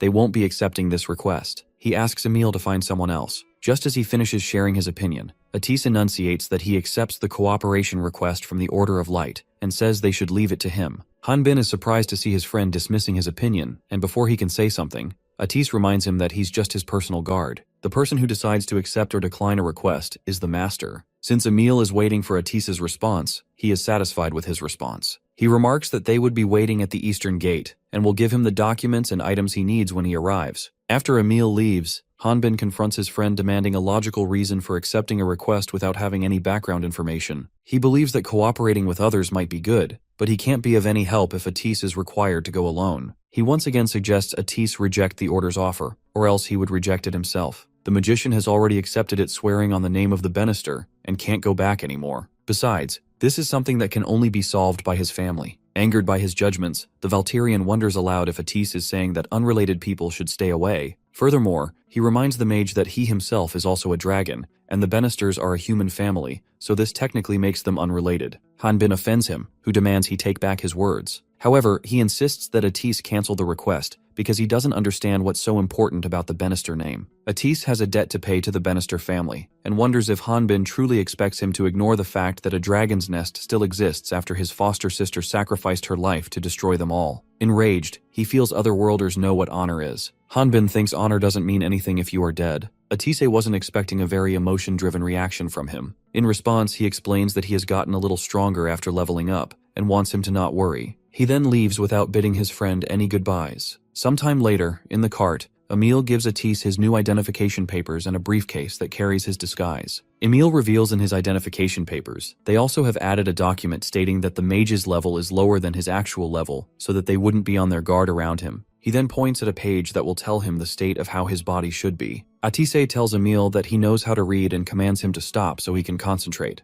Emil apologizes and internally thinks that this appears like the mage just had a couple's fight, which gives him chills. After reading the identification document, Atis finds a mistake in the document. He clarifies that the mistake lies in the change of gender in the identity. Emil shockingly claims that this isn't a mistake, and unexpectedly asks Atis if he knows how to put makeup, leaving him astonished. Back in the refugees' village, the family man, Carlindor, and other male members of the community are preparing to leave for physical labor. The family man says goodbye to his daughter and wife, and like any other kid, his daughter doesn't want him to stay. He promises to buy her something nice when he returns home. After bidding farewell, he approaches the line of other men preparing to leave the village for work. He notices that the line is unusually long. When he suddenly spots Ellie, she wonders what brings her here. Ellie reveals she has come to escort the people going to Dragon's Nest, and was expecting him to join. Kalendor feels that doing physical labor is the only thing he knows, so he has decided to work as a construction worker. The magic swordsman reminds him that if he goes, then he won't be able to return unless the work is complete. When Ellie raises a question about Kalendor's family's safety, he says that monsters can't be avoided, but Alejandro is hiring some hunters through a strict selection process, so he feels reassured. While he is talking with Ellie, the hunter's selection process is taking place nearby. The magic swordsman noticed that the level of average participants varies from level 25 to 30, which isn't as high as she expected. Effer enlightens her that going to the dungeon is more beneficial for those of higher levels. Since Ellie can't see anything from the distance, she climbs onto the wyvern's back, and together they watch the fights from the camp rooftop. The announcer calls for contestant number 59, and to everyone's surprise, Atis, disguised as a girl, emerges from the crowd. The mage introduces himself as Ariana Stia, participant number 59. A flashback shows Emil waiting outside the carriage for Atis to change his appearance into a girl's. Emil urges him to hurry and change, but he snaps back that Emil's the one who suddenly made him cross-dress in the first place. Emil offers to help him, but he has already changed. After changing, he wants Emil to explain the reason for the Order of Light to make such a decision. And what about the other 5 religious groups? Emil reveals the other orders. Water, fire, wind, and earthly stay out of affairs that don't involve them. Besides, the heresy inquisitors who end up burning everything to the ground if the Order of Light asks them for help. Atis emerges from the carriage in a girl's attire, leaving Emil speechless. To take the magician's disguise to the next level, Emil gives him his glasses. As Atis wonders how is Emil going to see without his glasses, Emil remarks that he has seen everything, signaling that he was charmed by our beautiful magician's majestic appearance. Atis's first mission is to find out whether the dragon's nest is the real thing, so the first goal is to pass the selection round. To achieve that, he was told that he needed to use the documents that they had prepared for him. These documents are a new identity. At present, Hendy wants to check Atis's identification papers. Inside, he feels nervous, even though he is used to hiding his identity. Some hunters try to flirt with him, and one mentions that he also failed the selection. He then offers to escort Atis on the way out. Another hunter points out that there are many dangerous individuals who take on jobs outside the Hunters Guild. Looking down on Atis, assuming he's an inexperienced girl, they tell him that he can die while taking the mission. The mage recalls the last moments he shared with his one and only true friend, though he is determined to prove that he can fulfill his missions alone. Effer is also annoyed seeing those hunters hitting on Atis. Atisi disguised as Ariana Stia reveals himself to Hendy as a level 30. Since Ellie possesses an artificial guideline, she can look right through his lie and senses that something is wrong. She wonders why would a level 45 mage hide their level and come here. After taking a look at Stia's profile, Hendy approves his application without any test, which leaves Ellie baffled. The hunters that were telling Atisa how they failed the selection process speak up about how it's unfair that Ariana Stia didn't even take the test. Hendy reveals Dragon's Nest requires a mage, and since mages are used in research, their tests are different in the first place. Ellie interrupts, telling Hendy to hold on. She explains that since this situation might make others feel Alejandro is being unfair for not informing them about this special case, she, being a level 35, will test Ariana Stia. Seeing Hendy hesitating, she calls this as an order. Ellie believes that something fishy is going on. Even though she doesn't know what it is, she needs to make sure Alejandro doesn't get any stronger people by his side. She rushes past Hendy, charging at the mage. However, before she can land a blow, Atis conjures an ice wall to shield himself. One of Ellie's swords gets stuck in the ice. She is awestruck seeing a mage who also excels at close quarters combat. The mage tells her that it was a lucky shot. He is being careful, as he doesn't want to expose his real identity using advanced magic. He wonders if sticking to only ice magic would be a good decision. Atis notices that the magic swordsman has abandoned one of her swords, but he is confident that a magic swordsman won't be able to do anything with just one sword. Just before they are about to close the distance between them, a tall and obese man intervenes and smashes the ground with a giant mace. His attack's impact sends people in the range flying. After wreaking havoc, he demands to know if he will qualify after killing Atis and taking his place. The refugees recognize him as the Freak Eater, the Polypork. They have heard rumors that he was recently discharged from Crater Asylum. He officially introduces himself to the people around him, revealing he is level 45. He reveals that human meat didn't taste good in Crater Asylum, so escaped to look for tasty things to eat. Polypork looks down and notices that his giant mace has been separated from the handle, and spots Atis holding a wand lit with fire magic prepared for the battle. The mage wants his test to be postponed. Ellie once again wonders aloud if the magician's shot also lucky. Atis states that the monster was using a bad weapon that relied on weight alone,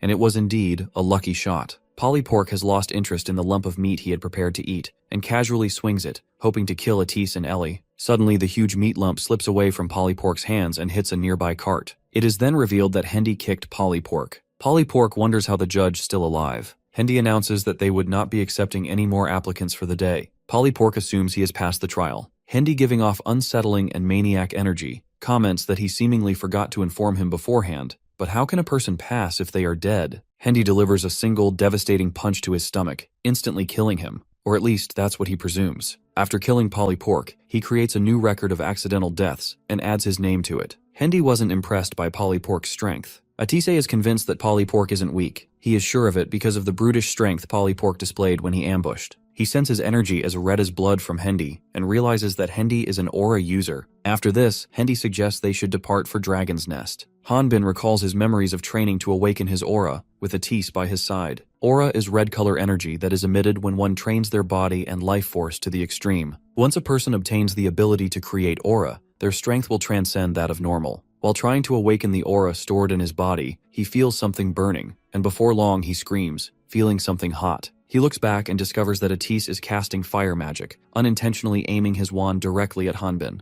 The Valkyrian snaps at him and points out that he may have high defense, but it still burns. The dragon apologizes and reveals he was practicing some new magic spells. Hanbin spots a scroll in Atise's hands, which the mage always wanted to buy, and it is expensive enough to buy a house. Atise claims the price is worth it because this provides knowledge of mana and how to control it more efficiently. The level requirement to utilize the magic scroll is 45, and there are magic spells written on it for mages to learn. Once the otherworldly Sword King has calmed down, he remarks that Atise is lucky because he is a mage, and wonders if knows any secret tomes that can help him learn how to create aura. Atise reveals nothing like that exists. He explains whether it be aura, mana, or life force, they are all in a fixed state in the first place, and those four energies are what help to distinguish a person's special trait. They will then learn skills and become a certain job class according to those traits. Life force is something everyone is born with, and manipulating the four energies may be learned. However, unlike the other energies, aura must be learned through vigorous training, and it's been said that even one who's trained for over 40 years isn't guaranteed to acquire it. Since being able to use aura varies on individual brilliance,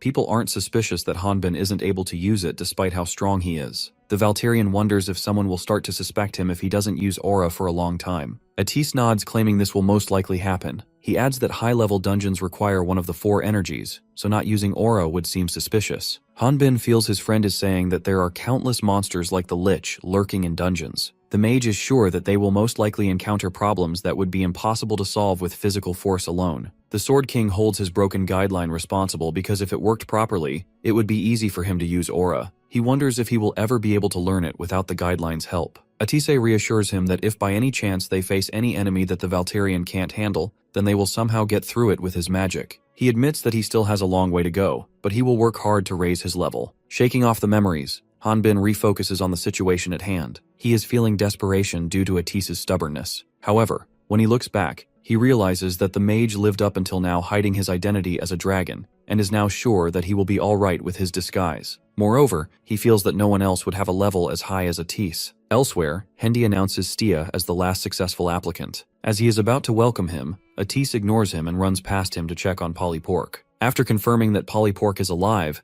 Atise snaps at Hendy, asking why Polypork deserves death. Atise remarks understanding that Polypork may have caused a scene during the test, but demands an explanation on why is Hendy reporting it as an accident when Polypork is still alive. Hendy wasn't expecting Polypork to be alive. He remarks Polypork's subcutaneous fat is thicker than he had expected, but is confident that Polypork would soon die of natural cause. Atise gets Ellie to help him save Polypork. He instructs her to wide open Polypork's mouth so that he can feed him the potion. He thinks they can't leave Polypork like this, and suggests they should place him in the bag carriage and take him to Dragon's Nest. Hendy watches them with a blank face. Soon, the refugees, hunters, and the rest arrive at the Dragon's Nest. Effer, who is carrying Polypork, comments that she is tired. Ellie apologizes for making her carry him from the refugee village. The wyvern reveals she did it as a favor for the person who saved her older sister's life. Meanwhile, Atise's first impression of the Dragon's Nest was far beyond his expectations. He was expecting Dragon's Nest to be a naturally formed place, but that wasn't it at all. The pipes and devices show that it was built by human hands. Not only that, a real dragon's nest would be filled with life force, but he can't feel anything from this artificial dragon's nest. He wonders if they copied the ruins, and considers testing it to see if it works. Seeing Atise behaving oddly, Ellie sneaks up from behind to see what is he doing. Startled, he isn't able to give her a proper reply at first, but then reveals that he noticed there are a lot of pipes. She is thankful to him for saving her life, and then points out that he was just very reckless. He misunderstands her, thinking she is talking about Hendy, and proceeds to gossip about Hendy. Ellie clears up the misunderstanding, and then she has the mage look behind, where they spot Hendy operating as a judge. She reveals Hendy is only working as a judge for now. His real job is the head of security in Dragon's Nest. The reason she is explaining this is because she wants Atise to know what kind of person he dissed. When Atise expresses that he can't let someone die, Ellie tells him that good people don't survive here. People outside may believe that this place is a hidden castle. but this place also lacks some essential things: food, water, and space. She discloses that this place is just a secluded island, not a dragon's nest. Rules and orders are the most important things here, and the stone walls are chipped away daily. After hearing Ellie out, Atis points his wand at Polly Pork while commenting, "There's no other choice." He then charges his wand with fire magic and shoots it at Polly Pork. Fearing that Atis might do it again, the magic swordsman promptly pushes his arm down. It is later revealed that the mage was casting the fire to keep Polly Pork warm. Atis learns that people are just as important to Ellie as him, making her blush. Suddenly, Hendy shows up and remarks that the two of them seem pretty close already. The magic swordsman lies, claiming she was just explaining the rules to Atis. The mage replies that it is his first time living in a cohabitation, implying that he is seeking Ellie's help in adjusting. She wonders what seems to be the problem with Hendy, because she is sure he is busy with newcomers. Hendy wants Atis to leave behind all his wands and follow him because Alejandro wishes to see him. While following Hendy's lead, Atis thinks about how he is encountering one challenge after another. He was relieved when he infiltrated this place, but to come face to face with the leader without a weapon was not what he thought would happen. Hendy is curious to hear Atis's take after seeing the real dragon's nest. Our dragon thinks it's great and magnificent, just like the rumors say. Hendy reveals he meant to ask Atis if he thinks this was a real dragon's nest. Atis isn't quite able to fathom what is Hendy trying to imply, but before he can speak a word, Hendy reminds him that Priest Emil must have told him that there were other spies here as well. He is okay with Atis calling him Hendy. When the mage asks him for proof, he points at Emil's glasses. The mage demands Hendy explain why he made him leave his wand if they are both on the same side. Hendy explains Alejandro will also be without a weapon at the moment since he is working. He is a magic swordsman without his weapons. Since Hendy is an aura user, he wants Atis to not worry. Hendy then says that he is worried about how will the mage behave. Hendy wants to finish this as soon as possible and instructs him to avoid anything useless. He reminds him that they both are hiding their levels. He also fears Ellie, who may be quick to notice when she feels that something is off,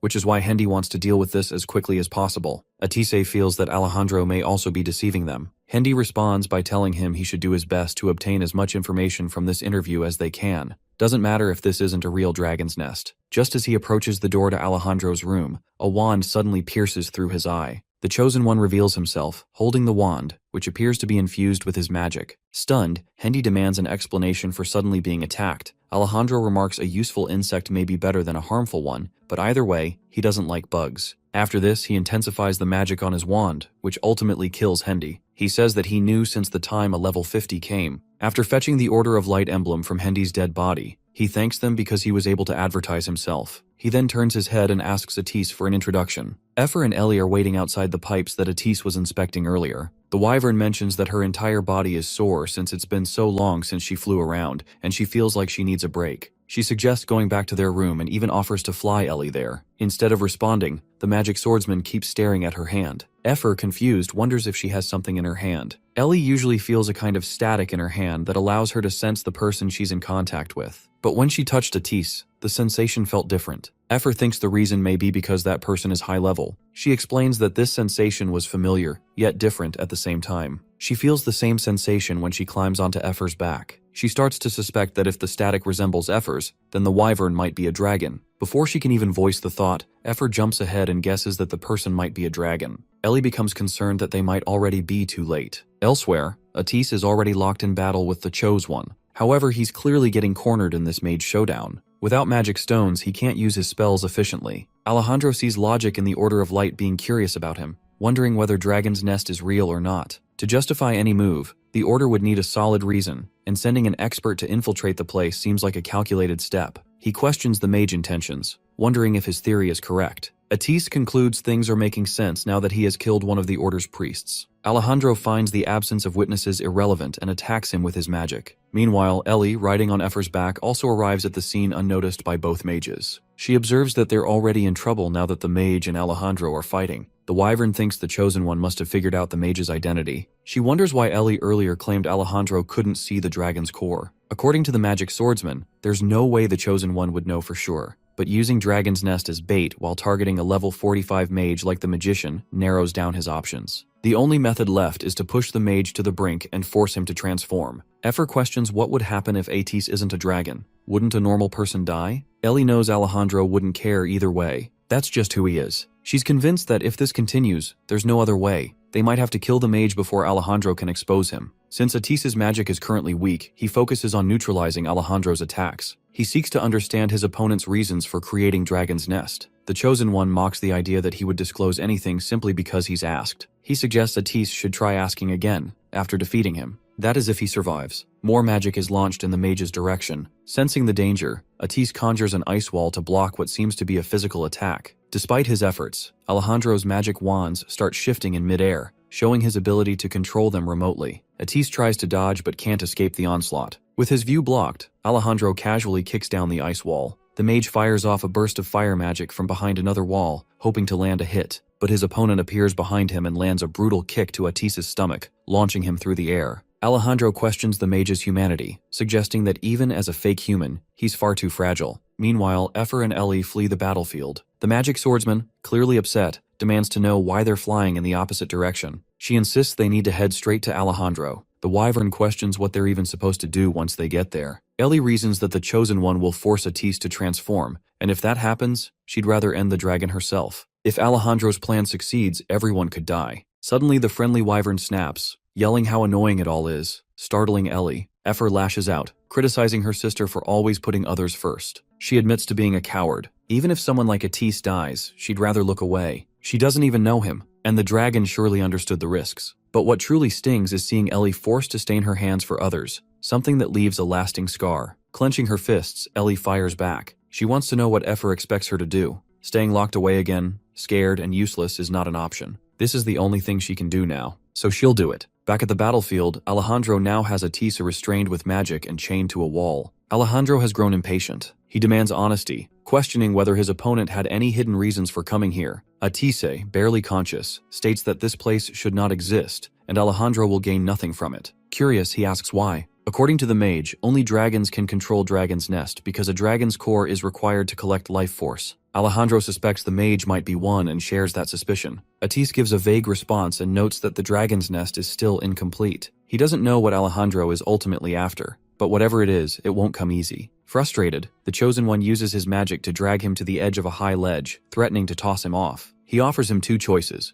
snap his neck with a little extra pressure, or let go and watch him fall. He keeps pressing for the mage's trump card, calling this his final shot. And with that, the countdown begins. He ridicules Atis by asking if he is thinking of leveling up using the Dragon's Nest. He reveals there is a slight problem. The Dragon's Nest won't work, which means he won't be able to level up. He refers to the mage as Greater Dragon. The mage clarifies that he is not the one who's gathering life force right now. As he comments that the life force is gathering elsewhere, a massive surge of energy abruptly starts gathering elsewhere. Thunderstruck, he throws Atis back to the platform where he is standing and starts observing the energy burst. Atis is also surprised because he had never thought there would be another dragon beside him. Although he wasn't expecting it, he is glad that he was able to keep his identity safe. He wonders if was everything planned to bait a dragon because Alejandro is a vicious schemer to create such an elaborate plan like this. Since it's dangerous, he is planning to get out and quickly inform everyone about this. However, he can't even lift a finger. Ellie comes rushing to the Chosen One to report the strange, unprecedented phenomenon,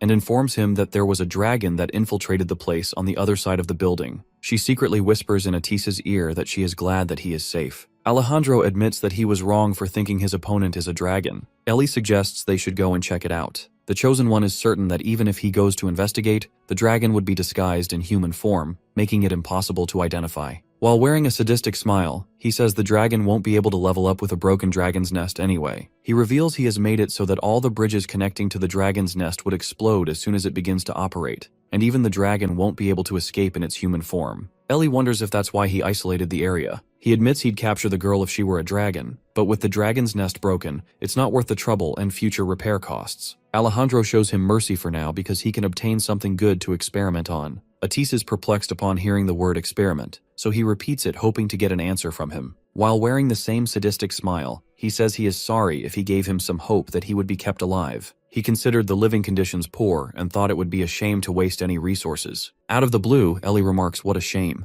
Alejandro, slightly confused, asks her what is she talking about. She clarifies that she had no idea this dragon's nest was broken. She further explains that she felt a sense of disharmony ever since Atis arrived, so she thought maybe he would be the one to do it, and maybe even help fix this place. Alejandro guesses Ellie is suggesting he assign a job to a spy of Light of Order. He found the idea appealing. Since the mage couldn't escape anyway, they might as well put her to use. He leaves Atis to her and then leaves. Sometime later, Atis opens his eyes to find himself on the back of Ellie. She informs him that they would be working together for a while, so he could call her Ellie. She then demands Atis, or more accurately, Ariana Stia, to tell her his real name because he has already been discovered. Atisi finally tells her his real name and is okay with her calling him Atis. Sometime later, Ellie is giving him a piggyback ride, which he is embarrassed about. She reveals swordsmen use force energy, so it doesn't take much effort to lift heavy things. She assumes he is questioning such trivial questions because he is feeling uncomfortable. He is flustered, getting a piggybacked ride from a lady confusing her. He then decides to walk because he can't bear the embarrassment. Before she goes to her room, he thanks her for the help earlier. However, she tells him that he shouldn't be thanking her because she was thinking of killing him when she found out he was a dragon. He keeps up the act of not being a dragon and points out that Ellie saw the dragon somewhere else. She tells him to stop trying to feign ignorance. She further adds that he gathered a great amount of life force. She guesses that it wasn't by normal means, which means it was gathered through the dungeons. Before he can even raise a question,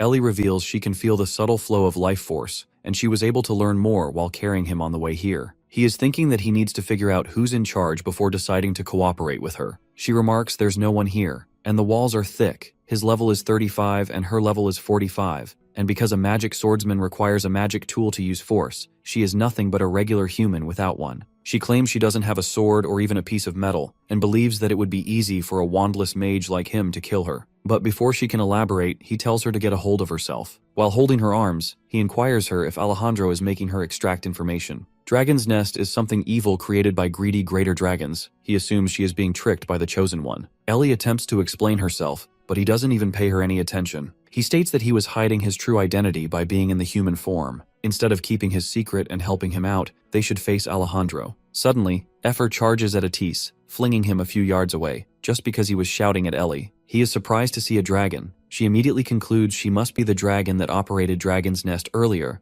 but soon realizes Effer is a wyvern looking at her wings. Meanwhile, Ellie scolds her for not listening to her, as she had instructed her to hide, but she didn't. The wyvern remarks she rushed out because he was yelling at her older sister. Ellie points out that her threat implied she wouldn't mind if he exposed her identity. Since he shares their goal, they decide to let him in on it. The magic swordsman explains that Effer was responsible for operating Dragon's Nest and pretending to be a dragon in place of him. And thanks to her wyvern friend, Alejandro's suspicions of him have disappeared. The wyvern is proud of herself. Inside, she praises herself for being a genius-talking wyvern that possesses a dragon core. He suddenly starts calling Effer by her given name, and then explains that he has heard so much about her from one of his acquaintances. That person was truly grateful to her because she helped him hide his identity. That isn't all. He even heard that she loaned him a whopping sum of 300x. The terrifying memories start flooding back to her. She realizes he is talking about Hanbin. Meanwhile, the Valkyrian is engaged in something very intense that is making him question why things turned out this way. He is plunging something down while enunciating it to go down. It turns out he's flushing the toilet manually since it's the high-grade automatic toilet, and flushing mechanics requires level 12. In the process, some bits of the waste splash into his eye, causing him to scream in horror. It's been 3 days since Atis left for his mission,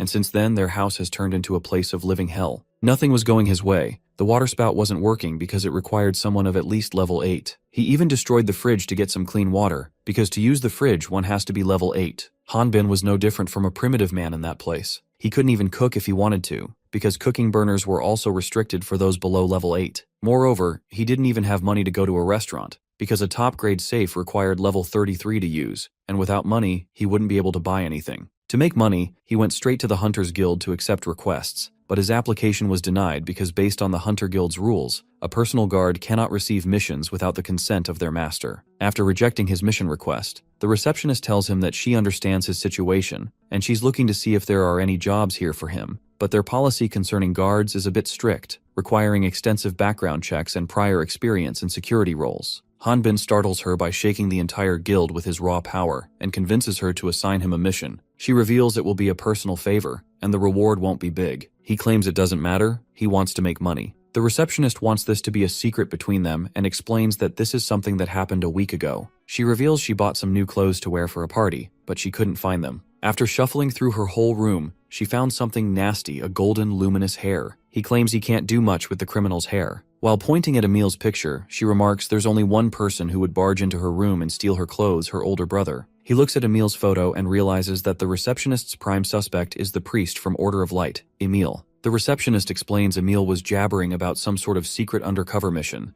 and in the process, he also touched her makeup. The receptionist wants him to track down Emil, get her clothes back, and burn him up. He agrees to do what he can do. He feels relieved thinking he was lucky to finally get a mission. He convinces her, but remains pessimistic, wondering where in the world Emil could be. If Emil is undercover, tracking him down would be nearly impossible. He realizes he needs some sort of lead to begin the search. Suddenly, the system asks him if he would like to initiate his tracking skill using genetic information. Hanbin stumbles upon a tracking skill he's had for ages, but never bothered to check until now, though he is thankful that his guideline is working, for now at least. He is eager to use it to find Atis, and now in the wilderness, he commands the guideline to start, and it starts activating tracking skills using genetic transformation. The guideline identifies the life force as prana and scans the area, detecting 312 sources. It then filters for similar traits and narrows it down to 24 individuals. Lastly, it searches for individuals with similar genetic features and finds one individual. After the tracking process is complete, the guideline fails to give him an exact location of Atis, revealing that the mage is on the move. The wooden stick he vertically placed on the ground, hoping it would point in the right direction, ultimately fell. After failing miserably, he considers giving up.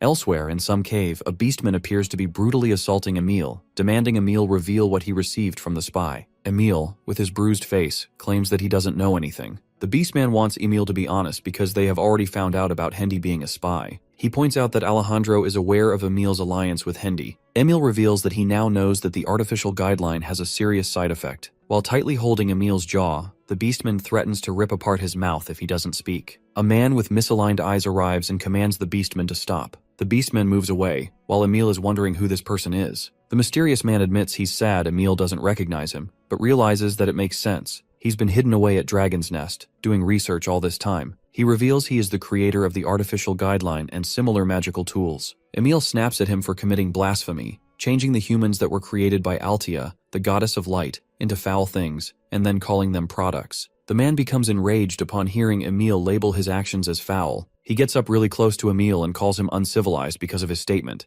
and then states that the true value of humans doesn't lie in appearance. The insane man points out Emil's level 45 status, saying it's no small feat, and questions if he did it just to be acknowledged as human. As he is expressing his opinion on how a human's worth lies in their level, and a guideline helps to realize that worth, he removes the clothing that was covering his body, and is revealed to be a humanoid creature with insect-like features. He calls this experimentation a blessing since it helps individuals to be transformed into a more efficient form. Emil dismisses his words as nonsense, arguing that if worthless beings like him were to grow stronger, does he even realize the big sacrifice it would require? According to the creepy man, his endeavors are not different from what the world is like now. Plus, a genuine artificial guideline is about to be completed. The madman realizes that he has said too much, and remarks he wanted to try to use a high-leveled live body that retained its consciousness. But since it won't be that easy, he is going to use his skill, Ant Eelworm. Ant Eelworm enters the body through the nose and eats up the brain. By doing that, the host's willpower decreases, making it easier to control them. Emil's life flashes before his eyes.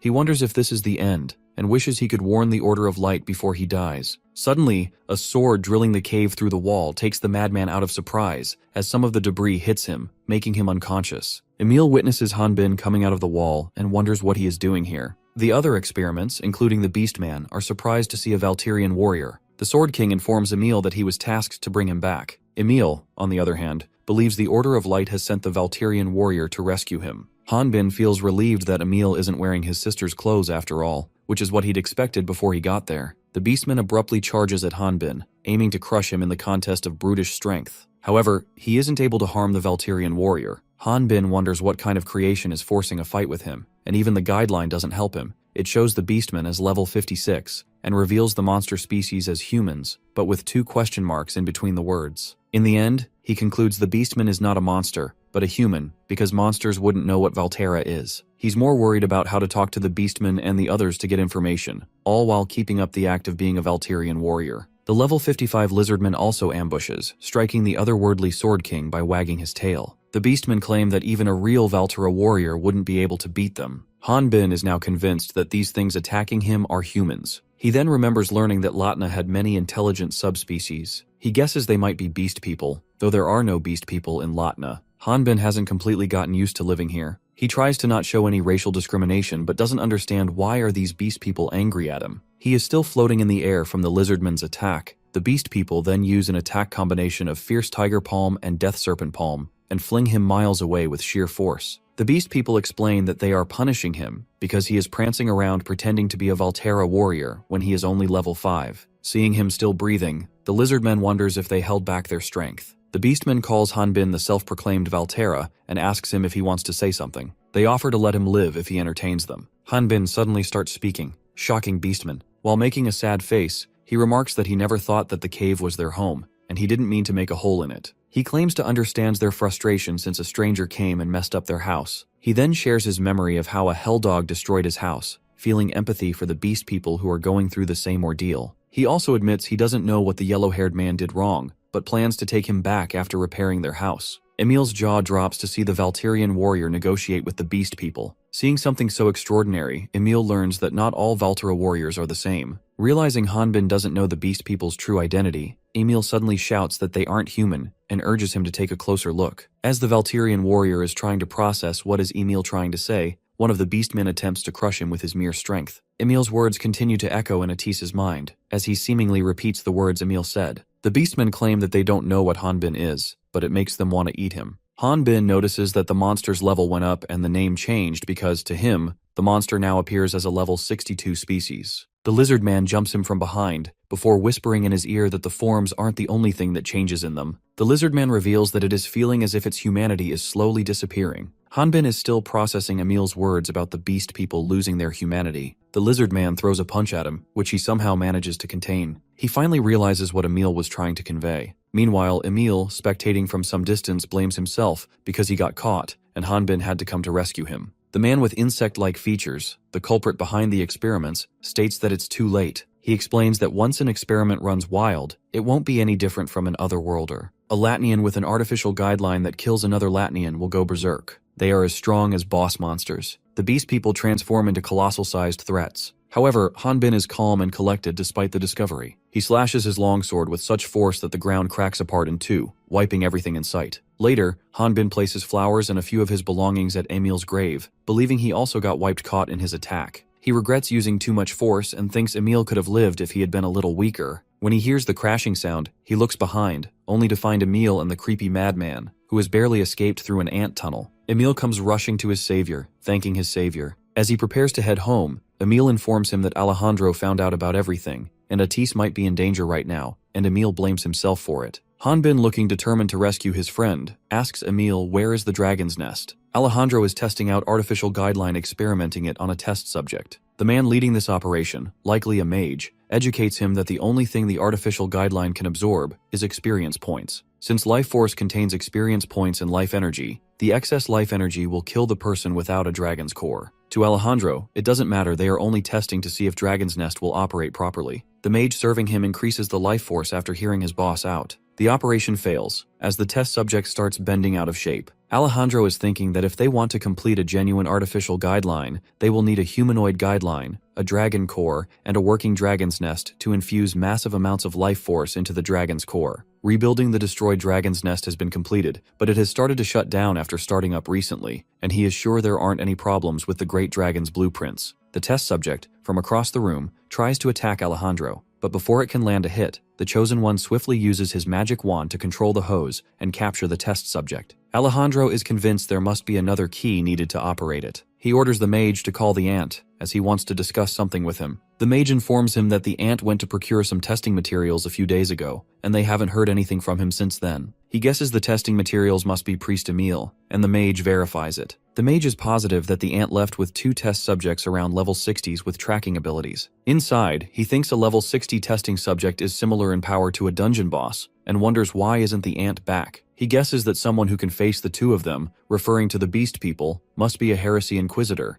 though he isn't sure if that's the case. He is frustrated because things are getting complicated. He commands the mage to gather the test subjects and have them guard the deepest basement. Alejandro has left the mage stunned, because in the deepest basement lies the life force fusion. He wants all test subjects to guard the force fusion. Effer recalls it's been a week since Atis came to the dragon's nest. In that time, he and Ellie have been continuously investigating every corner of the dragon's nest. Being a dragon, he knows a lot about Dragon's Nest, and this seems to have relieved the magic swordsman somewhat. But since Effer is a wyvern with a large body, she hasn't been able to help them out at all. She has come to accept that she can't help them, since she isn't even able to enter, which is why she hasn't talked much with Ellie lately. She is feeling lonely because she has been left all alone, though she isn't free all the time, as she is busy trying to complete her dragon core. She is determined to humiliate Atis once she finishes, and thinks that after she has humiliated him, Ellie will look differently at her. and she is completely going to ignore her before then. The magic swordsman surprises her younger sister when she comes out of a vent. Overjoyed to see the person she adores, she expresses that she had a good feeling about today. Perhaps it's because her dragon's core is developing a lot.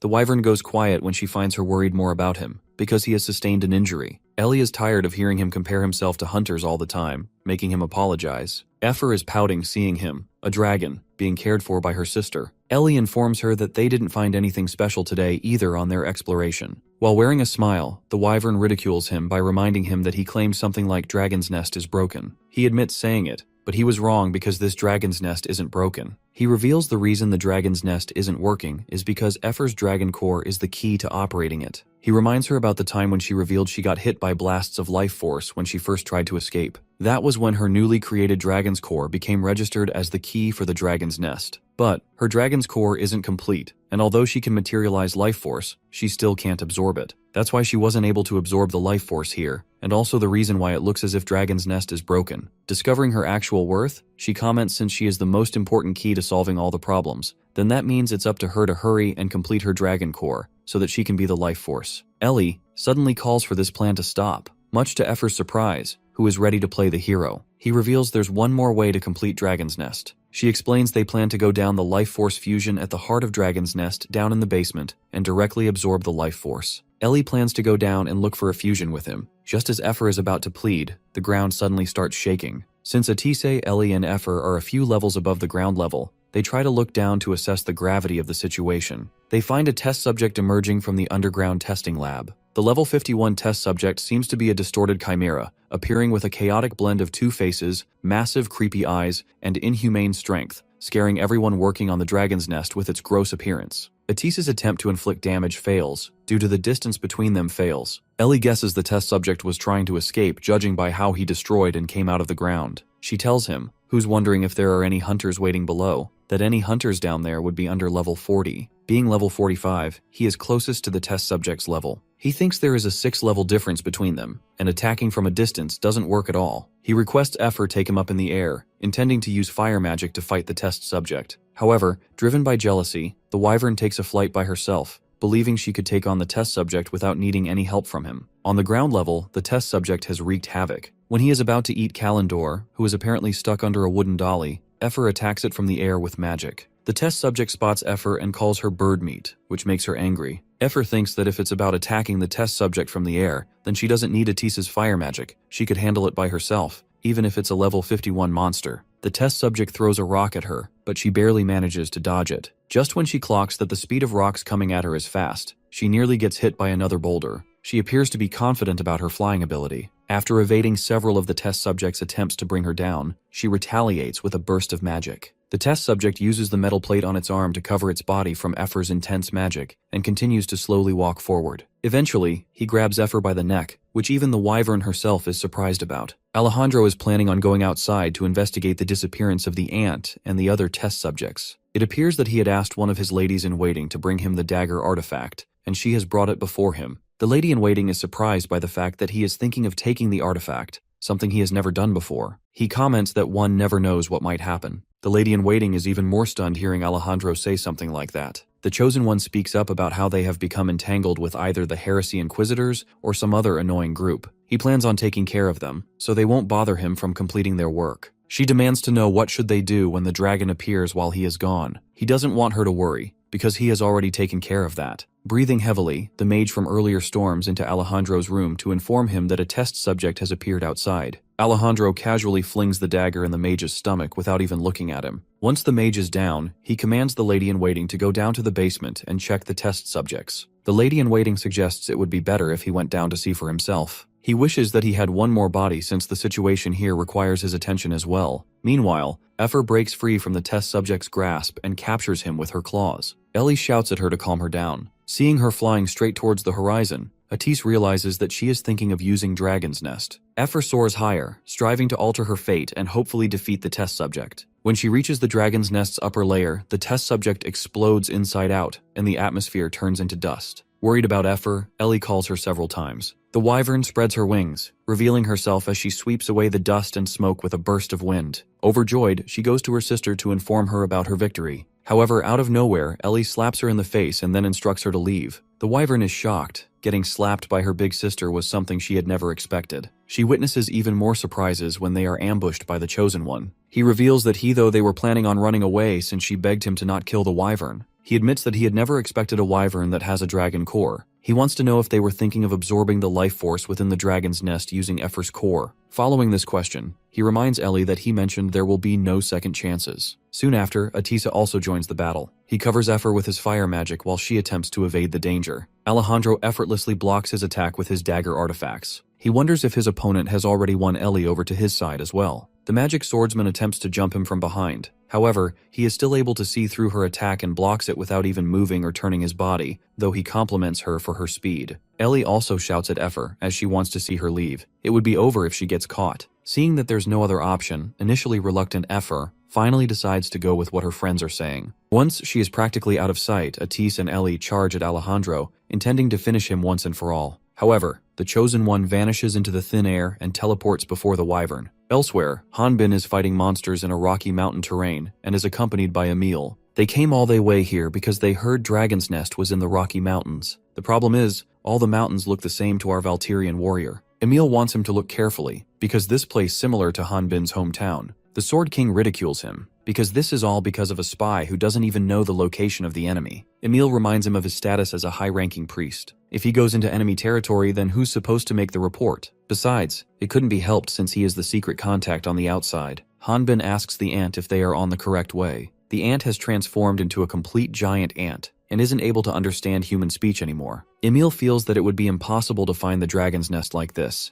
He suggests they should go back to the Order of Light and get some soldiers. Emil starts freaking out when he notices the Valtirian warrior isn't listening to him and is relaxing, feeding the ant. Hanbin believes that if it's something that reminds the ant of its home, then it might take them there. Emil reminds him that this thing was originally a human. Why the hell would eating grass remind him of his home? Emil assumes it may be true that the ant didn't get any report of Atis's death, but wants him to think about what the mage could be going through while he is fooling around like this. Although he tried to knock some sense into Hanbin, Emil is aware that this isn't something he should be saying since he isn't responsible for it. After reflecting on his time with Atis, he reveals he isn't mad at Emil. He says that he warned the mage that he could die if he went. He treated him like he was weak, though he wasn't entirely wrong. In the end, he was right. Looking back, he realizes he was making excuses since he would be the one who would be having a hard time if Atis wasn't here. When Emil giggles, Hanbin asks him what's so funny. Emil explains that he thought Valteras were barbarians who loved blood and guts. He never expected that the Valtera warriors could worry about their companions. This makes the Valtirian quite different from what the rumors say. Heavily panicking, he remarks on what Emil means by worry because to him blood and guts are best. Out of the blue, they hear a loud lightning sound from a distance. Startled by the noise, Emil deduces that it must be a swordsman. He explains that if a magic swordsman's skill is visible from such a distance, it must be Alejandro. Emil thinks they can finally go back to the Order and bring back troops. When he looks behind, he finds Hanbin in a crouching position. He is attempting to gain the momentum to jump to the battlefield as quickly as possible. When Alejandro abruptly disappears, Atis understands there's no turning back once the Chosen One finds out Effer has a dragon core. Right now, only a dragon could stand a chance against him. Eventually, the evil man takes the dragon's core from her. Seeing her straining in pain, he tells her to just act like she never had a core in the first place. Atisi tries to transform into a dragon, but no matter how hard he tries, he fails. Ellie believes the evil man must have prepared countermeasures for a dragon. She speculates he likely did all this after learning who Atis truly is. She explains that Alejandro's necklace is a rare artifact that lets dragons take on a human form. The item is a polymorph necklace, and with it, Alejandro has made it so any dragon nearby can't morph into their true form. He thinks to himself that they have no choice but to fight him. Ellie calls out to Alejandro to get his attention. When he turns her way, she tells him the final component needed to complete the artificial guideline is her own guideline. She demands that he release everyone trapped in the dragon's nest, or else she will ensure that his plans go nowhere. He believed that Ellie would know him better by now, especially after spending so much time together. He reveals that he gathered a large number of Latnians here for a very specific reason. He claims that it wasn't simply about remodeling the place. He wonders if she doesn't find it strange that all this life force is being collected, and yet she doesn't sense anything odd. He questions whether life can be contained inside a living object. That's when Atis realizes the dragon's nest isn't meant for storing items. It's used to extract life force from humans and other creatures. Alejandro appears behind Ellie without warning and snatches away her sword. He shoves the mage aside, then tells them both that regardless of whether their plans had worked, the Latnians would have met their end anyway. Fueled by anger, Ellie asks him how he could do this to other humans. He snaps at her, calling her a background character. Without hesitation, he uses her own sword to stab her right in the chest. As Effer rushes to intervene, Alejandro also impales her from behind with a blade. As she falls, she begins blaming herself. The Chosen One then pulls out a recovery device and says he didn't expect to ever use it on an artificial guideline test subject. He thinks Ellie should be thankful. After all, he is helping her reunite with her dead mother. He injects the recovery device into her neck and explains that to reduce the side effects of the artificial guideline, it requires genetic material similar to one's own. He wonders if it's too difficult for a Latnian to grasp that before attempting to stab her. Just before the dagger pierces Ellie, Atis casts a burst of fire magic to distract Alejandro. He then yells for her to take this chance and run. She listens to him and immediately jumps into the deep pit. Even though she's been impaled, Effer manages to escape and dives after her friend, trying to save her as she falls. In doing so, most of her wing is torn apart. Atis wonders if they'll survive, but with Alejandro standing right in front of him, he tells himself now isn't the time to worry. He believes they'll make it through and decides to do what he can on his end. Atis grabs several wands and channels intense fire magic. He goes all out, aiming to finish Alejandro, but the attack backfires. The magic stones embedded in his wands begin to fade away. Alejandro, on the defensive, reveals he kept Atis alive only because he seemed like a strong side character, but now he's messed with the wrong person. He shouts at him, saying if he's so eager to die, then he'll roast him with high voltage. Part of his face looks burned from the mage's earlier attack. Angry, he retaliates by unleashing his own magic. His attack shatters the stones in Atis's wands, rendering them useless. Seeing the enemy's overwhelming power, the magician starts to wonder if this is where it all ends. Still, he's confident that if Ellie and Effer are alive, they'll find and destroy the fusion chamber located underground. As Atis gets closer to death, his memories of his late older sister come rushing back. He asks her if he did well as head of the Bannister family. Still, he believes that without him, Hanbin would struggle. Out of nowhere, the Valkyrian warrior crashes from the sky, creating a massive shockwave.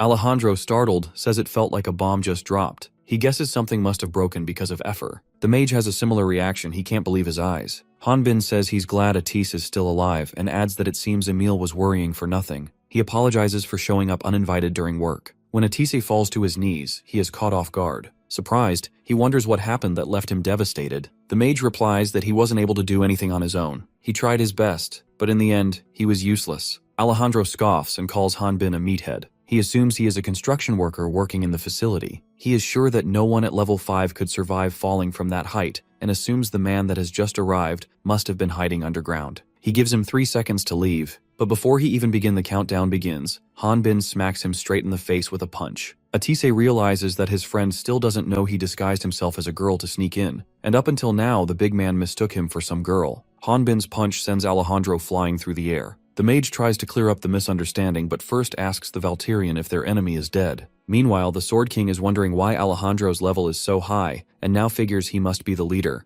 Hanbin admits he's not confident in his own strength. He says that someone at the Chosen One's level might get his bones crushed, but that wouldn't be enough to kill him. Atis is sure that crushing bones lead to death. He confesses that he would have died if Hanbin hadn't shown up. He remarks he has nothing to say even if the Sword King thinks he's useless. As Hanbin gets ready to give his friend a pep talk, Alejandro channels his magical energy, radiating a blinding aura. Hanbin now realizes that one punch isn't enough. Atisi says it gets worse. Alejandro is absorbing life force. The enemy reemerges, glowing with immense power, the life force surging around him. Alejandro's sword that impaled Ellie's chest has stopped her heartbeat. Effer calls her hoping to wake her up, but learns that her heart isn't beating. She starts freaking out, blaming herself for everything. Just as the wyvern begins crying, Ellie surprisingly starts coughing. Meanwhile, Atisi is wondering if Alejandro injected the dragon core into himself. Hearing the mage talk about dragon core, Hanbin assumes the enemy has his friend's core and asks him. Atisa reassures him to not worry, because the enemy doesn't know that he is a dragon. When asked, he explains to Hanbin that when you hunt one,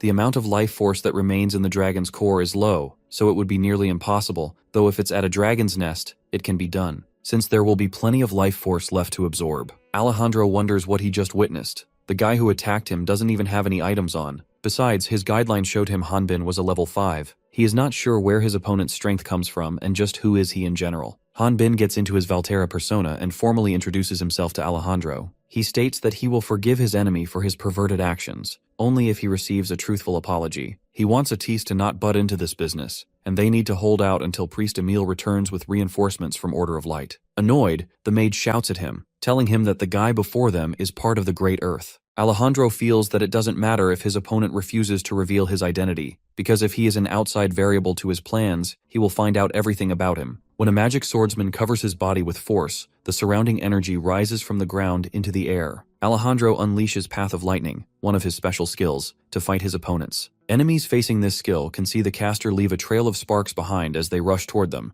earning it the nickname Footsteps of Lightning. Hanbin attempts to stop him by punching his sword. However, Alejandro appears from behind using his skill Footsteps of Lightning and calls him level 5 fake Valterra and wants to expose his real level. The magician clocks that the enemy isn't fighting at his full strength, seeing how he has increased his speed. It's so fast that his eyes aren't able to follow him. Alejandro's lightning-fast speed makes Hanbin wonder aloud if he's not even trying to conceal the fact that he's an otherworlder. He reveals that even if the Valterian was level 50, with this attack his neck would have lopped. He further concludes that since his opponent remains unfazed after discovering he's an otherworlder, it must mean Hanbin is over level 60. Hanbin finds people with regenerative abilities annoying, but since he wants to get information about Great Earth, he needs to fight the enemy at arm's length. Alejandro threatens to shred the mage to pieces just because Hanbin is evading his attack. He gets ready to unleash the attack he mentioned a moment ago. He explains the movements of his weapons will cause his force to spin, which will cause the attack power of his skill to be increased beyond his control. This attack is Lightning Slash. Hanbin gets a little serious. He unleashes some of his strength and strikes Alejandro with his longsword, while the enemy escapes cleverly. Although the Chosen One blocks it with his dagger artifact, he isn't able to fully withstand the Valterian's attack. Alejandro appears to be in a position where it seems as if he is submitting to Hanbin. Clinging to life, he hears the Valterian throw his own words back at him, pointing out that maybe dodging his attacks might not be a good idea after all. He can't do anything other than acknowledge Hanbin's incredible strength. The Sword King suddenly hears his best friend's voice, asking him to stop. He looks back and finds out that Atis didn't enunciate anything, instead it is some sort of telepathic skill. Through the telepathic skill, Artis reveals he wants to tell him something. He explains that Alejandro is the one operating Dragon's Nest at the moment, which means he is using the facility to absorb the life force of the people here to heal himself. So if the Valterian kills him, it will cause this place to spin out of control, causing the lower-leveled humans to lose their life force and die. Destroying the life force fusion is the only way to prevent it. Hanbin comes to understand that if he doesn't control his strength, they will be in big trouble. However, the mage wants the enemy dead, and they have to do something about it. He remarks that if his friend hadn't come here to save him, he would have died. But even so, he claims that he would have done everything in his power to kill that man. That's why if Hanbin ends up killing Alejandro, the blame won't fall on him. Atise is sure that even if he goes underground, he can't guarantee that he will succeed in finding the fusion. He blames himself, thinking that it was his stubbornness that got Hanbin into this mess. Hanbin flicks him on the head with his finger. Teary-eyed, he wonders what is Hanbin doing. The Valterian questions why is Atis giving such lengthy explanations. He then reveals his plan to him.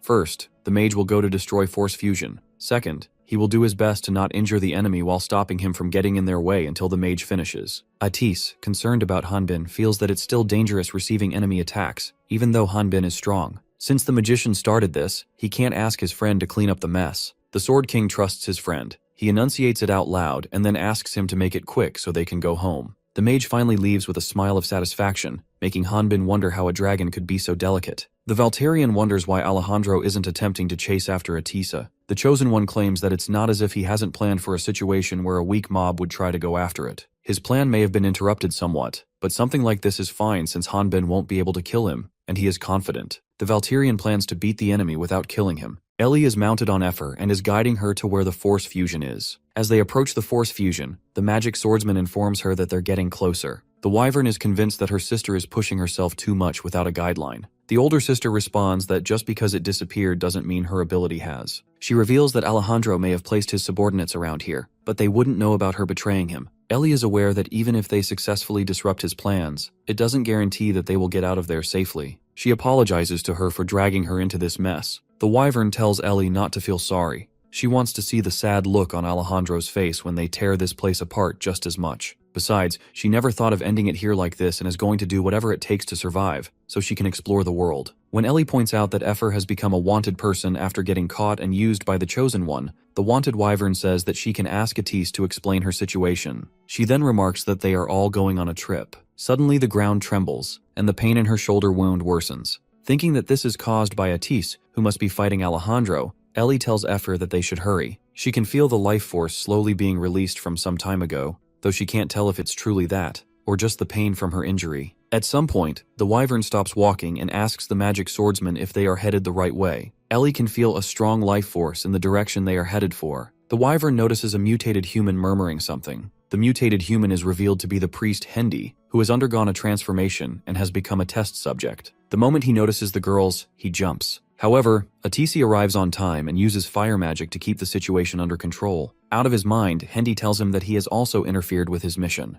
Atis is shaken at the fact that Hendi, who originally was over level 50, became a test subject. He attempts to tell him that they are not his enemy. They have come to destroy this place. However, Hendi doesn't relent and jumps him again. On the surface, Alejandro is overpowering the Valterian in the fight of close-quarters combat, all because his opponent is trying not to kill him. He is sure that his fighting has a great many openings, but it is his speed and strength that's covering for them. He admits Hanbin would be dangerous for him, that is if he could cut off his head. The Valterian attempts to throw a soft punch at him, though it is blocked. The Chosen One says that he won't let himself get hit by a punch that refuses to kill him. He reveals he already has figured out Hanbin's fighting style, guessing that he has never faced an opponent that wields lightning. He manipulates his lightning and lifts him in the air. He is sure that a refined skill would most likely work against the Sword King rather than a large one. He claims to be an expert at PvP. Using the flash of lightning, Alejandro yeets him into the air, because it will be easy to deal with him after he crashes into the ground. He unleashes Solar Lightning Flash and casts it on Hanbin, which the Valterian counters, deflecting the blazing strike with a slash of his sword. Alejandro follows him into the air, intending to strike when he is defenseless. He attacks him with Lightning Spear and remarks "Game over." Before the unleashed attack intensifies to its full force, he feels that Hanbin should worry about his friend, since the level 68 monster underground would have taken care of him. After a dramatic buildup, Hanbin breaks his lightning spear with his hand, leaving him stunned to the point where he guesses the Valterian must be heavily injured and is trying to remain calm. The Sword King speaks up about wondering what was Alejandro's level since he was bragging so much, but a level 68 monster isn't a challenge for level 67 Dragon Atisa. Hearing the word dragon from the otherworldly hunter's mouth, he starts laughing hysterically. He expresses that he feels bad because his opponent's trump card is a dragon companion, who can't transform into his dragon form. Alejandro reveals that the mage won't be able to transform into a dragon, as long as he has the unique item that restricts dragons from transforming into their original forms. When he looks into his upper pocket for the unique items, he doesn't find them. He realizes that Ellie must have taken it before he threw her into the pit. Elsewhere, Ellie is revealed holding the unique item, and Atis has transformed into his true appearance. Engaged in combat, Atis tells Hendi to get himself together. Despite being at a 1-level disadvantage, he appears to dominate this fight, attacking him relentlessly with his claws and fangs. Ellie is curious about what is happening on the surface, wondering who's the one fighting up above the ground. The kind mage informs her that his friend is doing his best to hold the enemy off. They have to cut off his connection to this life force fusion. He believes there should be something to stop this facility from exploding. Atis tells the girls that he will be dealing with Hendi, so at that time, they should hurry and find something. Effer wants only destruction, wishing to see the force fusion destroyed. Ellie knocks this information into them that if they destroy the facility itself, then the explosion will kill all of them. She is trying to find a channel that allows the life force to pass through somewhere. Once they discover the pipe that lets the life force pass through, she tells Effer that they have to cut it. However, Hendi slips out of Atis's grasp and charges up his energy-based beam attack to throw at Ellie and her companion. The friendly wyvern quickly rolls forward to dodge the attack, while covering her sister with her body. According to her, something like this is worth taking as long as they can get back to the enemy. Ellie immediately jumps out from Effer's cover and cuts the pipe with her blade, while Atis continues to fight Hendi. He eventually breathes fire and completely evaporates Hendi's distorted face. Hanbin is overpowering Alejandro, and they are fighting so intensely that the eye can't track them. While fighting him, the Chosen One thinks that the dragon they were after has finally appeared, and he is wondering if this level 67 dragon can grind up a lich into dust. Moreover, he is also curious about how Hanbin knows the dragon's level. Since these questions are constantly lingering in his head, he guesses that Hanbin might be Earthling just like him. He tells him that one can't get experience from killing an Earthling, and everyone knows it. Following this reveal, he wonders if Hanbin killed the lich. Hanbin admits to killing his enemy and isn't scared of anyone. Alejandro shows a smile of annoyance and replies that he is actually thankful because he never liked the lich in the first place. But they wish to deal with the person who got rid of the skeleton. Hanbin wonders who are they that he is talking about, and guesses it may be the demon god Ormflaus. Alejandro clarifies that he isn't talking about demon god, but someone who has a lot more influence than the unseen demon god. He claims there isn't a place they haven't touched in Latna, and by making them his enemies, Han Bin would be making the entire continent of Latna his enemies. The Chosen One reveals there's a way out. He explains that everyone besides him thinks a dragon was responsible for the death of the Lich. Since he already possesses a dragon core, he will be going to report that he has killed the dragon. He wants him and his pet dragon to leave quietly and thinks that there is no reason for them to continue this fight. Since the enemy can't heal anymore, he is brutally kicked into the leg and gets it broken. Han Bin calls this deal great but is sure Atis wouldn't take it. He further adds that his friend may be a mob, but he hates bad guys. Alejandro attempts to attack him and calls him a moron for relying on the fact that he is an otherworlder, because compared to those people, he and Han Bin are nothing.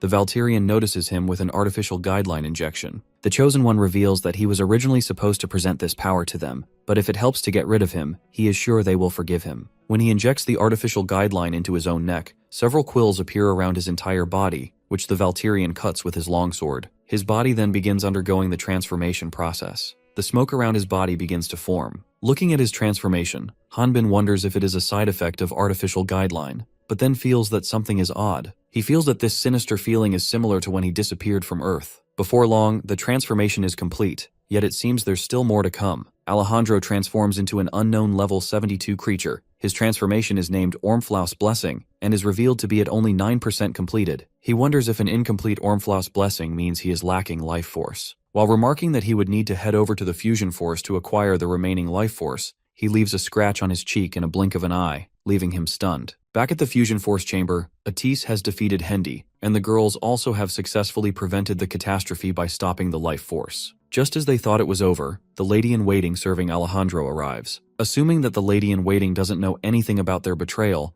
Ellie tells her to hurry and go to the surface because it's dangerous. The lady-in-waiting calls her out for not being grateful to Alejandro. She comments that Ellie doesn't understand how much he has sacrificed for them. The lady-in-waiting catches her off guard and stabs a knife in her stomach. She then places both her arms to replace the pipe Ellie cut off, reigniting the fusion force, and manages to reignite the force but at the cost of her own life and a dozen others. As his life force is depleting, Kalendor is looking at the locket with his family photo, recalling the precious moments of his life. Efer and Atis are also experiencing the effects of life force depletion. Atis wonders if the life force fusion is starting to explode. He thinks that trying to suppress it will only buy a little bit of time. His body starts glowing because of the fusion force. The Wyvern, who is kind of doing okay in this situation, checks on him. He reveals his dragon core is stabilizing the fusion, but it's only a temporary solution. The only way to return the life force to the people is to destroy that huge mass of life force. Physical attacks won't work, but if it's hit with the other remaining offensive attack types, then it should explode, and Ellie's magic swordsmanship is the only way to do that. Efer remarks that not only are her sister's injuries bad, but she lost her consciousness because her life force is leaving her. The situation could escalate if they stay any longer. Meanwhile, Alejandro claims that he now understands why they wanted Ormflaus's blessing, and is sure that Han Bin knows the benefits since he is an earthling with a guideline.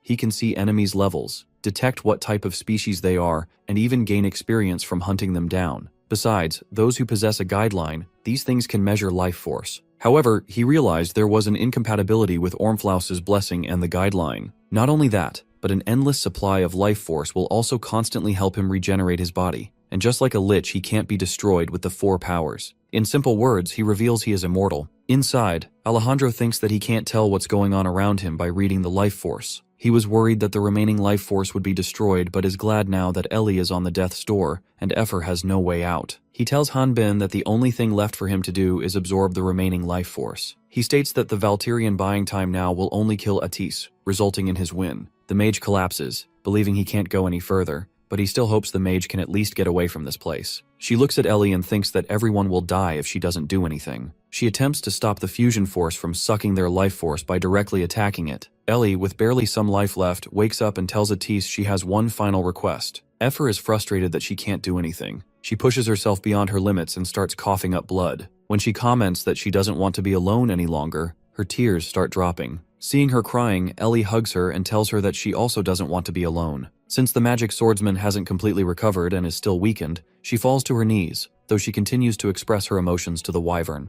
She tells her that she is always alone in this place. The reason she forbade the Wyvern to do dangerous tasks was because she didn't want to lose her, but the Wyvern has always been courageous. In response, Efer points out that she can't fight like her and can't be of any help to her. Ellie tries to console her by saying that she is a genius Wyvern. Atise explains that the unique item the magic swordsman stole from Alejandro can help a dragon imitate another species. He tells Effer that she is a very intelligent wyvern, and though that item may be geared towards dragons, and there never once has been a wyvern taking a humanoid form, it may be possible for her to do it. Ellie believes the wyvern can do it. She apologizes to her, uttering that there's nothing she can do but believe in her. The wyvern also wants her to trust in her. The older sister uses the unique item on Effer, triggering a transformation. Back to Hanbin's fight. The Valkyrian has left a big cut on the enemy's body. Alejandro wonders how many times he has to tell him that he can't die. He feels he can't be killed. Hanbin is excluding the fact that Alejandro is currently immortal because he can feel pain, and fighting on that basis. He remarks that he is going to keep ripping Alejandro into pieces until he suffers so much that he would want to die. The Chosen One looks back and realizes that there never has been a sane earthling who has lived for a long time. He thinks the Valkyrian is a beast, a hunting expert, but that only means Hanbin is used to attack the pattern of monsters. He decides to wrap his entire body with armor that has the strength of a dinosaur. However, when Hanbin swings his longsword with full force, Alejandro's body explodes. Although the Chosen One lost consciousness the moment his body exploded, the life force gained through Ormflaus's blessing caused his body to regenerate again.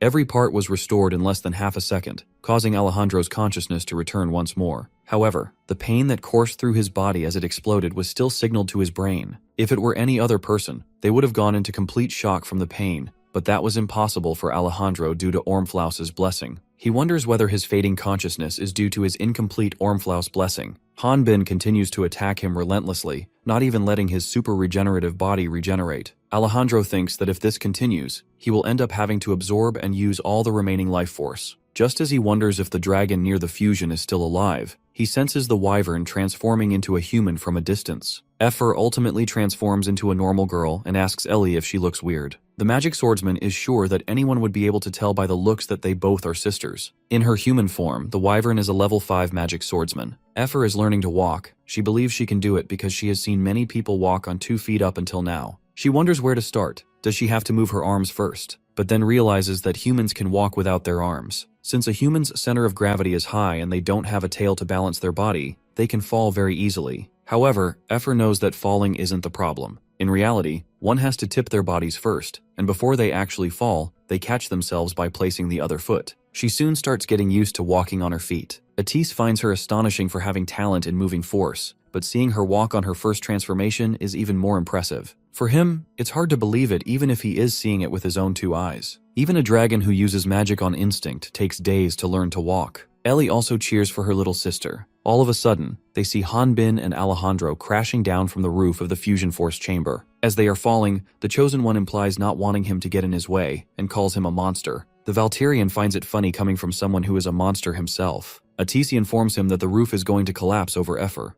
Hanbin uses Alejandro's face to hurl himself toward her to protect her from the debris and giant chunks. He manages to save her in the nick of time. Seeing how easy and quick it was for Hanbin to cover that distance in seconds, she bit him in his arm. Confused, he wonders if this girl is also suffering from the side effects of the artificial guideline. The reason she is freaking out is because she has recognized him. Effer calls him the caveman for walking around half naked after taking her clothes and money. He lifts her from her forehead and tells her that he also doesn't want to walk around this. He wants the mage to explain what's going on here. However, Atise is focused on dealing with the threat and wants to explain later. Ellie knew Hanbin was Atise's friend, but was still worried because he was an otherworlder. But she was relieved because he was a good guy. Alejandro brings about chaos once again. He tells him to shut up because he is going to make decisions. Ormflaus' blessing starts to reject him. His guideline notifies him that the current body is not suitable to hold the power of the blessing. To survive, it advises to be transferred to a new body. However, Alejandro isn't ready to accept it, believing that he will continue to unleash the power of Ormflaus' blessing if he absorbs all the life force. When he attempts to dive into the nexus of life force, Hanbin's longsword knocks him out mid-air. The Sword King understood the assignment. He knew that all he had to do was stop the enemy from absorbing the life force. Atise informs him that it's over if Alejandro absorbs the life force. He prefers Hanbin keep him away from it.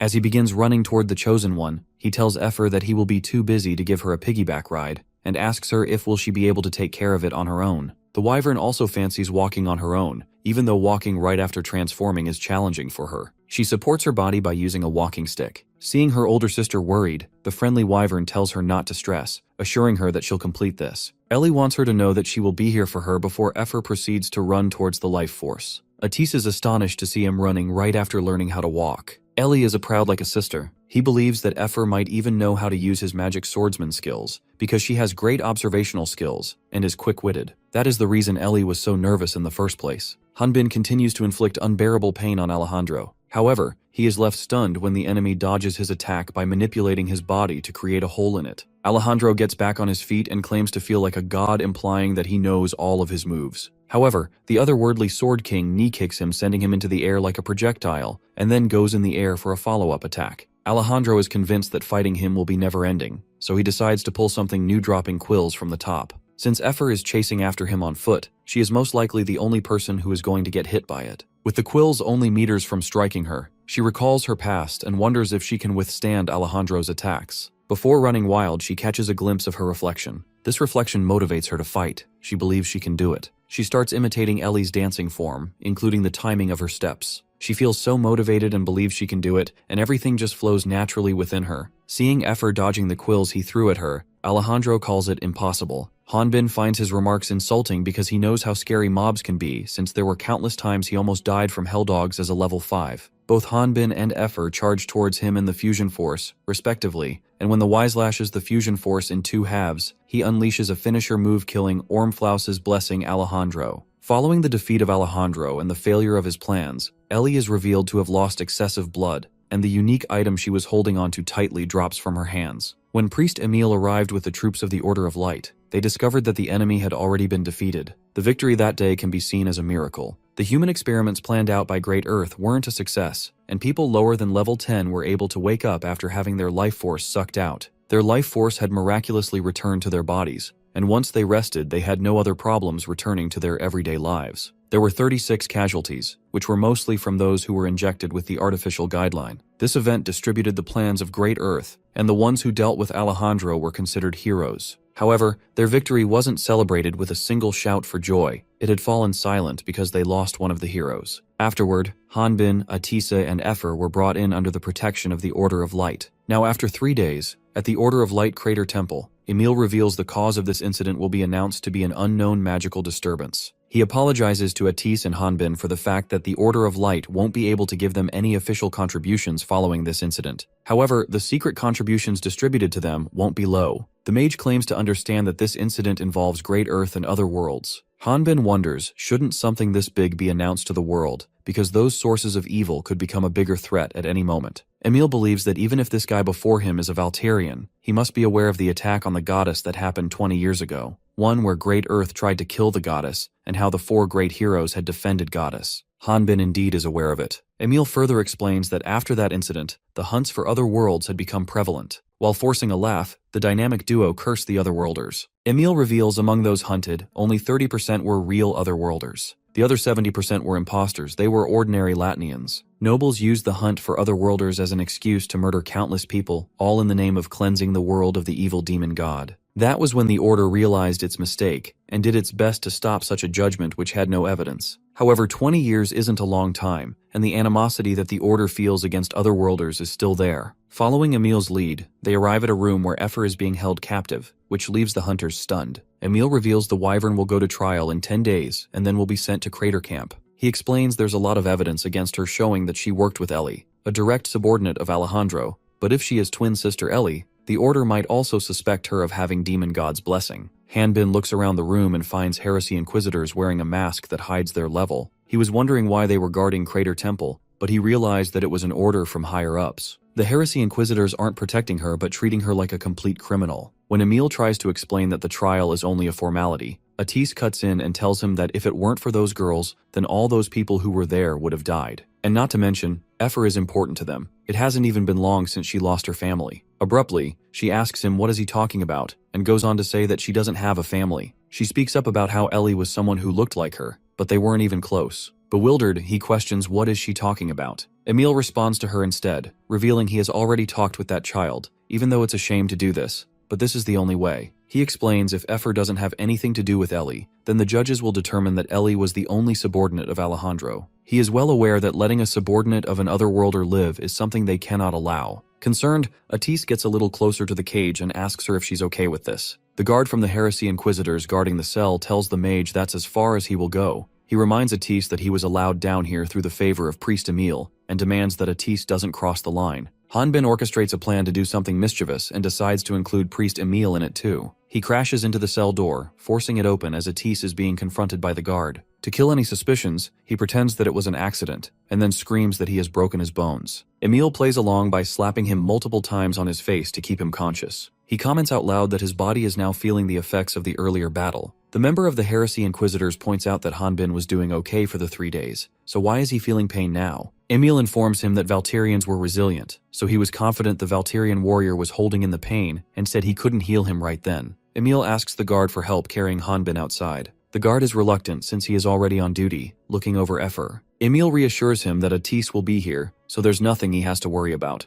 Emil tells the mage they will be back in 5 minutes. Since this was all unexpected, the Wyvern and Atis are baffled. The dragon lets out a sigh and comments that Hanbin is too reckless. Effer thinks both Atis and him are good people, because they are helping her despite not knowing her for long. She claims to understand how they feel but says that she is okay. She further adds that even though they are worried about her, she is not as sad as they might think. Looking back, she realizes that it hasn't been very long since she met Ellie. Together, they had to experience some of the tough situations and had to be careful every day, hoping that no one would find out that she had a dragon's core. She never understood why they should care about the lives of others when they fought. However, she heard from Alejandro that Ellie tried to save the life of a wyvern she had only just met. Devastated, she calls her late sister an idiot, because there are so many ways to live happily if you just run away. Atis hugs Effer to console her. He enlightens her that a dragon who transforms cannot transform back into another form after that. It may feel like a curse, however. He knows that the state she is in is what she desires and the one she loves the most. In the end, Effer imagines Ellie combing and tying her hair and bursts out crying, while Atis hugs her. Meanwhile, Hanbin and Emil have taken care of the guard from Heresy Inquisitors and are resting outdoors. Hanbin expresses how an old man like Emil is useless in situations like this,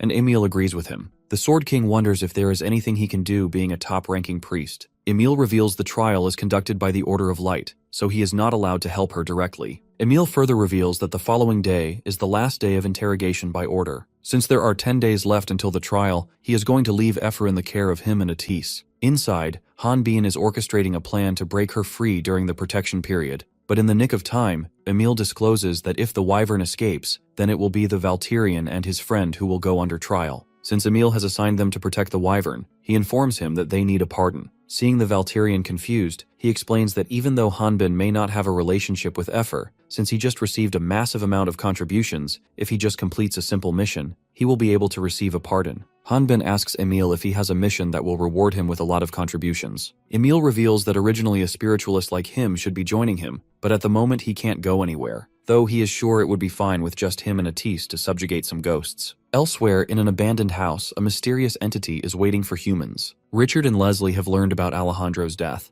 but aren't bothered that much because they have successfully acquired Ormflaus's blessing. He notices that even if it is Ormflaus' blessing, it is very unstable, and it is also easily absorbed by a level 70. She tells him to stop blaming a dead person when he declares Alejandro greedy. She asks him if he doesn't have anything to say to her. He is sure that the Order of Light must have thoroughly investigated the dragon's nest, but she did amazing by procuring the item, and praises her for this feat. Leslie thinks Ormflaus's blessing looked like a regular modified crystal ball to the Latnians, so they had just left it alone. He reveals the Demon Lord's blessing is very valuable to them since it's something they have been waiting for 10 years, and he is convinced that with Ormflaus's blessing, they will be able to please them for losing the dragon's nest. She believes the problem is they don't know if the Order will suspect anything, and it seems the Order has a pretty useful dog as well. The Order has started actively looking into the Great Earth. Richard feels relieved that it was Order who were the ones to take initiative. If it were the Heresy Inquisitors instead, then they would have already been cut off. Leslie states a fact that in the past Latnians would be scared if they just heard the name Great Earth, but now they are like an ungrateful lizard's tail. She wonders if he's implying they should still be tail, despite already having Ormflaus's blessing. He informs her that countless other worlders can replace them,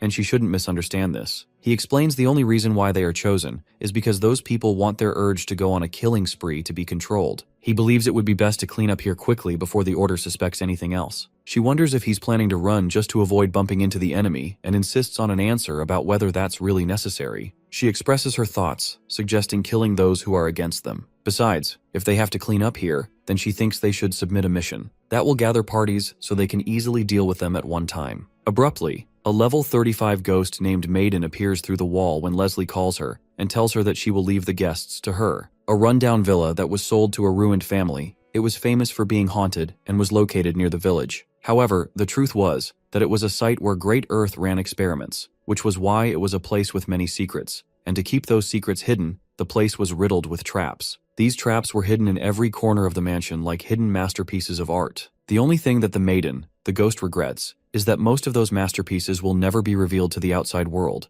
since no one will be able to come out alive once they witness them. She believed that fighting enemies face to face was not for an artist like her. This is why she is aware that Leslie knows her the best. Terror is an art and despair is what moves her. She can't even sleep thinking about how her victims will be shaking in fear. After waiting 4 days for her targets, she is disappointed over the fact that her targets haven't come. She wonders was the submission done wrong and thinks she should check the address again. She is frustrated because she can't even tell which part of her art is blood and which part is the wallpaper anymore because they are so late. She decides to repaint everything once again because it is hurting her pride. She suddenly realizes that this place is hard to find since it's located in a deserted area, which is why her targets still haven't arrived. There are a lot of trees surrounding the mansion. It can't be seen from afar. As she is deciphering what is preventing the enemies from approaching, she decides that she should get the main gate ready, because the exterior is as important as the interior of the mansion. 2 days later, the people Maiden was waiting for finally arrive. Hanbin, Atis, Efer. Initially sleeping, she wakes up when she hears the mage holding the Valkyrian responsible for their delayed arrival, because he insisted on hunting all the monsters on the way.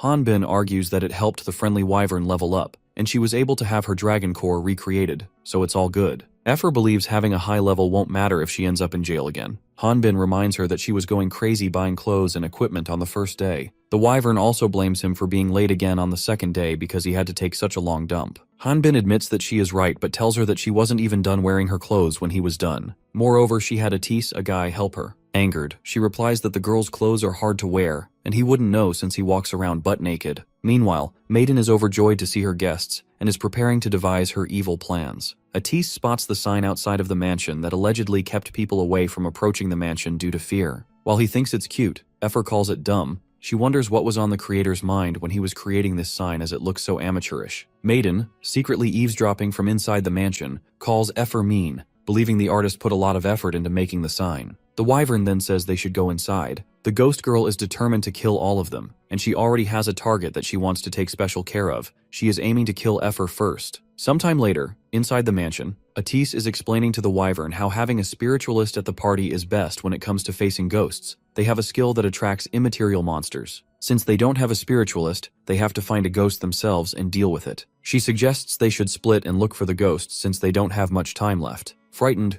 Hanbin calls her plan a cliché move, pointing out that they wouldn't know since they've never seen movies. The ones who separate from the group are always the first to die. She remembers that physical attacks are useless against ghosts, but Atis reassures her, telling her that since it's only a ghost, Hanbin will take care of it. Exasperated, the Valkyrian wants them to take a look around and express their thoughts on whether they think this is normal. Hanbin asks them why are they both so calm about this. He thinks that if there's a hidden camera somewhere, then this won't be a hit at all, because he is, for one, not surprised at all by this scary house. He tries to convince them to let him wait outside, remarking that he can't utilize any of the 4 energies and has to wait and guess what happens next. Efer sneaks up from behind and touches him, causing him to jump in fright and scream. Surprised to see his friend not acting like his usual self, Atis wonders if the concept of ghosts is different in Hanbin's original world. She doesn't hold back from trolling him for being scared of ghosts. Fuming over her, he lifts her, causing her to scream. Atis plans to head over to the end and wants them both to go the other way. He informs Hanbin that she should be able to tell him about ghosts. Maiden is also awaiting them. After parting ways with Atis, they walk in opposite directions, with Efer singing a tune to lift their spirits. Hanbin asks her to stop and wonders if she feels better after singing that song. She reveals she saw plenty of ghosts when she was in her wyvern form, and singing is her way of lightening up the mood in this eerie atmosphere. He asks her to inform him when she sees a ghost instead of singing a stupid song. Efer educates him about the ghost, a low-ranking monster that absolves its victim's health, but since it can fly around, it's pretty annoying. They usually inhabit monster corpses and humid places. They are most active during the summer. That's why people who can't utilize the 4 energies usually buy the holy water sold at the Order of Light, since it has properties that can exorcise ghosts. Hanbin asks her if ghosts in Latna can be described as mosquitoes because of their sheer number. He then reveals that back home, he would use a whole can of F-Killer, a popular brand of insecticide and mosquito repellent in South Korea, in the early morning to kill the buggers every summer. He describes F-Killer as a chemical version of holy water, As he is about to tell her to not be surprised seeing they are in the middle of the fight, a level 7 ghost suddenly appears before them. At the end of the hallway, Maiden is overjoyed watching them getting frightened by some low-level ghosts. This is where a ton of ghosts are waiting for Hanbin and Effer. However, these ghosts are just bait to lure them deeper inside the mansion. The moment they step forward to exterminate the ghosts, they will die from all the traps that Maiden have lying in wait within this place. Scared, he attempts to evade the ghosts and inadvertently enables a trap by stepping foot on a random trigger. Due to the adrenaline rush, he ends up knocking out all the ghosts, with Effer taking care of the remaining. After running off, he ultimately stops at a certain point. The wyvern warns him that if he runs forward like that, he will end up tripping all the traps. He claims he doesn't freak out at all. When she points out that he is sweating, he tells her that this is from him dealing with those ghosts. He is worried about Atis and suggests they should look for him. She is sure he would be fine with ghosts of this level. Despite that, he has a hunch that the mage might get hurt because of all the traps. Effer believes he won't get caught up in any of the traps, because these traps are easily spottable. Plus, once they are activated, the place gets cleared out pretty well since they are only used once. That means Hanbin is the only one that ever got caught in traps. He shouts at her to shut up and orders her to apologize to the trapper, because she is responsible for destroying them. The maiden finally reveals herself, asking if they had destroyed her masterpieces. He goes blank when he sees her for a second and then freaks out intensely like earlier. In the heat of the moment, he jumps from the window by the end of the hallway, and when his sword gets stuck, he realizes that they are stuck inside this mansion. This time, Effer is also scared, because the gravity of this situation is far bigger than she had anticipated. She wrongly guesses it must be Atis and wants him to not mess around.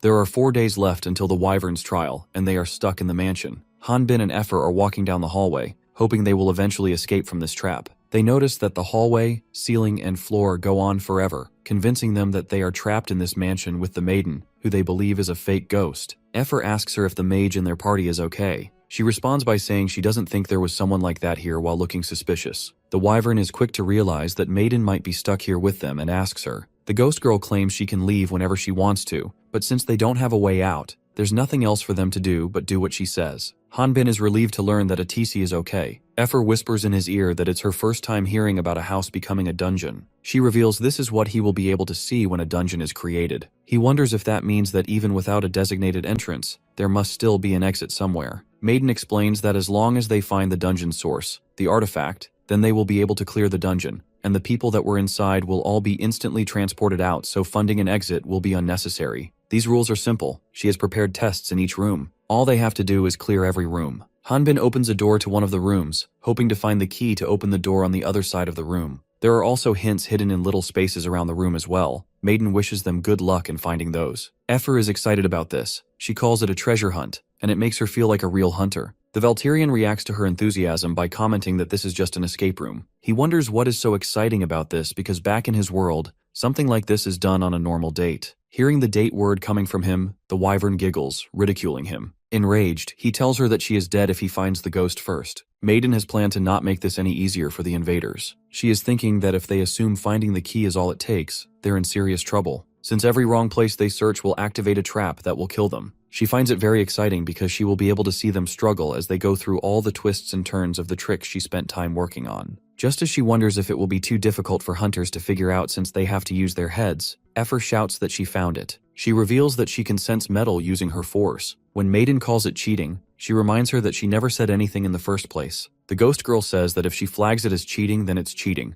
There's no debate over it, and she won't let them leave. She then reveals the next tests won't be as easy. As she's about to give them a hint, Hanbin cuts in by breaking the door and commenting that he won. This time, Effer temporarily sides with Maiden to call out the unfairness. When he remarks that this is how adults fight, they tell him that he is not allowed to break doors. After this, the three speedruns through various traps, which leads to a few hilarious moments where they show their genuine smiles, and even Maiden bursts out laughing. They also come across a giant snake monster, but the three of them jump at it to kill it. Mages make up less than 10% of hunters, and those who exceed level 40 make up less than 2%. Another fun fact, most mages work as hunters to make enough money to join the most prestigious mage guild Thinkers, a top-level magic research institute that has recruited talented wizards with a focus on magicology, regardless of their combat ability and level. If one becomes a part of the guild, they can move to the Mage Kingdom, and they will have all the rights to access all the latest magical stories. That was the reason why Atis was sure. The mage is surprised after discovering some dimensional sealing magic documents,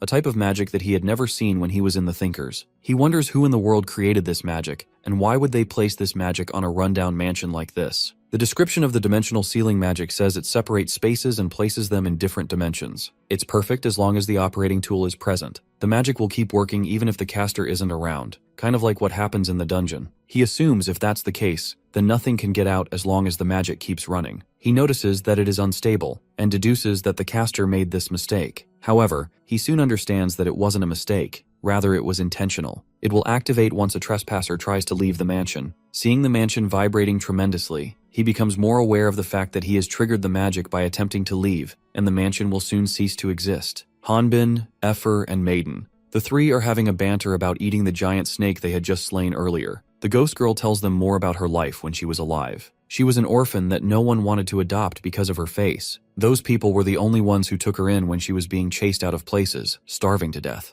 They were the only ones who needed her, so she didn't care if they were evil or murderers. Living like a human after giving up being one, she finds it funny. Teared up by her story, the wyvern tells her that she doesn't need to be human to live like one. When she is about to thank Effer, she realizes that this isn't what she is supposed to do. Exasperated, she asks Hanbin what is up with the sudden camping atmosphere. He thought they were almost done. Plus, he was getting a little hungry. Maiden reminds him that he has yet to face the boss. She asks them who are they, and how are they so calm even though she is trying to kill them. According to Hanbin, those were some weak traps for someone trying to kill them. She threatens him by pointing her sharp nails at his neck. She makes it clear that she wants him to stop fooling around because she is level 35. She remarks even if Hanbin is strangely strong, he is only a level 5. The only reason why she is keeping them alive is because she wants to have some fun. He taunts her by questioning whether she plans to keep them alive just until she stops feeling lonely. He attempts to lift her spirits, reminding her that she is not a ghost yet, but a normal person. She gets lonely when she is alone, and wants others to acknowledge her when she works hard.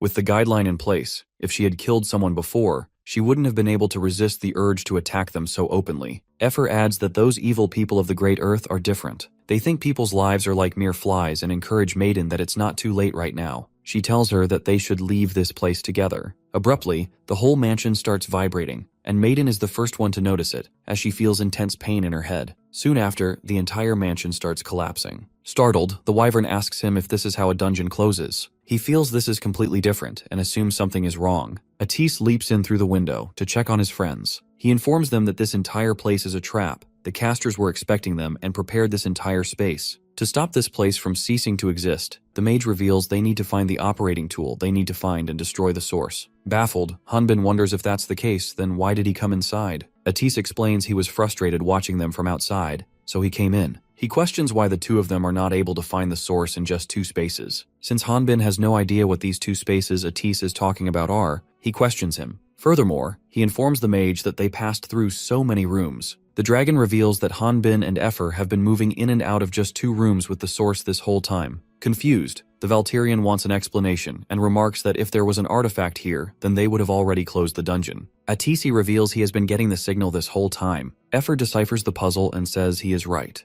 The source that was moving with them this entire time was one person, its Maiden. While they were busy trying to find a solution, the ghost girl was going through an existential crisis. She recalls how some people were going to get rid of her, but Richard and Leslie saved her. She never believed that those 2 would abandon her. After processing everything, Maiden attempts to attack the 3 of them by throwing some giant rocks, but Hanbin grabs his friends and yeets them out of range to save them, only to get crushed by the rocks himself. Before he gets buried under the rock pit, he enunciates sorry. Effer is left stunned by what just happened, and when she asks Atis what should they do, he wants her to not worry about Hanbin because something like this wouldn't even scratch him. He wants her to focus on destroying the source. While trying to look for Maiden, Effer spots the Valterian. When she rushes over to check on him, she realizes it's not the usual caring and helpful Hanbin she knows. He has been possessed by Maiden. Hanbin attempts to attack his friend with a vertical slash. Atis had a hunch that this magic belonged to the Great Earth. Since Great Earth can create something like a guideline, it isn't beyond belief for them to make an artificial guideline testee into an operating tool. They need to quickly find Maiden and stop this place from getting destroyed. He wonders if she is trying to waste time by hiding in a safe place,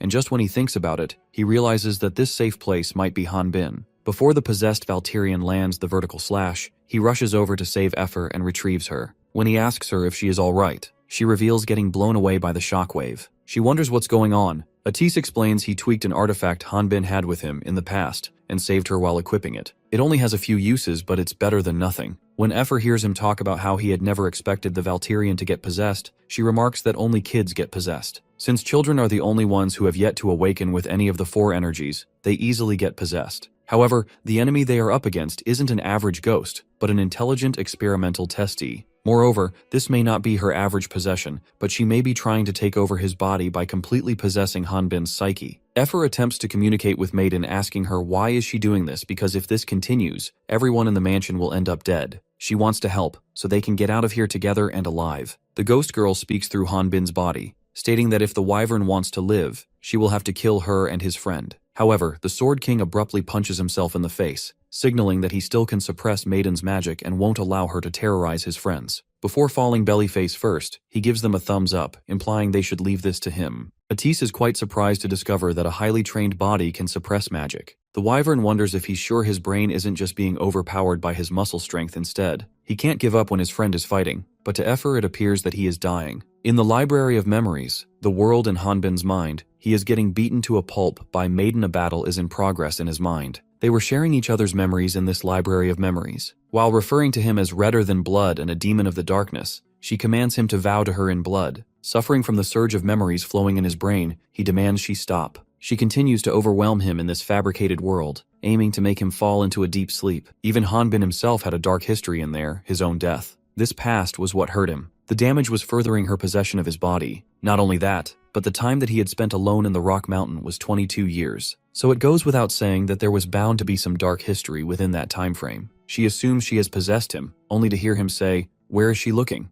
Hanbin wasn't the only one suffering in the Library of Memories. She was going through the same pain. Given her dark personality, being trapped in the mansion was a shadowy part of her past. As soon as he regains consciousness, he rushes toward her. While singing a love song, he lands several punches on her face, and then he throws the ultimate finisher on her stomach. He also receives some damage from his last punch, because a highly damaged attack will have a high recoil. After this, they both attack each other with their memories. She uses his weapon set, while he uses her 4 Great Heroes BL fanfic. Effer watches as Hanbin's index fingers from both the right and left hand strike swiftly against each other. She then watches Atis making a device from all the scrap and wonders him if it will even work. The magician explains since they were used by Great Earth to create this place, it should be working. But the problem is, since magic from an otherworlder mage is used with the assistance of their guideline, the fundamentals are unknown. So it is almost impossible to independently create this. He is sure there's a spy from Great Earth in the Thinkers. Elsewhere, Leslie is checking out Mirror of Entanglement, a magic tool that comes in pairs. If one breaks, then the other will as well. She believes they can finish up since the other side of the mirror has received its bait. Richard guesses they won't have any evidence of this. She explains there were a lot of useful magic tools, so sadly, they will be losing them. He tells her that there's no need to feel that when it comes to using them for their missions. She admits that's true since this place is the holy land of magic tools. This kingdom is Rune the Magic Kingdom. Since they are already there, she wants to go shopping, because they haven't done it in a while. He tells her that they will go after completing their mission, which comes first. After this, Richard and Leslie attempt to secretly infiltrate the Mage Guild Thinkers' first branch. She asks him, do they really have to go like this when they are only going to report to them about the creation of Ormflaus' blessing? He tells her that it can't be helped since the Mage Symposium is about to start, so there will be a lot of eyes, and that person won't want them to be noticed. The Mage Symposium began as a simple lecture but gained noble interest once magic tools made by thinkers became luxury items. Thus, the Mage Symposium ended up being a place where new magic tools were revealed, and where nobles went to socialize and show off their possessions. They stealthily infiltrate inside the Mage Guild Thinkers' first branch without making any noise or raising any suspicions. When they secretly go past some guards surveillancing the guild, she says she prefers killing those guards. He states that there is no reason to leave behind any evidence of a murder. Just as they attempt to hurry, they come across a giant golem. The giant golem immediately starts shouting to eliminate the intruder. Richard isn't sure if what they are facing is a golem, but regardless of that, he attacks it with his sword. He uses special attacks like Aura Blade and Diagonal Slash to break the golem into pieces, though he also sacrifices his sword hitting its metal body. Leslie remarks there's no way a monster like a golem would be here. She deduces that this is an artificial golem. As she tries to figure out why he destroyed his own sword, some unknown person arrives and asks him if he really dared to ruin the product they were going to reveal at the symposium. The unknown person remembers the two of them destroying her lab in the past. They both get on their knees and apologize to her. This unknown person is revealed to be the archmage of the 4 heroes named Zenobia. She demands they present their report if it's relevant. Elsewhere, Maiden finds herself in the middle of nowhere. She remembers she was fighting a second ago and wonders if she is dead. She finds this place a little strange for hell. She feels that in the end, she was used like a tool and lived a useless life. She believes that since she is dead, this probably means Hanbin and the rest were able to get out safely from the mansion. She admits she would have felt bad if they had died, and believes she would have been hunted down if she lived longer. Despite that, she feels happy because she had fun in the end, and she didn't die a painful death. Feeling emotional, she sits and reflects on her life. She is surprised when a dog approaches her and bluntly tells her to stop whining. The dog remarks that it's all over if she doesn't keep moving. When she senses the sinister feeling of several monsters, she realizes that she isn't in hell. Rather, she is in the consciousness of the Valtirian, but she is not ready to accept it. She dispossesses his body before almost getting sucked in. She isn't able to fathom him because of all his trauma, despair, and anger, and labels him dangerous. She is amused at how he can live through all this. As soon as she is out, Atis activates the operation, and the process of the mansion's tearing down begins. The next morning, after the mansion has been destroyed, Hanbin wakes up and finds out that he has crushed Atis and Efer with his body. He quickly apologizes. He wonders what happened to the mansion. His friends presume the magic worked, but since it's already morning, the mage wonders if a whole day has passed. He is worried because they don't have much time left for Efer's trial. The wyvern guesses the last step is up to her. Maiden suddenly appears, not as a ghost, but as a human, and questions Atis, who then explains he was able to nullify her role as the operating tool from the space trap, and all her skills and abilities have disappeared, so she is now a normal human. She wasn't expecting anything less than her annihilation. She suspects Atis might hand her over to the Order of Light. He responds by saying that he would have killed her if she had taken over his friend's body, and just the fact that she tried to do that really makes him want to hand her over to the Order of Light. Not to mention, because of her, Efer won't even be able to make it to her trial on time because Crater Prison Camp is a long journey. Despite that, the wyvern wanted to save her and kept asking him to wait for her to come out. Maiden calls them crazy for thinking someone like her would be thankful to them for saving her. She feels that's just useless pity from them.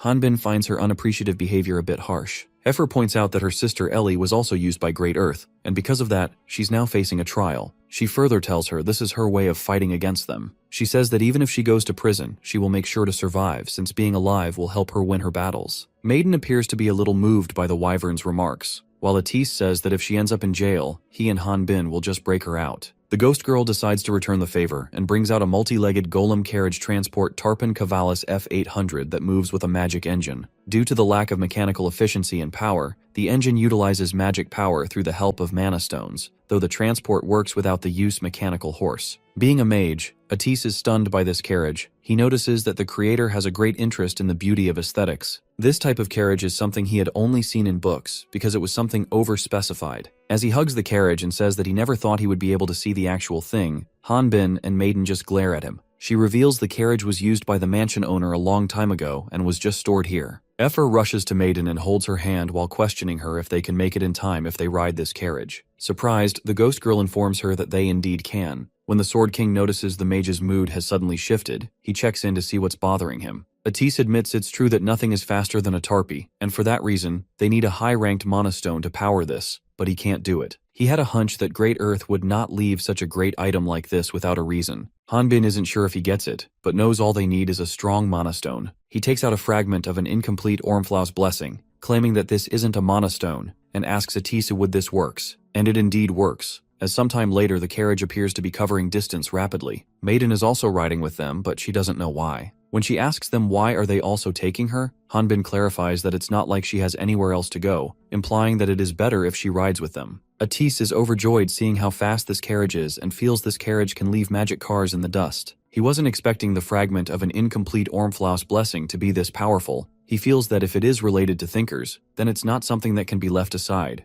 Hanbin remembers his friend was also a part of their group, and wonders if he can't just make a report to the leader of the group. The mage calls it impossible. The leader of thinkers is one of the 4 heroes, Zenobia, the Archmage. She is the strongest Latinian mage who saved the world by stopping the attack on the goddesses, and is also the current queen of the mage kingdom of Rune. He reveals that since all the noblemen want to wed her due to her beauty, someone like him would never be able to get close to her. The Valtirian wonders aloud that it was 20 years ago when she was level 100 and dealt with the other worlders, and wants to know how old is she anyway. Atis guesses his friend doesn't know the 4 heroes were acknowledged by the goddesses for their deeds, and they blessed those heroes with bodies that would never grow old, which is why they are known as the Blessed. Hanbin reveals he learned about the heroes from Efer in the past. Atis remarks it is common knowledge, so he will tell him more about them because as a Valtirian, this is something he needs to know. He explains the continent's strongest swordsman, Barolt. The Sword King is the strongest of the 4 heroes and is a Valterian warrior. It was because of him that the current image of Valterra remains. However, no one has seen him in recent years.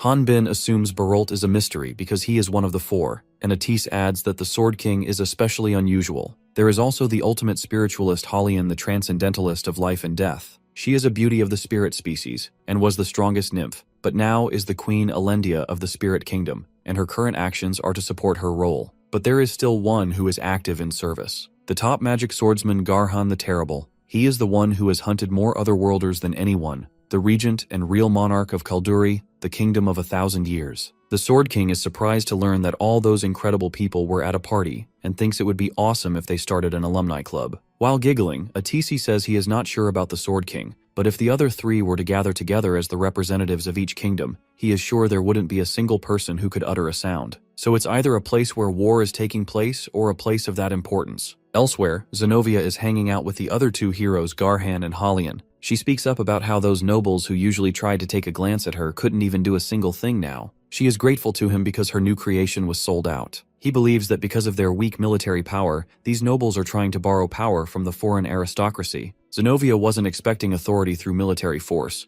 but isn't a surprise that it's from the regent of Kalduri. Garhan gazes at Halian and realizes it's actually Leslie beneath the disguise. He asks her if, despite knowing that, she didn't really summon him just to sell her golems. She informs them that Halian agrees with both their advice and agrees with whatever decision comes about. Garhan remarks aloud that Halian has become lazy with her long lifespan. Zenobia, currently holding on to the Ormflaus blessing, remarks since they don't have much time left, why don't they get started? A divine entity appears to be undergoing the process of resurrection, as the new skin and cells appear to be connecting to shape the complete image. This creation is the embodiment of Kivriel, the goddess of darkness, and is named Kivier by the goddess herself. Kivriel asks Kivier if she knew that darkness is emptiness, and that emptiness signifies the end, and yet the end is also the beginning. Kivier gives her a positive, agreeable response. Kivriel then remarks she should also know that out of the 6 goddesses of this world, she is the one who controls the darkness. Kivier once again responds by just saying yes. In the name of Kivriel, the goddess of darkness, Kivriel questions her about her true identity. Kivier responds by paying respect to the goddess Kivriel and then introduces herself as Kivier. Kivriel then asks her to fulfill her promise with the blessing of Kivriel in her name and commands her to gather the children who may have heard her calling to come and meet her at the altar to carry her command. Kivier casts a spell to summon Zenobia and Garhan,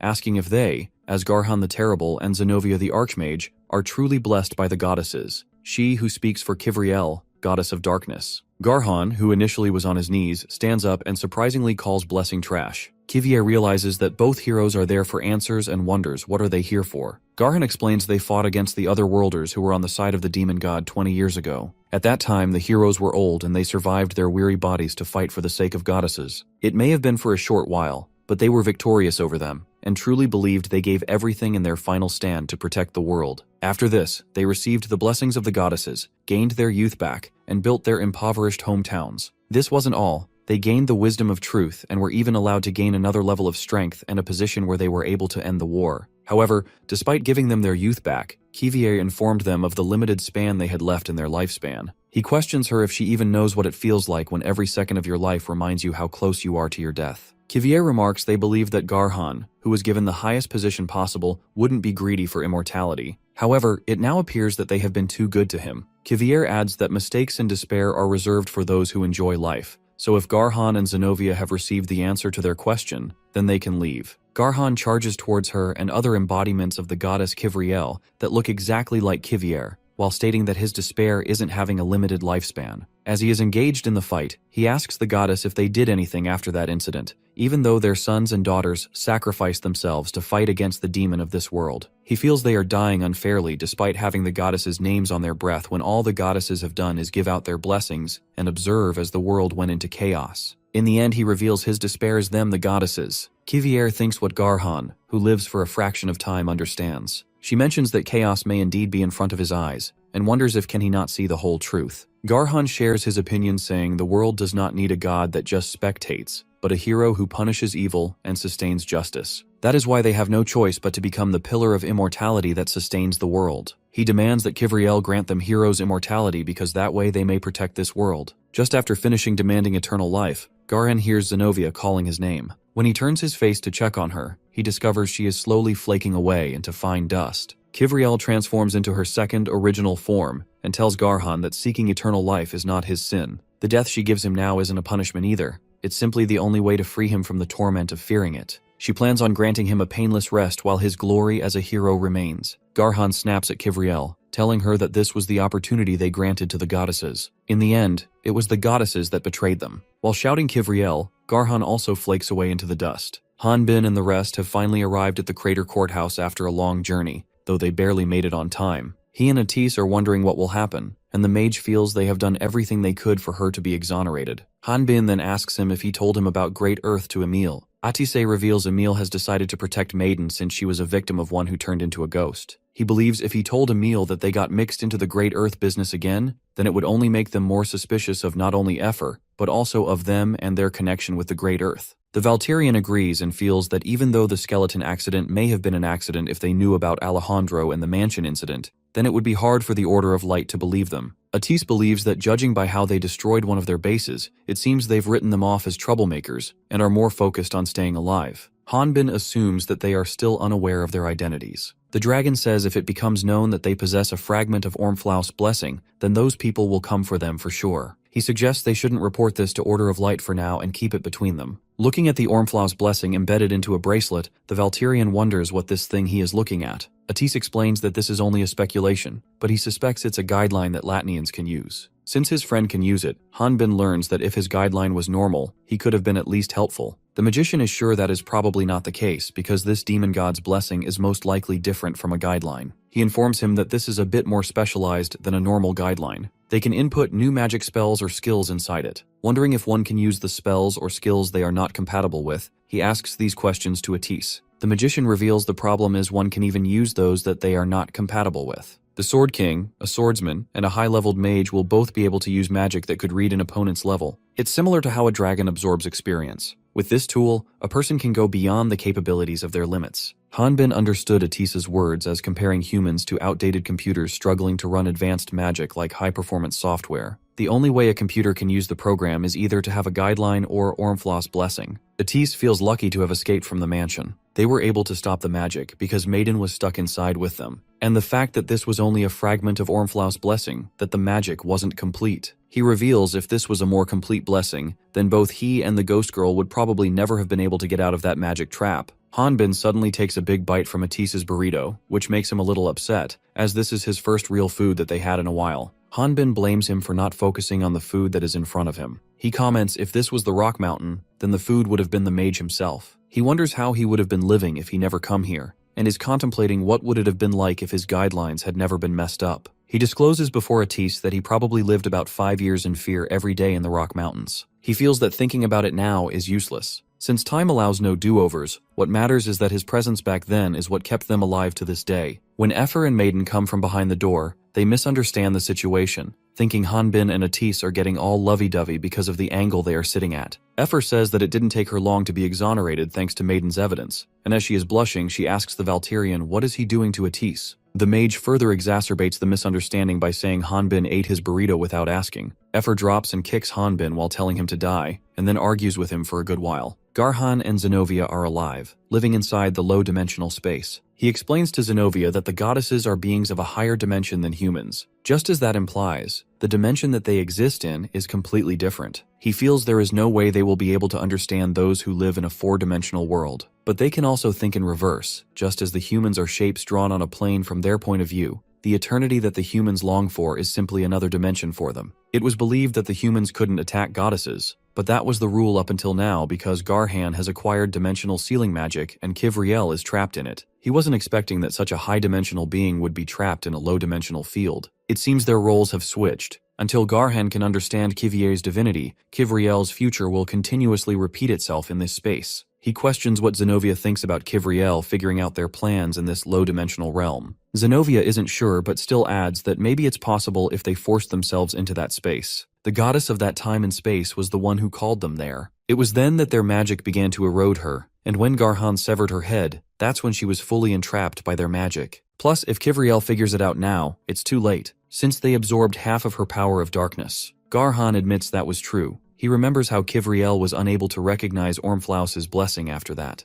But with just half the power, they won't be able to attain immortality. He wonders if it is because Ormflaus' blessing is incomplete, and wonders if will they be able to absorb all the goddesses once they create a complete one. Zenobia questions him, how is he planning on creating one? Because they can't step 1 foot outside this neutral space. Moreover, since there's no time in this space, their lifespan won't decrease, so they can take their time absorbing her power. Suddenly, Zenobia hears Kivriel calling her by her given name. Surprised, Zenobia states that should be impossible in a low-dimensional field. Garhan remarks if it is something that will surprise even the Archmage, then it's truly worth it. She realizes that Garhan used some of Kivriel's power that he had absorbed. Garhan reveals they will be able to communicate with the outside world using this skill. Zenobia asks him even if he wants to make use of Great Earth. The Order of Light is keeping a close eye on them at the moment. Garhan comments they will face religion with religion, an answer Zenobia wasn't expecting. He explains all they have to do is give command to the Dark Brotherhood under Kivriel's name. Elsewhere, Hanbin and Atis are getting Efer registered as a hunter. The receptionist they are consulting with says that she is surprised,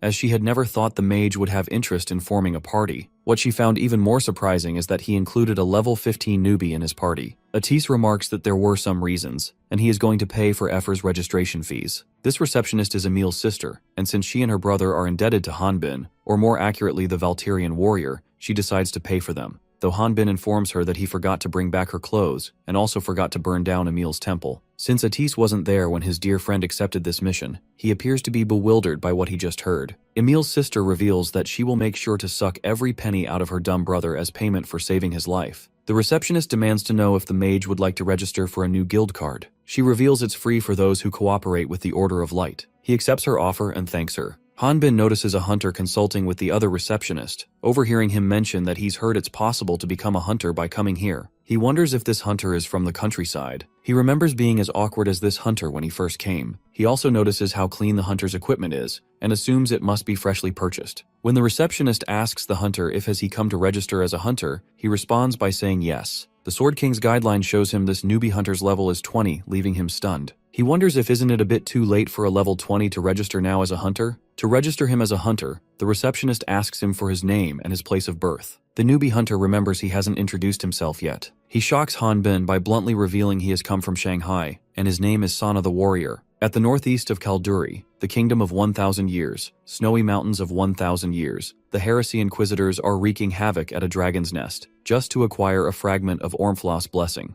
The man leading the inquisitors in this operation complains about how much they hate the cold. They wonder why dragons have to build a nest there. The workers and the locals are screaming in fear, questioning why the inquisitors have to be here. While the heresy inquisitors are tearing things apart on the surface level of the dragon's nest, one of the refugees appears to be possessing the thing the inquisitors are looking for, a fragment of Ormflaus' blessing. This refugee is standing on a big steeple structure, aiming to escape without being noticed. He wonders why this organization have to show up when the experiment is a success. He is more stunned by the fact that they were able to locate it. Normally it would be challenging to find this place. Knowing that running is the only feasible option, he attempts to evade the threat, only to be stopped by one of the heresy inquisitors. The member of heresy inquisitors interrogates him about where is he trying to escape. He pretends to be innocent, and claims he is one of those wandering folks who have nowhere else to go. He tries to find a logical solution to this, as he can't see the opponent's level due to the mask. Noticing the gold color on the heresy inquisitor's clothes, the refugee presumes he is being confronted by a general. He begs for forgiveness, promising to leave right away with other refugees.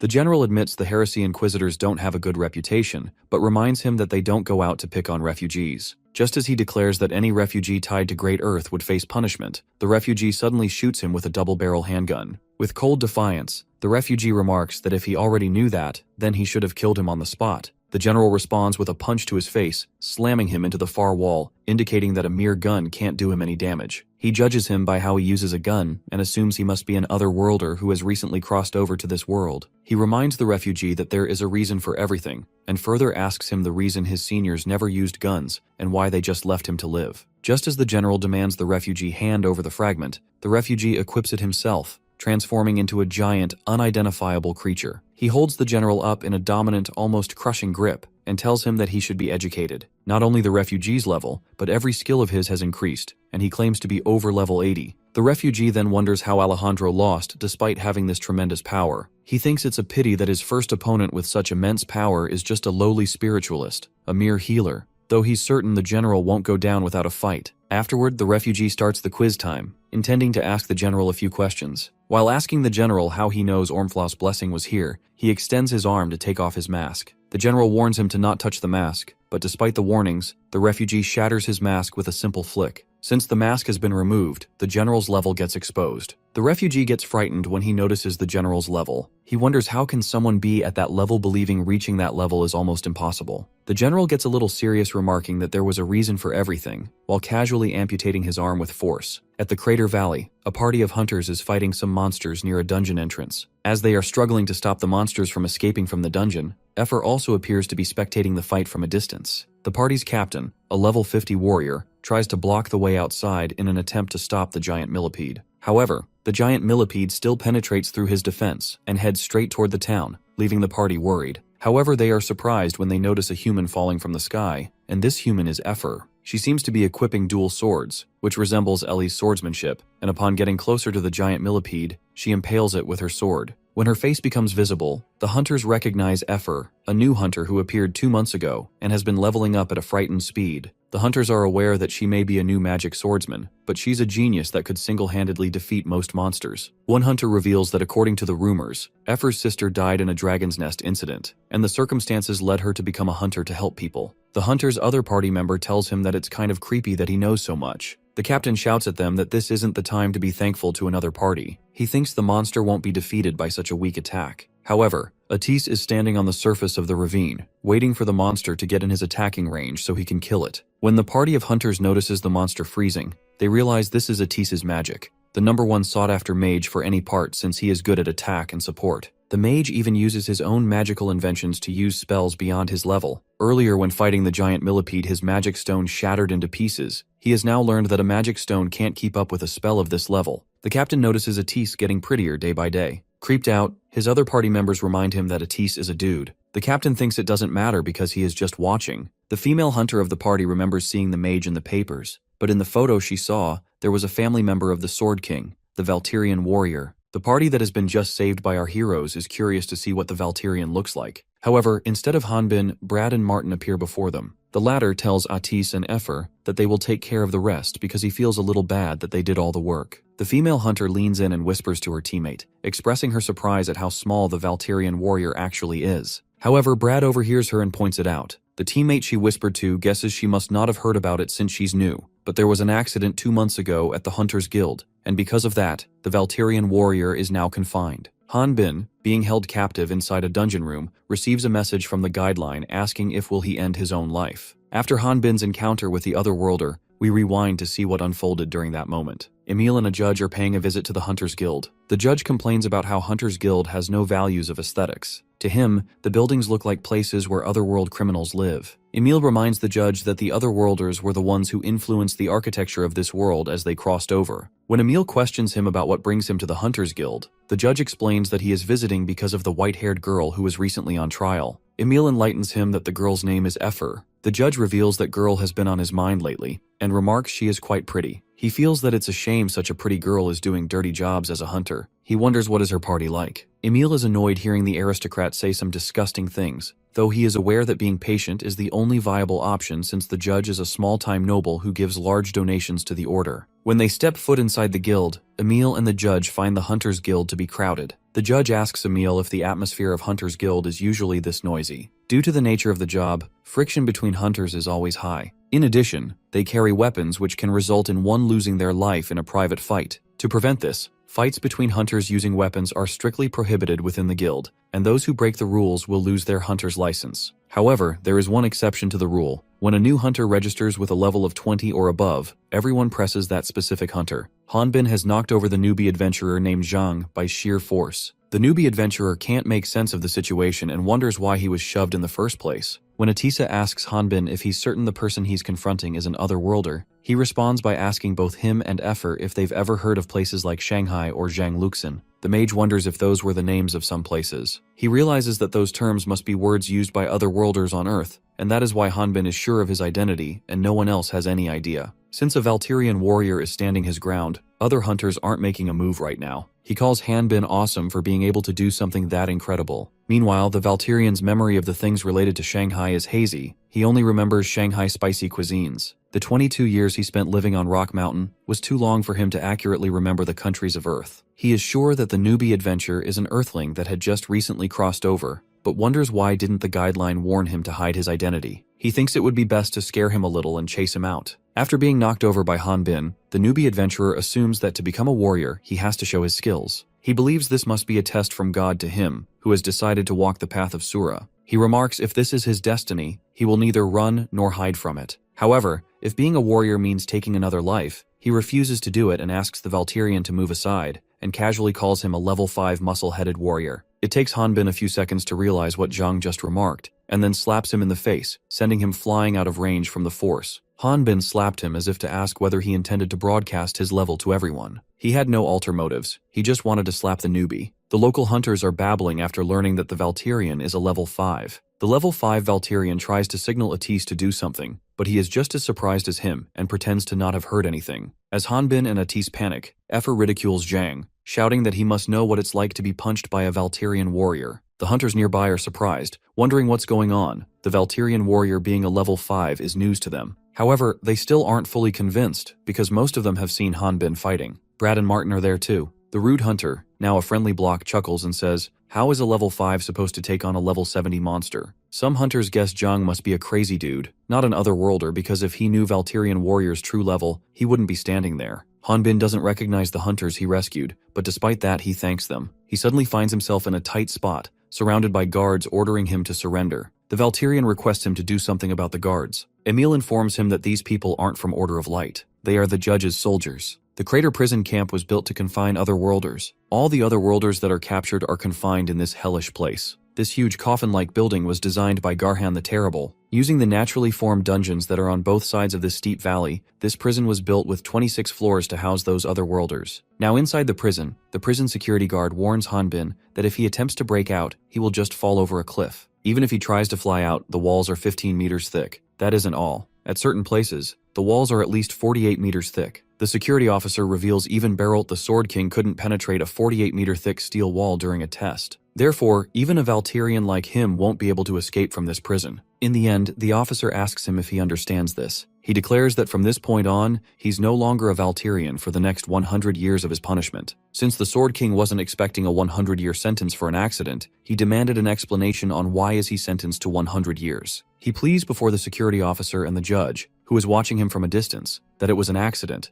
and it was the other guy's fault in the first place. Atis and Effer have also come to see their friend. The mage believes there's no point in asking for an appeal since all the other judges are also nobles. He reveals he asked Priest Emil for help, but Emil claimed they won't even give him a chance to be exonerated, and it appears that the judge is in charge of Crater Prison. Even if outsiders make a fuss, it won't matter. Hanbin wonders what should they do then. Effer lays out their plan to bribe the judge, counting on his greed, so they intend to pay him off. Atise wants him to sit tight while they work on saving as much cash as possible. The Valtirian is aware of the fact that he will only be hunted down for the rest of his life if he escapes from this prison. What he will lose even more is the chance to receive the goddess's blessing through the order. This means he won't be able to ask the goddesses to return them home. He guesses he has to believe in Atis and Effer's plan and wait. Hanbin notices Zhang getting beaten up in the same cell block as him, just a few yards away. He's being brutally beaten by a group of inmates who are trying to force him to confess to crimes. He pleads that he didn't do anything that can be described as shameful. Zhang's crime is headbutting a noble, and was charged with an attempted assassination of an aristocrat. He has been imprisoned without trial due to unidentification, and his sentence is also 100 years. The otherworldly Sword King's crime was throwing an unidentified person towards a noble. Like Zhang, he is also charged with an attempted assassination of the aristocrat. Notably, he served as a bodyguard for the Order of Light for a week. When Zhang spots the Valtirian, he remarks it's funny meeting him here. Hanbin is exasperated as he doesn't want to get involved with him. He feels that he should have punched him in head instead of slapping him. When the punks beating Zhang spot the Valtirian, they immediately start calling him out too. Hanbin, facing the opposite direction, denies knowing him. The punks assume they are being looked down upon, which they believe is their territory. They wonder if the man before then is a newbie, but Zhang cuts in, saying they can't recognize an expert, just like he didn't before Hanbin slapped him. Just as he finishes talking, the Valtirian flicks both of the punks' ears with his fingers, knocking them unconscious. He is irritated, as he has to deal with Zhang when his plan is screwed. He fears his identity might be revealed by this other worlder if he keeps blabbing away. If his identity is revealed, then Atis and Effer both would suffer the consequences. He considers killing him. He stretches his arm to grab Zhang's neck, intending to finish him once and for all. However, he hesitates when he hears him mention how happy he is to see a familiar face. He sees his past self in him, which makes him drop his plan of killing him. He introduces himself and asks to just call him Filad. Zhang also introduces himself as Zhang Luxin. After this, the Valtirian asks him how has he survived until now, because he is pretty much advertising that he is an otherworlder. Zhang responds that everyone basically decided he was insane the moment he mentioned Hanbin's level. Even though he previously hinted at being from another world, he's now denying it. Hanbin is glad that Zhang at least knows that he needs to keep that a secret, though he doesn't know what exactly he needs to hide. The Valtirian feels obliged to tell him the difference between otherworlders and Latnians. Zhang offers him some magic stones as a token of thanks. When asked if he brought those stones from outside, Zhang reveals they are from the monsters that he hunted down in the crater prison. Hanbin is shocked to learn that one can hunt monsters in prison. He wonders if it is some form of labor. Zhang reveals that those guys were trying to take the magic stones from him just now. Since the prison is in the middle of a dungeon, the Sword King wonders if they can go inside those dungeons. He is also curious about why the other inmates tried to steal the magic stones from Zhang. Since there's no point in that, they can't sell them for money inside the prison. Hanbin learns that if he gives these magic stones to the guards, his sentence will be reduced. The judge is speaking to someone he calls an otherworlder, who is being held inside a rectangular containment capsule. The judge mentions he has heard that the otherworlders can't forget the taste of killing a Latnian once they start. Because the otherworlder he's talking to can earn more experience the stronger a Latnian is, he sometimes finds himself feeling envious of them. On top of that, things have been pretty dull for him lately. When the judge notices that the otherworlder is eager to fight and gain experience, he informs the otherworlder that his next target is a Valtirian. Inside the rectangular containment capsule is someone who knows Hanbin and even enunciates Eric Garoon. Humans from Earth have small and weak bodies. The advancement of civilization led to a decrease in physical activities, which resulted in the loss of muscles. But Latnians aren't so different from the people of Earth. Though they do have to hunt giant monsters, their natural bodies are the same. It's just that the Latnians use their bodies more because of their environment. To hunt monsters, the Latnians learn to fight and increase their body strength through leveling up. Even so, a human's body limit is level 15. However, there are many different types of monsters, and your level can increase exponentially based on which monsters you hunt. This is why Latnians have powers that are called the Four Energies. These four energies are Aura Strong Physique and Destructive Energy, Mana Magical Energy, Force Lightning and Internal Energy, and Prana Regenerative and Protection Energy. Hunters train these energies to increase their levels and hunt huge monsters. However, if one is not able to use one of those four energies, they rely on a magic tool called Handcuffs of Sealing. When handcuffs of sealing are worn, they block the four energies. The color in these cuffs changes when they are in use. Although Hunter's level may be high, a human without the ability to use the four energies is nothing but monster food, and there's no exception to that fact. When some hunters find themselves in a critical situation,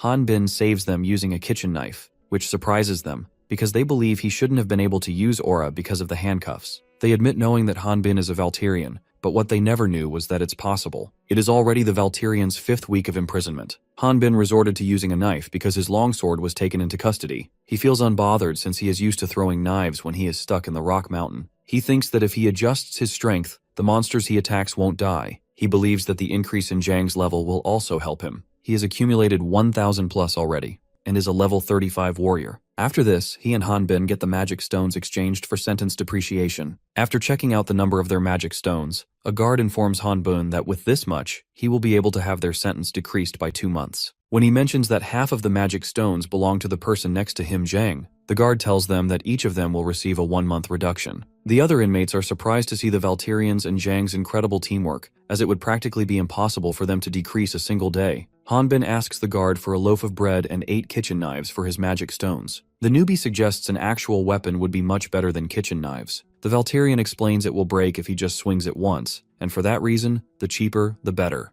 Zhang feels ashamed carrying a good weapon while Hanbin is doing all the work. For the past 5 weeks, Hanbin and Zhang have been slowly descending floor by floor collecting magic stones. It would be faster if the Otherworlder Sword King headed down to the deepest levels alone, but he can't leave someone alone who knows his real level. Plus, Zhang needs to level up too. In addition to this, the newbie has a working guideline. There may be important information in there that would be useful for when he negotiates with the goddesses once he meets them. This means they both need to be released at the same time. Zhang surprisingly demands the guard give him 100 loaves of bread instead of reducing his sentence. He distributes these loaves among the other 100 inmates who can't hunt for various reasons. They are grateful to him since he used his hard-earned magic stones on them. Jang points out that monsters will show up in the dungeon again, so there's nothing to fear. Hanbin snaps at him, asking him if is he thinking of rotting in jail forever and if is this his home. He responds by saying that anyone who wants to be a hero can't ignore people in pain, even if those people happen to be criminals. Suddenly, the judge arrives to check on the prisoners, and when he looks at the inmates, he comments it's a total cesspool here. One inmate rushes to the judge requesting they let his family come visit him once. However, he is stopped by the guards. Looking at the miserable state of the prisoner, the judge asks the guards to explain this. One guard points out that the prisoner in the judge's presence was sentenced to 15 years in prison for not being able to repay his debt 5 years ago. He is not a hunter, and his family is currently paying for his bail. In simple words, he is a farmer. The judge wants the prisoner to hunt in the dungeons, otherwise he would not be given any visiting rights. The guard informs the judge that the last time this prisoner headed into a dungeon was 3 months ago,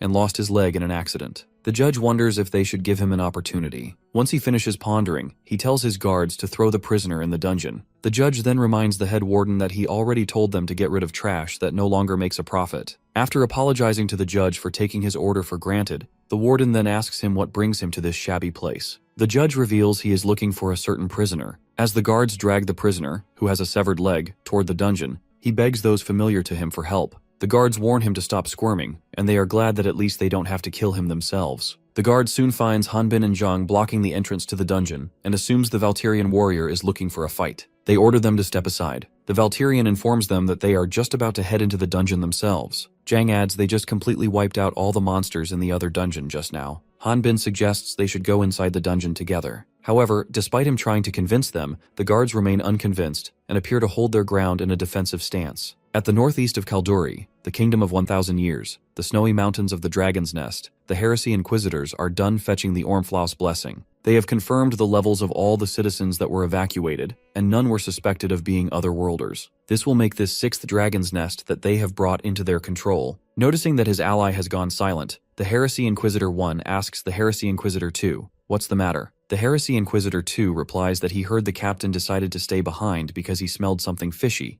but what he is concerned about is if the site they are investigating is ruined. The Heresy Inquisitor 1 comments that it seems like the Heresy Inquisitor 2 is quite displeased with this, and when he asks him where is the captain, he learns that they went to the head temple to make a report. At the head temple of the Dark Brotherhood, the Saints' Chapel, the captain of the Inquisitor unit that was at Kalduri Kingdom's snowy mountains of the Dragon's Nest is reporting the information they have obtained. The person he is reporting to seems to be a saint hidden behind a cloth. Only a faint shadowy silhouette is visible. She asks the captain how was this expedition. The captain explains just as how the saintess foretold. They were able to discover that it was a research facility for otherworlders, and they were also able to collect an Ormflaus blessing. She remarks that it is astonishing to see that such a small thing could exert such an ominous feeling. If this wasn't for the goddess's oracle, this world would have fallen into great chaos. She tells the captain, who is revealed as Leonhardt, that Kivriel, the goddess of darkness, will look favorably upon him. When Leonhardt goes silent, the saintess asks him what's the matter. He wonders if isn't it strange that in the past, goddesses would send prophets to observe their world and then give them enlightenment. They never directly influenced their behaviors. The saintess responds that it would suggest just how disrespectful the otherworlders have become. Leonhardt contends that by the time they arrive at the scene after receiving the oracle, the casualties already exceed 100 people. Since the goddesses know the location, he hopes to receive oracles from them quickly. Enraged by Leonhardt's blasphemous questions, the saintess shoves the curtains, revealing herself to confront him. She reveals she has been a saintess for over 70 years, and true to what Leonhardt just said, she has never received this many oracles at a given time. She asks him how dare he question the goddess's judgment when the goddess's only concern is for the safety of this world. She tells him that he may be one who's blessed, but questioning so is unforgivable. The saint calms down when he apologizes. However,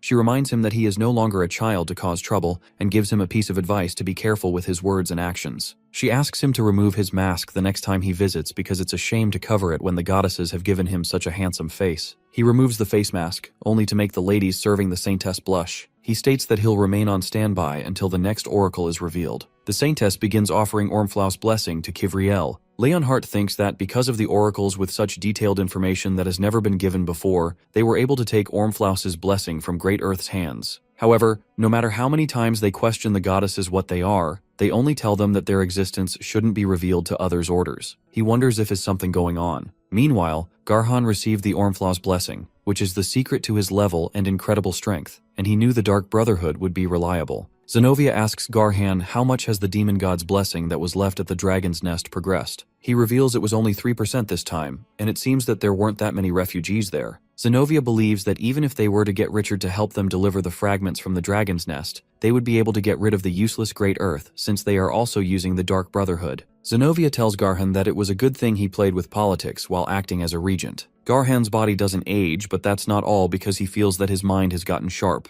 Zenobia feels disappointed seeing the other group they made together, the Great Earth, be easily crushed. Garhan is convinced that the new Great Earth isn't weak, but the Dark Brotherhood's heresy inquisitors aren't exactly strong either. Zenobia wonders if that indicates the Great Earth is being easily crushed, since they have been giving the Inquisitor so much information on them. Garhan adds another reason. The Dark Brotherhood has Leonhardt, blessed by the goddesses. She feels that it's a good thing, because they can bring Leonhardt over to their side since he should also know his lifespan. Garhan tells her to give up on that dream, because he may have gotten the goddess's blessing, but he refused to have a successful life and therefore joined the Dark Brotherhood. His devotion is different from theirs, and he will come after them if he finds out about their plans. Zenobia opts to get rid of Leonhardt. However, Garhan is sure that an Inquisitor like him is quite useful. Moreover, the Great Earth won't be able to face him since his level is so high. Garhan agrees and further adds that since the goal of Heresy Inquisitors is to capture Otherworlders to obtain information, Leonhardt is quite an expert in facing the Otherworlders, especially since he is a spiritualist who specializes in close combat and healing techniques. Zenobia drops another question.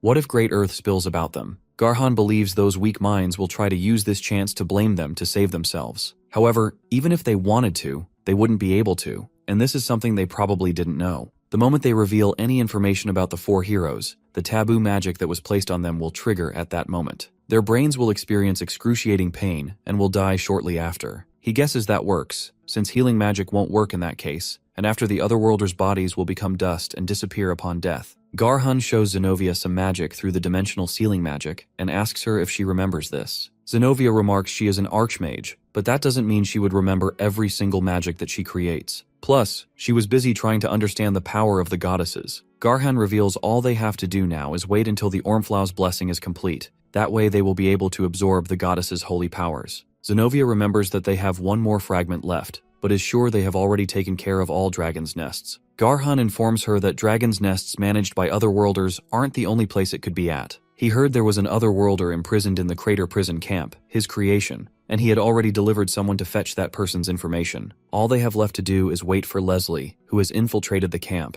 At the Crater Prison Camp, Leslie has heard that Great Earth members have been killed left and right all of a sudden by the Heresy Inquisitors. She is convinced that it's the doing of Garhan and Zenobia. They are cutting their tail off. She is aware that if she doesn't find the Earthling that is in here, then she will be the next target on the list. She is thinking of grabbing the fragment real quick and then escaping. However, the problem is she has arrived at the wrong time. She is witnessing a little quarrel between Hanbin and the judge's guards. Hearing people chant the name Valtirian Warrior, someone she was certain had died in the mansion, leaves her utterly confused. She overhears two prisoners talking. One of them says that he heard the person next to the Valtirian Warrior was the one who tried to assassinate the judge. The other person comments that he heard that person came in here on purpose, after hearing all the wicked things that have been happening in here. Leslie dismisses what she just heard and thinks the kid besides the Valtirian doesn't seem to be the one Garhan was talking about. She came to that conclusion because Zhang's level is low, and the timing of his imprisonment doesn't match. The bigger problem is that the Valtirian Warrior, whom they already reported as dead to Garhan, is still alive. When Leslie looks at Hanbin's level, she assumes he must be pretending to be a Valtirian.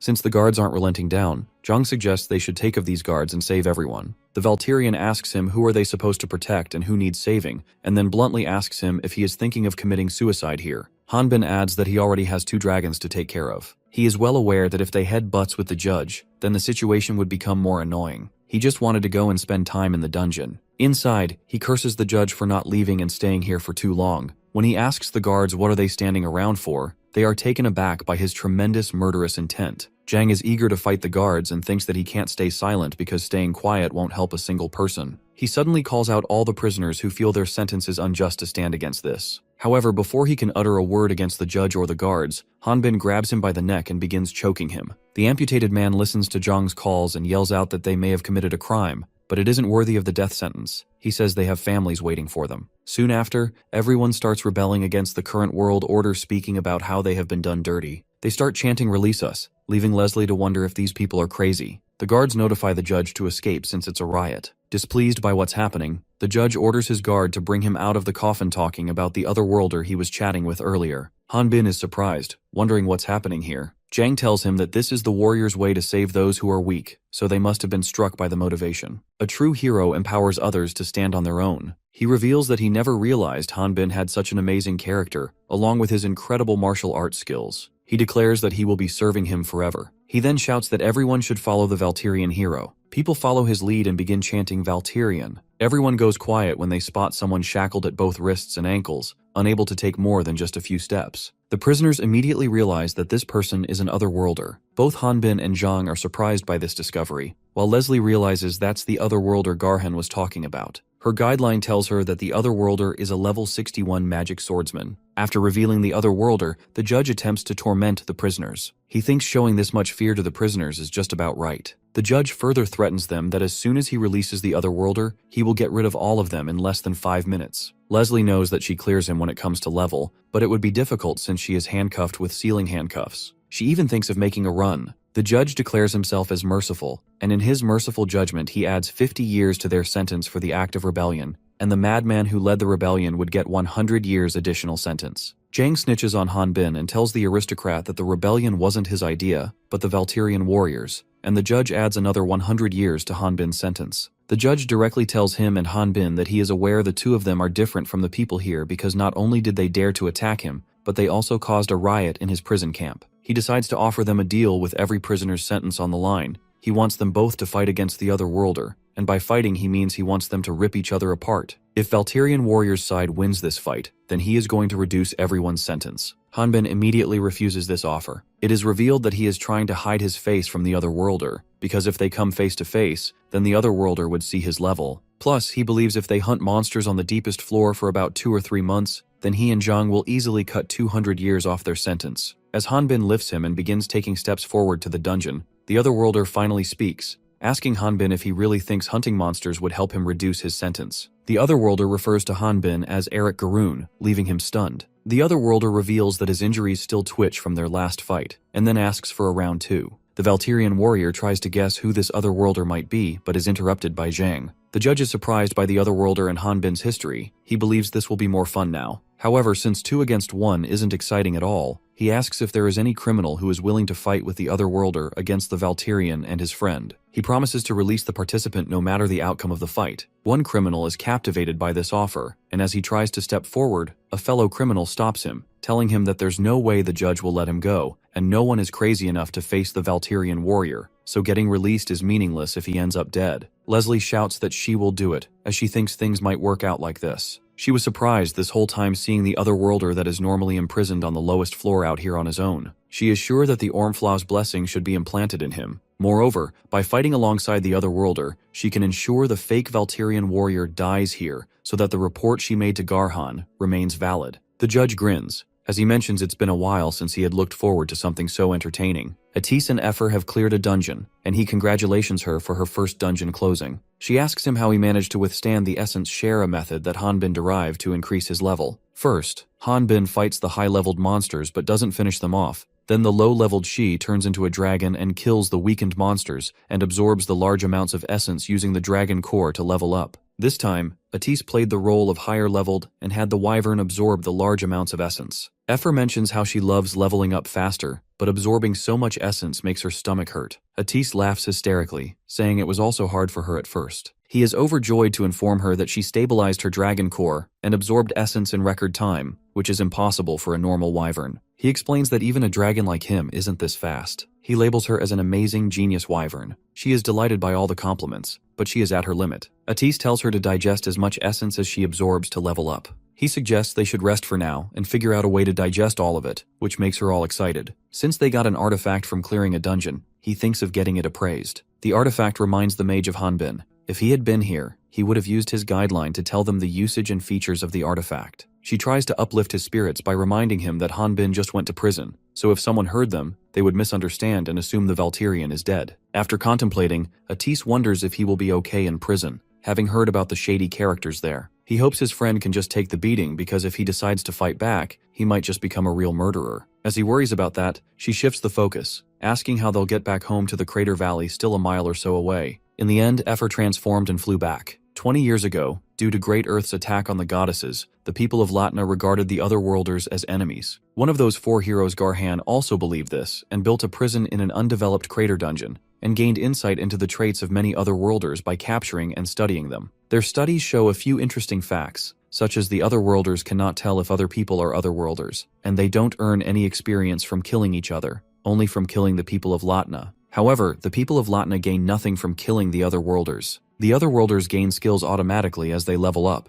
and if the Otherworlders are experiencing excruciating pain, they can enable the suicide skill to end their journey. Dungeon monsters are unable to differentiate Otherworlders and the people of Latna. Lastly, Otherworlders disappear from the world when they die. This is all the data obtained with the death of countless Otherworlders. Due to the Otherworlders' violent tendencies and the constant monster experiments that kept boosting their average level, they eventually became uncontrollable, turning Crater Prison into a regular prison filled mostly with Latnian inmates. However, the facility, which was used to experiment on the Otherworlders, remained and is now secretly operated as an arena. This is the arena, where Hanbin and Zhang are set to fight the Otherworlder and Leslie. The announcer announces that they will operate today's match with simple rules like they always do. The monsters would be poured across the arena, the contestants' goal would be to take them down, and whoever takes down the most monsters and then gathers the most magic stones would win. There is no time limit, and stealing each other's magic stone is allowed, and the judge would overlook any accidents that happen during the match. After explaining the rules, the announcer calls out the Otherworlder that the Demon King Ormflaus has sent to this world.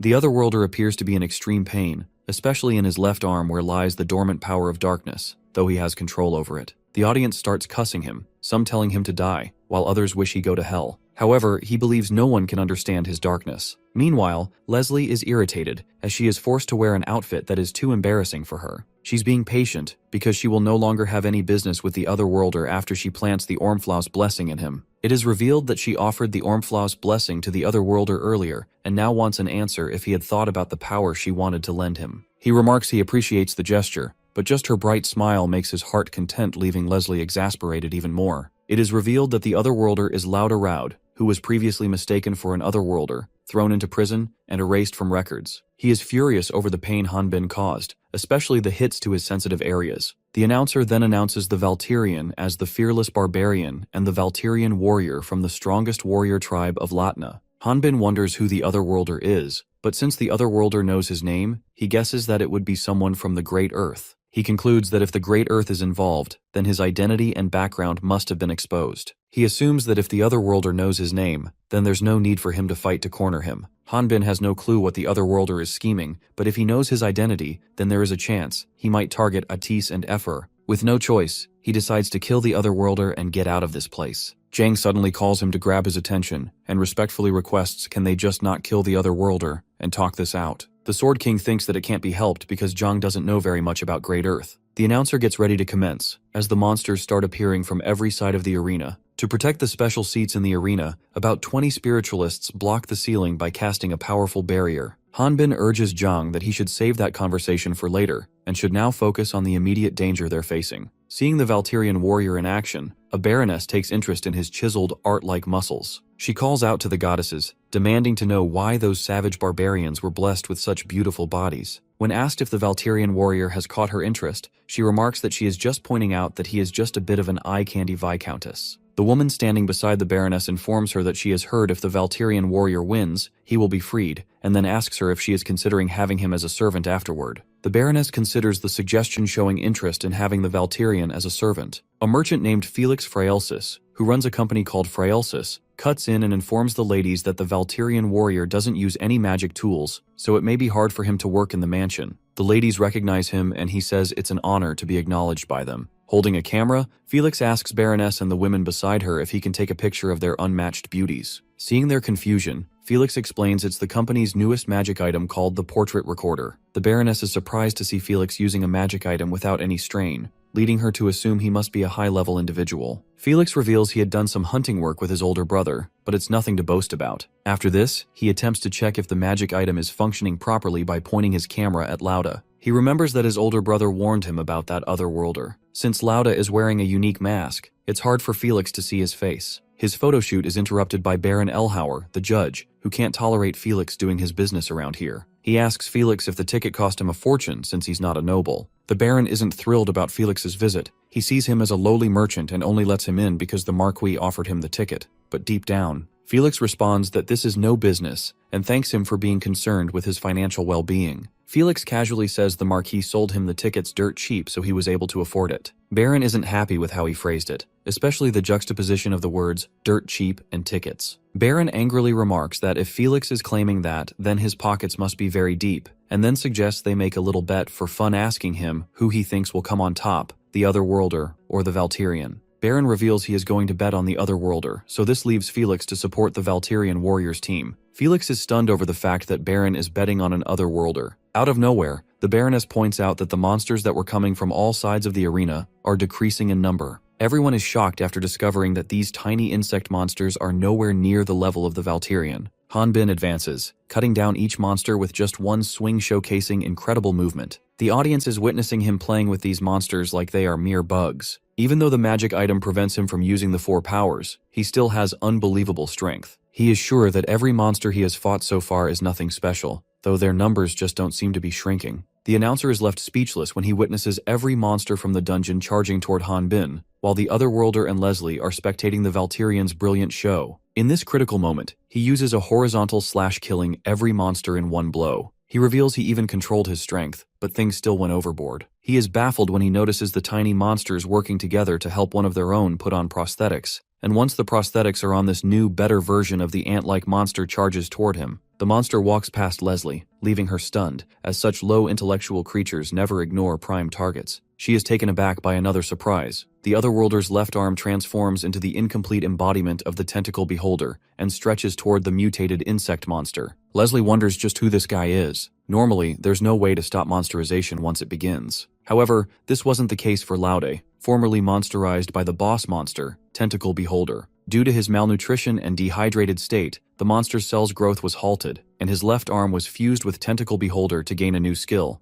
Overmind, which allows the user to control monsters that have a lower level than the caster. Laude doesn't remember what happened in the dungeon back then, but because of this cursed ability, he was framed as an Otherworlder. He has been locked up in this prison, and forced to fight monsters and other inmates. He thinks that his fight with Hanbin is going to be ironic, because this fight with the man who took everything away from him will also be his last fight to gain his liberty back. The last time they fought, Hanbin was only level 5. He believes his opponent will be only around level 20, even if he is training hard. Loud offers to not take his life and forgive him if he confesses his mistakes and asks for forgiveness. When the dust clears, the prideful hunter discovers that Hanbin has already taken care of every monster, making him wonder if he got the wrong person. The Sword King rushes to check on Zhang while also taking care of the monsters, but his friend reassures him that he is okay. He wonders if his friend is doing okay, because the monsters don't seem to be coming to him, and their target has been the Valtirian only. Hanbin enlightens him that the Otherworlder is only targeting him. When he is asked why is he being targeted only, he comments that he has some crazy theories, but a crazy hound like that Otherworlder needs to be leashed. Artifacts are powerful tools that power the dungeons that can be acquired when a hunter closes a dungeon. Artifacts are a symbol of honor for hunters whose mission is to achieve a dungeon close. However, if a hunter does not know the level restrictions, latent powers, and activation method, it only serves as a decorative piece. Therefore, hunters visit appraisal shops to learn about the artifact's power and price. Atis and Effer are getting their recently acquired artifact appraised at Appraisal Street, next to the Hunter Guild. Maiden has been using her knowledge of magic tools that she has gained at the Great Earth Base to work as an appraiser at the Appraisal Street. She reveals the artifact has a level 30 restriction, meaning it can't be used by those below level 30.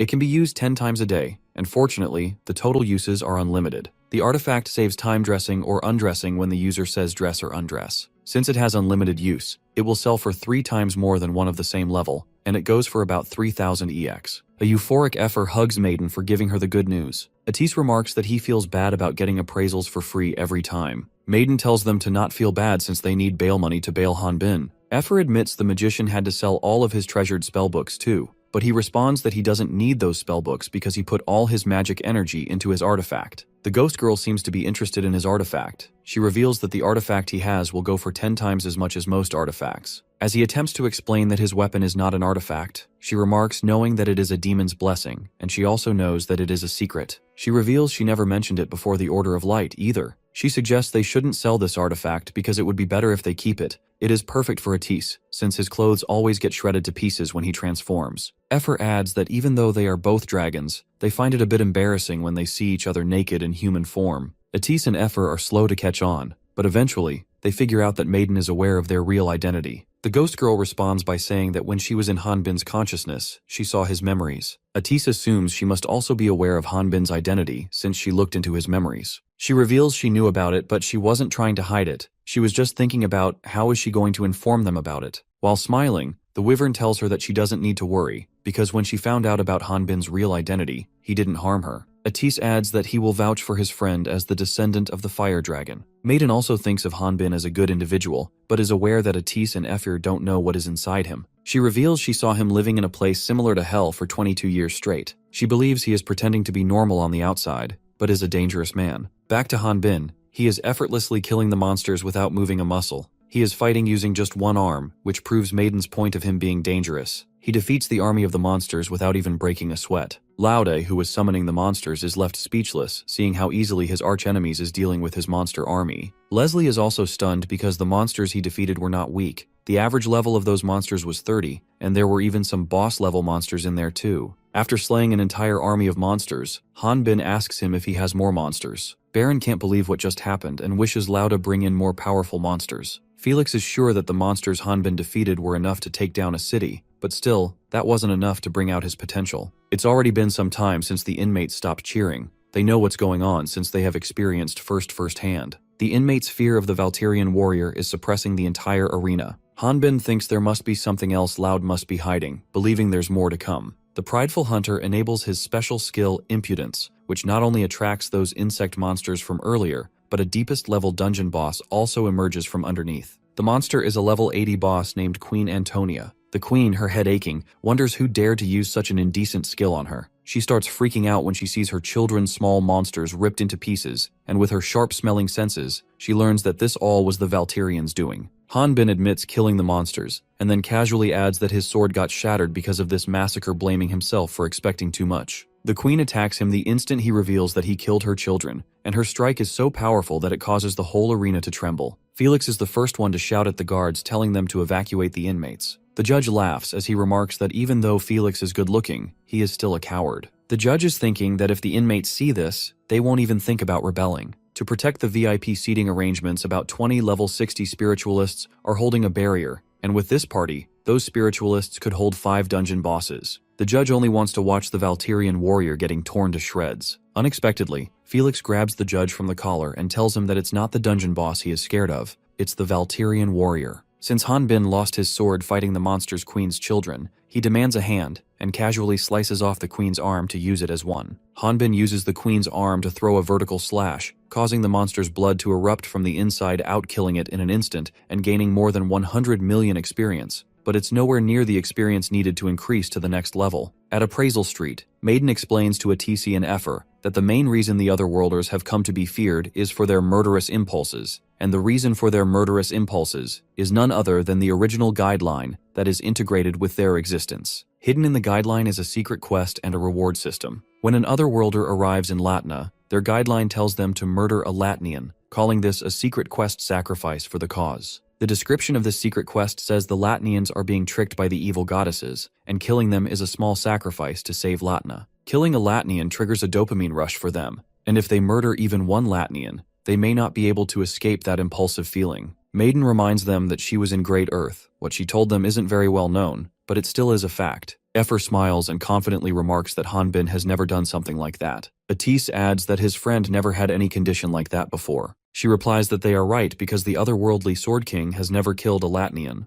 Everyone Hanbin has killed so far was an Otherworlder, so he never got afflicted with the murderous addiction, and killing Otherworlders doesn't give him any rewards. Maiden wonders how long will Hanbin's luck last. At the Crater Prison Arena, Hanbin has slain the monster. He is used to living in an environment where predators chased him every day for almost 22 years. In absolute solitude, it was either kill or be killed, and the fact that he is normal is not normal at all. He came to Latna physically, but his mind is still lost in those mountains. If there is an enemy that chases after him, his repressed instincts can kick in at any time. For someone like him, becoming addicted to murder wouldn't be difficult even compared to the other Otherworlders. Maiden is sure that Atis must have felt Hanbin's murderous intent at least once. The mage remarks that there was a small misunderstanding between them, but that was cleared up soon after. After this, they fought against the Lich together. He is convinced that Hanbin doesn't murder without discretion. Back to the arena, the judge is left speechless by the Valkyrian warrior's strength. To make matters worse for the judge, the protection barrier constructed by the spiritualists gets knocked out by the sudden blast. Felix is surprised to discover that there were no casualties and guesses that either they are lucky, or maybe the Valkyrian warrior held his strength back. Efer, who is practically on the other side of the globe,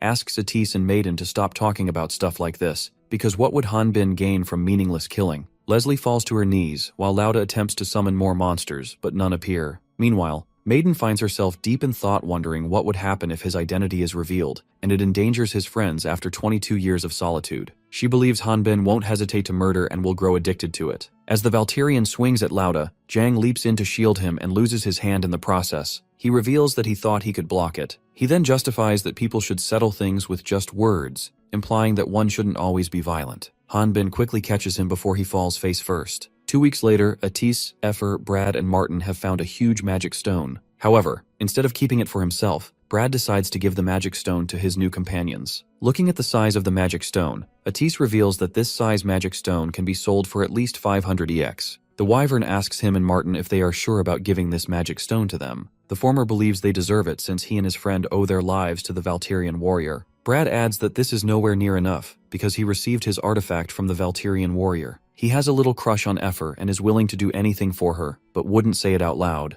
When she wholeheartedly thanks him and Martin, he finds her smile and especially her behavior speech extremely cute. As Brad is about to ask her out, the two spiritualists from his party cut in and inform Atis about a bigger problem. Since they aren't able to communicate due to them being on different levels, Efer leaps into the air to reach the healer unit. The mage is grateful to Brad and Martin because, with their help, they have gathered a lot of money. He believes if they don't do anything, they will just end up being a burden to Hanbin. Efer's expression suddenly changes when she spots something surprising. Atis, who can't see anything from where he is, guesses something must have happened to Hanbin, judging by her reaction. Elsewhere, Felix is reporting some information on the Otherworlders from Crater Prison to Leonhardt. He tells Leonhardt he nearly died for him and deserves at least a tea while they are having a conversation. Leonhardt points at the water and then asks him to be quiet for a bit, since he is reading. Felix wonders why Leonhardt makes him do dirty work when there is the Dark Order, who could do this kind of research and are several times more time efficient. Leonhardt just says that he has some personal things to look into. Felix has also included Lauda's photo in the report because he is the prime suspect of being an Otherworlder. He reveals this report was created on the judge's account. Leonhardt takes a quick look at Lauda's photo and bluntly says that the person in the photo is not an Otherworlder. The reason he is so sure is because he has looked into this guy before. Confused, Felix reveals that when he looked into this Otherworlder, he had no family registry or anything. Leonhardt guesses that the judge must have wanted him as the show horse of his arena, so he got rid of his records and framed him as an Otherworlder. Leonhardt realizes that the Krita prison was a failure. Leonhardt was premature in trying to control the situation before it got out of hand. He realizes that there must be a reason since it is Goddess's work. Leonhardt looks at Hanbin's photos that were included in Felix's report and asks him who this person is. Felix reveals the opposing inmate against the Otherworlder in that arena was a Valkyrian warrior. According to the rumors, he took out the leader of the Dragon's Nest when the Order of Light ambushed them. He further explains that the Valkyrian was taking out boss monsters with just a swing of his sword. Since Valkyrians don't measure levels, he doesn't know his level. Leonhardt suddenly brings up how he had to borrow some money from Felix on short notice. Felix recalls that Leonhardt once arrested the wrong person and had to borrow money from him to pay compensation. Assuming that Leonhardt must be bringing up the money because he wants to pay, he asks him if he is about to settle the debt right now. Leonhardt refuses to repay the debt and commands Felix to capture level 5. A flashback shows Zenobia and Holian inspecting Otherworlders that are out of their minds.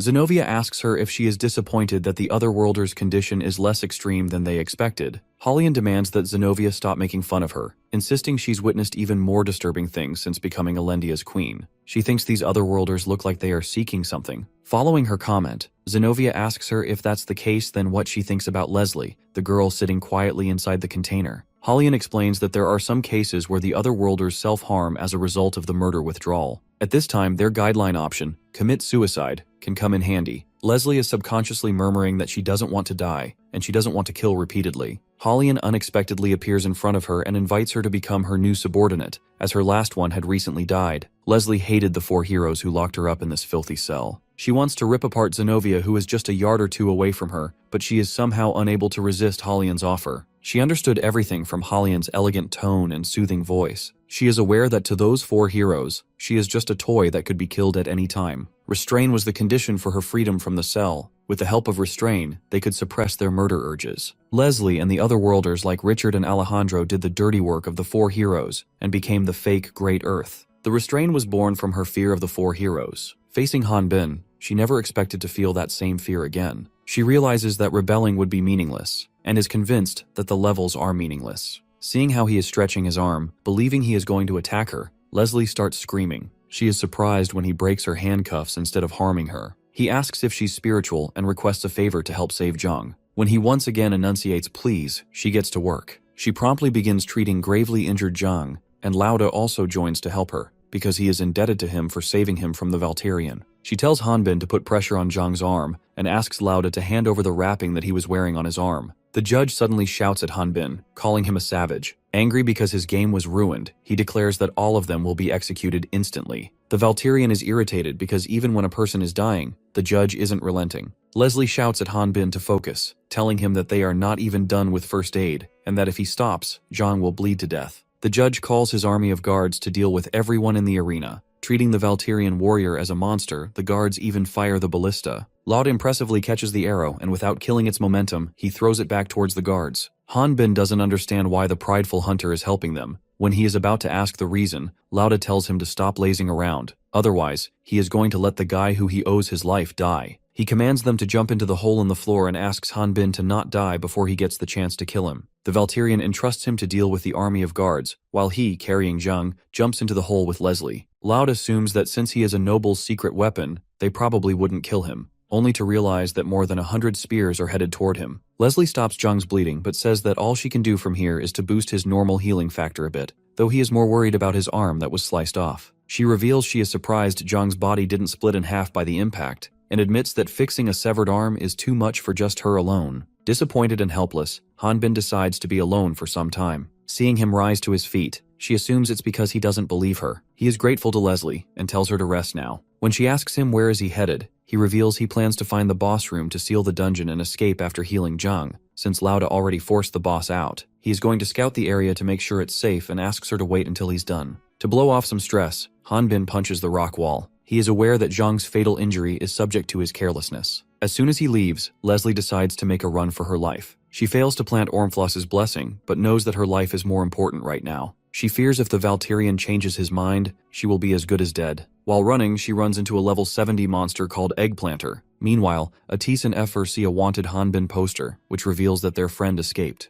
They are stacked with magic stones they acquired after closing numerous dungeons and hunting monsters. Their original plan was to bribe the judge, hoping he would let Hanbin leave, but now things have gotten worse. Atise comes up with a plan while saying that he is sure that with all this money and magic stones, they should be able to survive for a while. When asked what's his plan, he explains that they have to rescue the Valterian and run for it. Atise reveals he has gathered some information on Hanbin's situation and shares that he supposedly ran into a dungeon that inmates weren't supposed to enter. He believes they can find Hanbin first if they move immediately. Moreover, the more monsters there are, the better it is for them. Effer wonders if the Valterian still being free means he hasn't been caught. She then points out that the dungeons are complicated, and with just the two of them, it'll take a while to find him. Abruptly, Brad and his friend cut in and say that if it's a search, they can help as well. Atis and Effer are grateful to them. Martin tells them that he and his friend will prepare and meet them at the 24th lift, later. The Wyvern decides to sell the magic stones, while her friend decides to purchase 2 dungeon maps, which might come in handy. He feels that if they wait any longer, external organizations might start looking into this matter, and when that happens, even Hanbin won't be able to escape without killing someone. He wants to get there before this turns into a mess. Just when the mage pushes open the guild's door, he comes face to face with Leonhardt, who is about to grab the handle himself. Otherworlders can't have allies because, to someone who hides their identities, an ally is far more dangerous than an enemy. Since they stay hidden their whole life, they eventually are killed by stronger monsters. Just as Leslie is about to be ambushed by level 70 Eggplanter, Zhang jumps in and saves her from the monster's attack. He commands her to run because it's not a monster they can handle. However, she returns the favor by saving him from the enemy this time,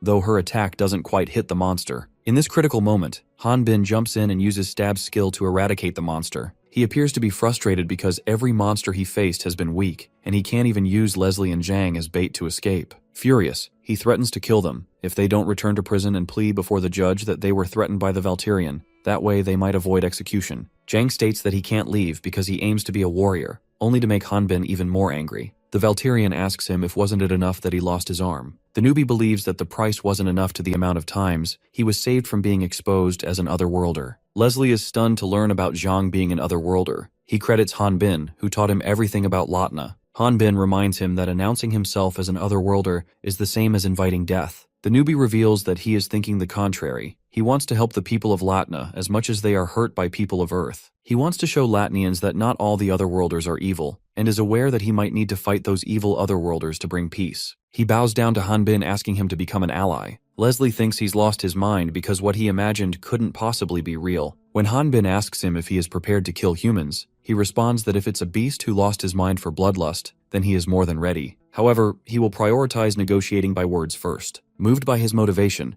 Hanbin shakes hands with him, a gesture of mutual respect. Meanwhile, Leslie feels that it's a dream of a naive human who is new to Lautna. When Hanbin questions if Zhang has a plan, he remarks that he will come up with details later. They both agree on sneaking out during the night, the best time possible. Having worked for 10 years for Great Earth, Leslie understood her reality, but Hanbin sparked a new sense of hope in her. Sometime later, Zhang has fallen asleep and she is treating Hanbin's wound that he got from fighting the eggplanter. She informs him about his wound, revealing that it originated from within his hand. She reveals that his residual aura was guarding his body so it didn't get bad. When he questions what is the residual aura, she first reveals that this is the common knowledge in spiritualists, and explains it's the aura that strengthens the body. Spiritualists specialize in defense, and those who use residual aura also do the same, and it's not surprising. Hanbin realizes that he isn't getting stronger by leveling up, but by the dense aura accumulating in his body. However, he wonders why can he only use physical attacks. As Leslie is about to ask Hanbin if she can become a part of their plan, he reminds her that she can be in danger if she is suspected of healing an otherworlder. He asks her to forget about them, and if she's ever caught, she should say she was threatened. He also apologizes. While lying flat on the ground resting, she asks him not to get caught. He decides to close the dungeon once she and Zhang have rested and recuperated. Sleeping on her side, she appears to be staring at the Ormflau's blessing. Meanwhile, at the Crater prison, the judge seems to be frustrated because he is informed that the Hunters Guild isn't accepting the sum he offered them for raiding the dungeon and capturing Valterian and the rest. However, his frustration is rooted in the fear of getting exposed for bringing out a fake otherworlder. Lauda could go over to the Order's trial instead of the State's, which is what he fears the most. Suddenly, a guard informs the judge that some guests are requesting to meet him, the Baron, immediately. He orders the guard to make them leave. However, when the guard reveals the guests aren't leaving, he even gives him the authority to throw the guests into the cell. Just when he finishes, Leonhardt with Atis and Effer barges into the room, demanding he comply with the investigation. He reveals he was short on time and doesn't have a warrant, but is sure it wouldn't matter. Earlier, when Leonhardt bumped into Atisa, he confirmed that the runaway inmate is certainly Hanbin. Atis assumed he had come to find Falad. He stated that it doesn't matter whether the inmate's name is Falad or Valterian warrior. The only thing that matters to him is his relationship with the otherworlder. He believed that there was an otherworldly in this city. When asked if he has any evidence,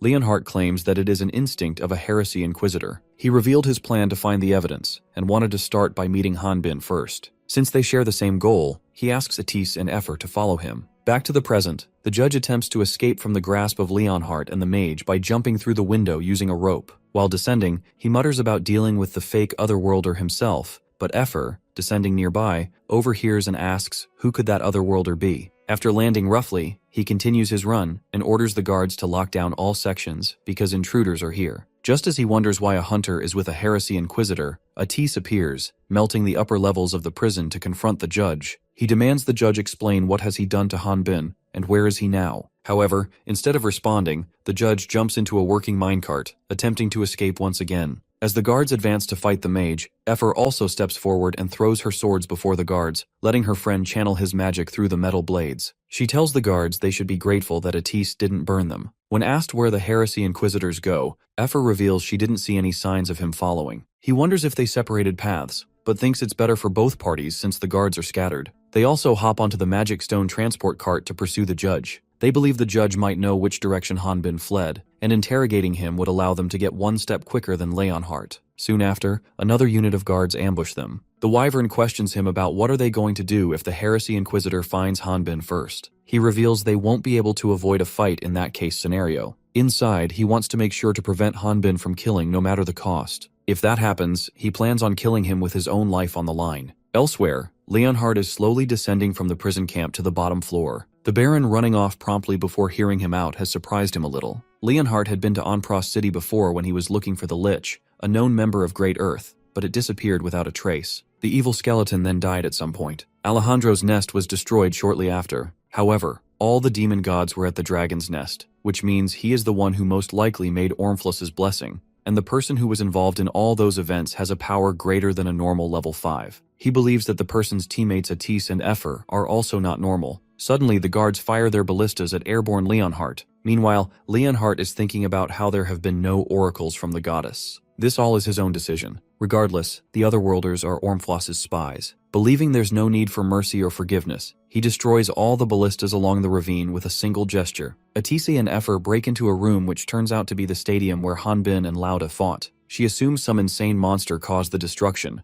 leading her to suspect Hanbin might have been there. Abruptly, the judge shouts from the stadium suite, furious that they brought a heresy inquisitor. He informs them that he has the man they are looking for, mistakenly thinking they're after Lauda. Atis wonders why would the prideful hunter be here. The judge shouts at them to be quiet. He states that he is the law and order, and king and god here. This time he plans to kill them with monsters stronger than the queen that the Valtirian killed, and he makes it clear that to reach him, they first need to deal with the king of the crater dungeon. Atise reveals having heard rumors about Queen Antonia of the East Valley, but stronger than her is King Antonio of the West Valley. Just when the monster reveals itself, Leonhardt stealthily arrives with a flamboyant entry and lands a strong punch on its face while stating that the monster can't run away. The next generation's hero, chosen by the goddess herself, is the Blessed One of the Goddesses. After witnessing the weight of that name for himself, Atis understood that even if he put his life on the line, it wouldn't mean anything. After Leonhardt has dealt with the enemy, a guard hurriedly arrives and informs Leonhardt, Atis, and Epher that there's an escaped prisoner in the East Valley boss hall. The two bullies who bullied Jang on his arrival at the crater prison are inside the crater prison dungeon on a mission to find the escaped convicts. They are surrounded by monsters, despite thinking there wouldn't be any at first. It's been 2 weeks since the arena incident, and the monsters that were wiped out by Hanbin have started to reappear. The yellow-haired dude suspects the monsters are coming their way because of the artifact sword they have got. Knowing something like this would happen, he brought the Valtirian sword along. However, after swinging it for a moment, he realizes that this sword is dull and just a heavy chunk of metal. Soon after, they are completely overwhelmed by the sheer number of the monsters. In this critical moment, the yellow-haired man thinks of using his ring artifact, thinking there is a chance it could have offensive magic in it. When nothing comes out of the artifact, despite him chanting different spell names, he asks his blue-haired friend for help, but he's just as clueless. In the end, he gets ready to brace himself for the enemy's attack. Suddenly, Hanbin arrives, snatches his sword from the dude,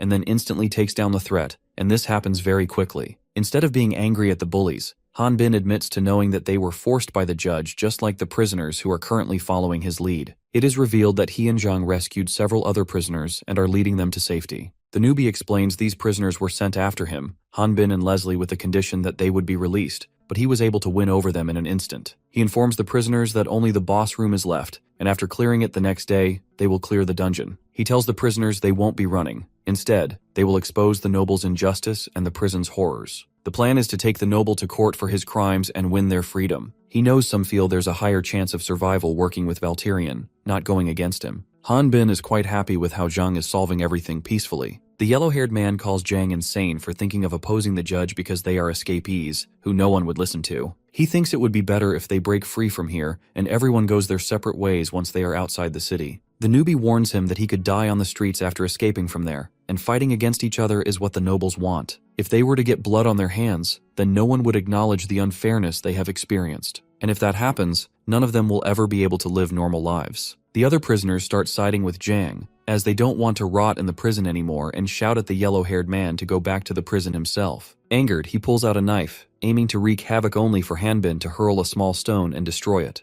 Zhang convinces the prisoners to get back at the noble because they have got the Valtirian warrior by their side. Everyone starts chanting Zhang's name to show him support. Hanbin is happy for him. The newbie was nervous a moment ago, but now is more confident. When the Sword King notices Leslie behaving strangely, he asks if she's all right. She initially dismisses him with an improper reply, but then reveals the smell of sweat is making her nauseous. She plans to rest nearby and doesn't want to be disturbed. Sometime later, when everyone has slept, Hanbin and Zhang are awake. When asked why isn't he sleeping, the Valtirian reveals he can't sleep thinking about the nagging he will get from his friends who are waiting for him outside. Jang praises him for having two attractive companions despite his stoic appearance. When Hanbin reveals that one is a guy, he says that this is the most shocking thing he has heard. He tells him a little about his life on Earth. He was always alone, and no one listened to him. In the end, he turned to books rather than people. He felt as if those heroes from books were speaking to him rather than people themselves. Ironically, that's how he lost his life. Hanbin is shocked to learn that Zhang died and then came to this world. At first, he thought about dying, but when he reached level 5, he met some people like him in the tutorial, who died in their previous lives too. The harsh reality they had to face made them become friends very quickly. He smiles, talking about how they were his first real friends. He treasured the time he spent with his new friends, but he was alone once again when he was sent to Latna. The reason he isn't hiding is because he wants to become a famous warrior and reach his lost friends. He admits his noble goals were driven by selfish motives. Hanbin tells him that there's nothing wrong with it. Money, honor, or peace of mind, these are all dreams of every person. People who don't give their all for their goals are either fools or backstabbing liars. It's a matter of whether he is the only one benefiting or others are also gaining something from it. He tells him that his selfish motive is what's keeping everyone here alive. The world he is imagining is quite honorable itself. The Valtirian realizes that his pep talk is quite serious, though he reminds himself that he is now over 40 years old and his speech is justified. Despite all of that, he fears Jang might be uncomfortable after his speech. However, the newbie instead declares that Hanbin is his role model, someone he'll forever bow to and even write a book about his heroic deeds.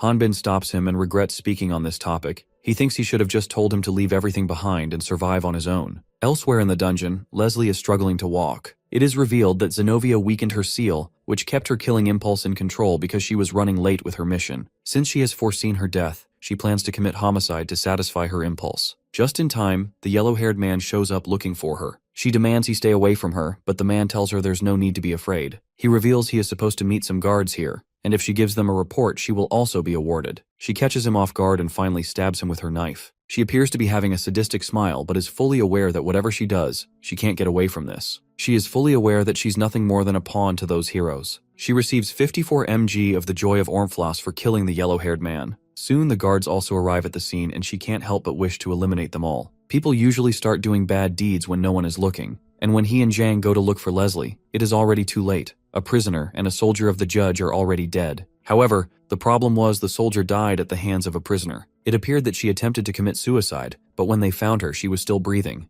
Hanbin inspects the dead soldier and, based on their levels, deduces that Leslie might be the one who killed him. As he wonders why would a guard be alone, he realizes something and proceeds to walk toward the direction where the guards came from. He commands Jang to wake up all the prisoners, because they are going to the boss room to close the dungeon, leaving him surprised. He knows that Leslie's body needs is heal itself through prana, but a permanent solution is a potion. Not only that, it appears that the injured guard survived and escaped, so there will be more coming. Hanbin aims to stop them and uses his tracking skills to take initiative. Through his tracking skill, he locates the guard, who's moving away from the boss's room, and feels sure he can intercept them. Before rushing off, he tells Jung to meet him at the end of the Eastern Valley. He felt uneasy and regrets not turning back, but if he had, maybe the worst could have been avoided. Suddenly, a dark silhouette impales him with an almost invisible object, leaving him stunned and speechless. This dark silhouette turns out to be Leon Hart, who reveals he was on his way to find him Eric Garoon, only to realize that the man he's facing is also Falad Bene,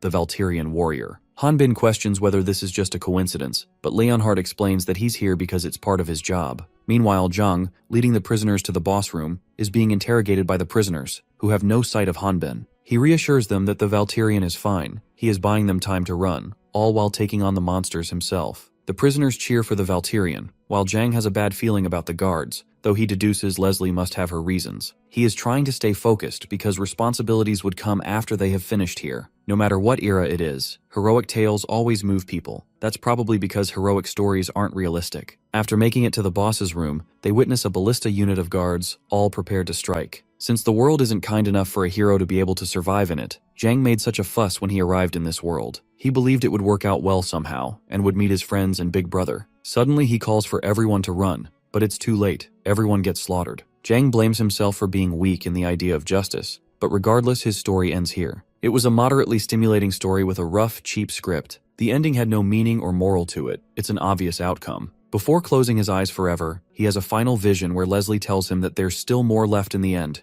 but it won't end the way he hoped. He will never become a hero and will end up giving up on justice. As she forces a fragment of Ormfloss's blessing into his mouth, Leslie knows he'll resent and blame her, but she does it anyway. believing it's still for his good. The guards start searching for the Valkyrian in the pile of dead and gravely injured bodies. Just when they start searching, they discover the blue-haired man alive. He miraculously survived because of the ring artifact that he had been wearing the entire time. The man asks for help, but the guards tell him that they are supposed to kill everyone unless he reveals the Valkyrian warrior's location, in which case they'll save him without the judge knowing. After being forced to consume the Ormflau's blessing, Zhang now gets up on his feet. Back to Hanbin, he never expected that a heresy inquisitor would visit him for work. He tells Leonhardt that if they are talking about work, the judge could give him plenty, seeing how he unfairly treated countless prisoners. Leonhardt reveals that the Dark Brotherhood will give him his rightful judgment for labeling a Latnian as an otherworlder. The other crimes he committed aren't in their jurisdiction. He further claims that Heresy Inquisitor's job isn't finding naughty sheep, but the wolves draped in sheep's clothing. Smiling, he asks Leonhardt if it would really matter if he lied about being a Valkyrian because he must have found out his real level, so there's no way he can be an otherworlder.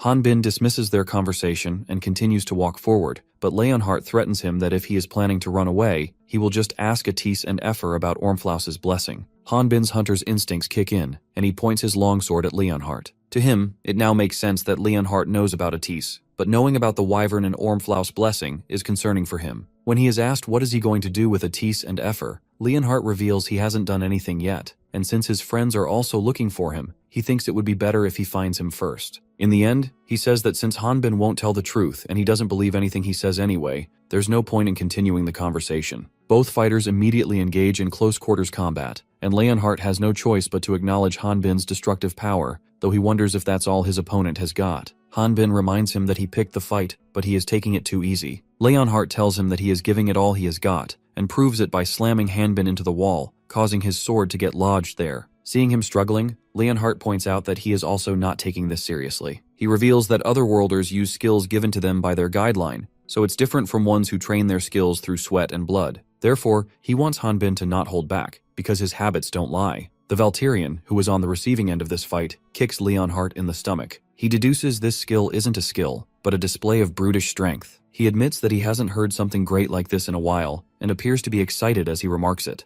Instead of pulling out the sword from the wall, it is lodged into, he swings it along with the massive chunk of rock still attached, intending to crush his opponent. However, Leonhardt shatters the chunk of rock with ease, and then wonders aloud how despite not being an otherworlder, Hanbin has such strength at level 5. The Valkyrian tells him that he got this way after beating up countless dogs trying to survive. Leonhardt rushes at him, shouting that he's out of his mind. However, Hanbin reminds him that he is accusing someone of being an otherworlder when they are only level 5. He says that it won't be strange to see a level 5 otherworlder, since this world created by the 6 goddesses never had otherworlders in the first place. Hanbin is surprised to learn that his opponent is using his broken arm while simultaneously healing it. He also shares his opinion, calling him weird. He expresses that there could even be otherworlders out there, and because of that reason he can't deduce who is the villain here. Leonhardt remarks, "Villain is a word that only strong can say. Sheep will always tremble in fear just in the presence of a wolf." One of his heavy punches finally connects to Hanbin's jaw, making him bleed and acknowledge Leonhardt's strength. He is well aware that Heresy Inquisitors specialize in combat.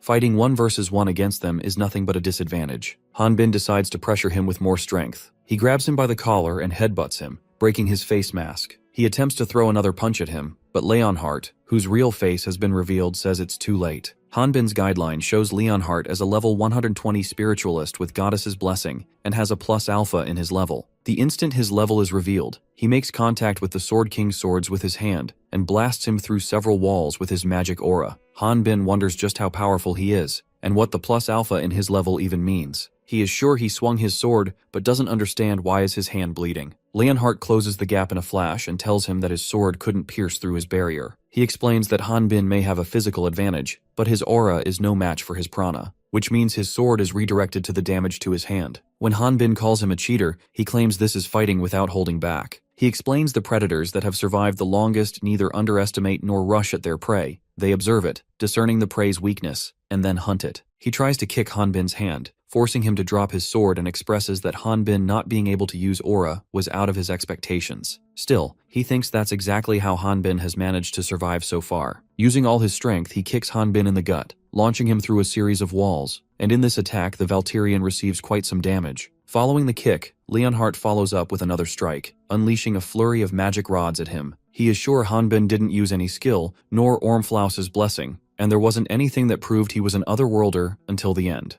He deduces Zhang must be the otherworlder in this situation. He was looking forward to this fight but was left disappointed. As Leonhardt is walking off, Hanbin finally unleashes his maximum power and destroys the magic rods. He smiles after discovering the Valkyrian's real form. Hanbin charges at him at full speed, but Leonhardt is also prepared to block his attacks with a reflective shield. When the Valkyrian's sword makes contact with the barrier, his sword bounces back and the damage is reversed to his hand. Leonhardt says Hanbin should have realized by now that attacking his prana without aura is pointless. Seeing the Sword King in a state of despair, he calls him pathetic. Consumed by rage and frustration, Hanbin manages to penetrate through Leonhardt's barrier with his residual aura. He clocks that Hanbin's recklessness will only destroy him, but then realizes that he might be in a state where he isn't conscious of his pain. The Valkyrian relentlessly attacks him like a savage beast, which Leonhardt doesn't consider swordsmanship. He reveals to have heard that the Valkyrian becomes a monster the longer he fights. If that's true, he wonders what on earth Hanbin has been battling all this time. Their fight is so intense that it shakes the whole dungeon. Even Atis and Efer can hear it. They deduce the Heresy Inquisitor must have reached their friend before them and is fighting him. Atisi is sure if it's Hanbin, he must have gone to the boss room to clear the dungeon. The Wyvern has him follow her lead because she knows the way, though she believes something may be wrong in this route. Efer fears Hanbin might lose this fight, but Atis points out that losing isn't the problem here. Fighting against the Inquisitor means he is making the Dark Brotherhood his enemy. Furthermore, an Inquisitor won't be an easy opponent even for Hanbin. He's certain the fight will only end with one of them dead. Efer fears even if their friend wins, he will become addicted to killing. Atisi plans to prevent that from happening and rushes to rescue his friend. Elsewhere, Zhang has risen once more, and the skeleton monsters standing there turn to face their black gaze towards the warrior. They were atrocious and killed people without hesitation, but he quickly dealt with them. He felt no sympathy for the monsters. The monsters charged at him, speaking in human language, something that shouldn't be possible. Just as impossible was the sight of skeletons screaming in pain. Even so, he is always on the side of justice. He may have hesitated if he had heard the monsters cry out in pain, and hunting wouldn't have been as enjoyable. Suddenly, a spear pierces straight through his body, and since his level is too low to be able to utilize Ormflaus' blessing, the curse switches to auto-hunting mode. His body rejects the spear after switching the mode. Nothing can stop him, the chosen warrior, since the main character is not someone who can falter. That is because this whole thing is a storybook. As Zhang acquires loads of experience from killing the guards, the joy escalates to 805 milligrams. The blue-haired man is left speechless to witness the massacre. As the newbie approaches, he begs for his life, pleading with Zhang not to kill him and offering the ring artifact as a token of merit. He is surprised when the newbie hunter X and wonders if heals a wound on his arm using the ring he gave him. Since only otherworlders know the activation spell, he deduces him as an otherworlder. Zhang asks the prisoners not to worry and declares that they will be taking out the artifact and clearing the dungeon. He picks up Leslie in his arms and thinks of proceeding towards the artifact, only to be stopped by Atis and Efer. Since they aren't acquainted and haven't met before, the mage warns him that if he gets any closer to the magic source, then he will fire at full power, and even calls him an otherworlder. The blue-haired man escapes, as Atis and Efer arrive to confront Zhang. The Wyvern figures out that their opponent's form reveals he has used Ormflaus' blessing. Atis is also able to tell through his staff that's equipped with Ormflaus' blessing. He points out that their opponent likely has lost control over it. On top of that, he already has killed a few soldiers, and his level must have risen too. Efer suspects Great Earth, but Atis believes they can't be sure. He asks the blue-haired man if he has seen the Valkyrian, and learns that Hanbin also came here. They guess they must have missed him. Looking at the guard corpses scattered around, they feel good that Hanbin wasn't the cause of this massacre. The blue-haired guy isn't able to fathom how calm Atis and Efer are and asks them to run with him because the guy they are provoking lived after having a hole put in his stomach. He sliced armored soldiers in half like butter. When he says they wouldn't believe him since they've never seen anything like it, they reassure him that they're already aware. Efer is aware that if they leave him be, he is going to get even stronger by killing other hunters on the surface. Atis is sure that they are the only hunters that are going to deal with something like this, and since he has got Ormflaus' blessing, people would think he is the only otherworlder, instead of suspecting Hanbin. Hearing the name Felad, barely conscious Zhang closes the distance between him and Atis. Startled, Efer prepares to attack him, only to be stopped by her friend, who attempts to communicate with the otherworlder. He requests cooperation from him to find Hanbin, instead of fighting each other. Moreover, it will be easier for him to escape in his original form. Atis then enables a spell to separate the Ormflaus blessing from Zhang, something that he is trying out for the first time. Amidst this process, Efer spots Leslie and recognizes her as one of the people from the Great Earth. Another unexpected incident occurs when the blue-haired man takes out the artifact, wanting to leave the place. The Wyvern calls for him to wait, but it's already too late. The dungeon closes and she finds herself at a different location because she wasn't able to touch him. Martin just so happens to be present at the exact place she gets teleported. He reveals he was looking for her since she wasn't at the rendezvous. The blue-haired man shouts that an otherworlder was in the dungeon and wiped everyone out, asking him to get some hunters to kill that otherworlder. Suddenly, they witness a large-scale blast in the direction of the Hunters Guild. Brad, along with some hunters, is fighting Jang, who has captured Atis. He informs his magicians to be careful because their opponent has taken a hostage. He knew something was off the moment the Heresy Inquisitor showed up, but never imagined that the monster would be this strong. Moreover, a monster can't come out after the dungeon is closed. Some hunters surround Zhang believing they will stop him. They feel their opponent may be big, but it's docile. One hunter goes for the head, but Zhang annihilates him, revealing more of his power and taking on a new winged form. Before fleeing, he calls the hunters lowly monsters. Effer was only able to spectate this fight, as she was too shocked to take any action. She rushes to check on Brad, who has suffered a grave injury. He apologizes because he wasn't able to prevent Atis from being taken away. He remarks the opponent was too strong and it even had wings. She appears to be concerned about his health, which seems to be worsening with every second. She rushes to find some spiritualists to heal his wound. However, Zhang stops her, revealing that Martin has a healing artifact. Martin already assesses the gravity of the situation, but remains silent. Even after hearing Brad out, he calls his friend a reckless fighter. He advises her to rush to Atis before other hunters reach him, who might harm him. He provokes her for being scared, and she responds by revealing her gratitude. She then leaves to rescue Atis. Brad knows the way he encouraged her was dramatic, but feels that he can't hold back because Effer is going to soar much further. Before they separated, Zhang and Hanbin made a promise to meet at the end of the Eastern Valley. Currently, the newbie is headed there to fulfill his promise. Suddenly, he spots Effer and calls her a dragon. However, she corrects him that she is a wyvern.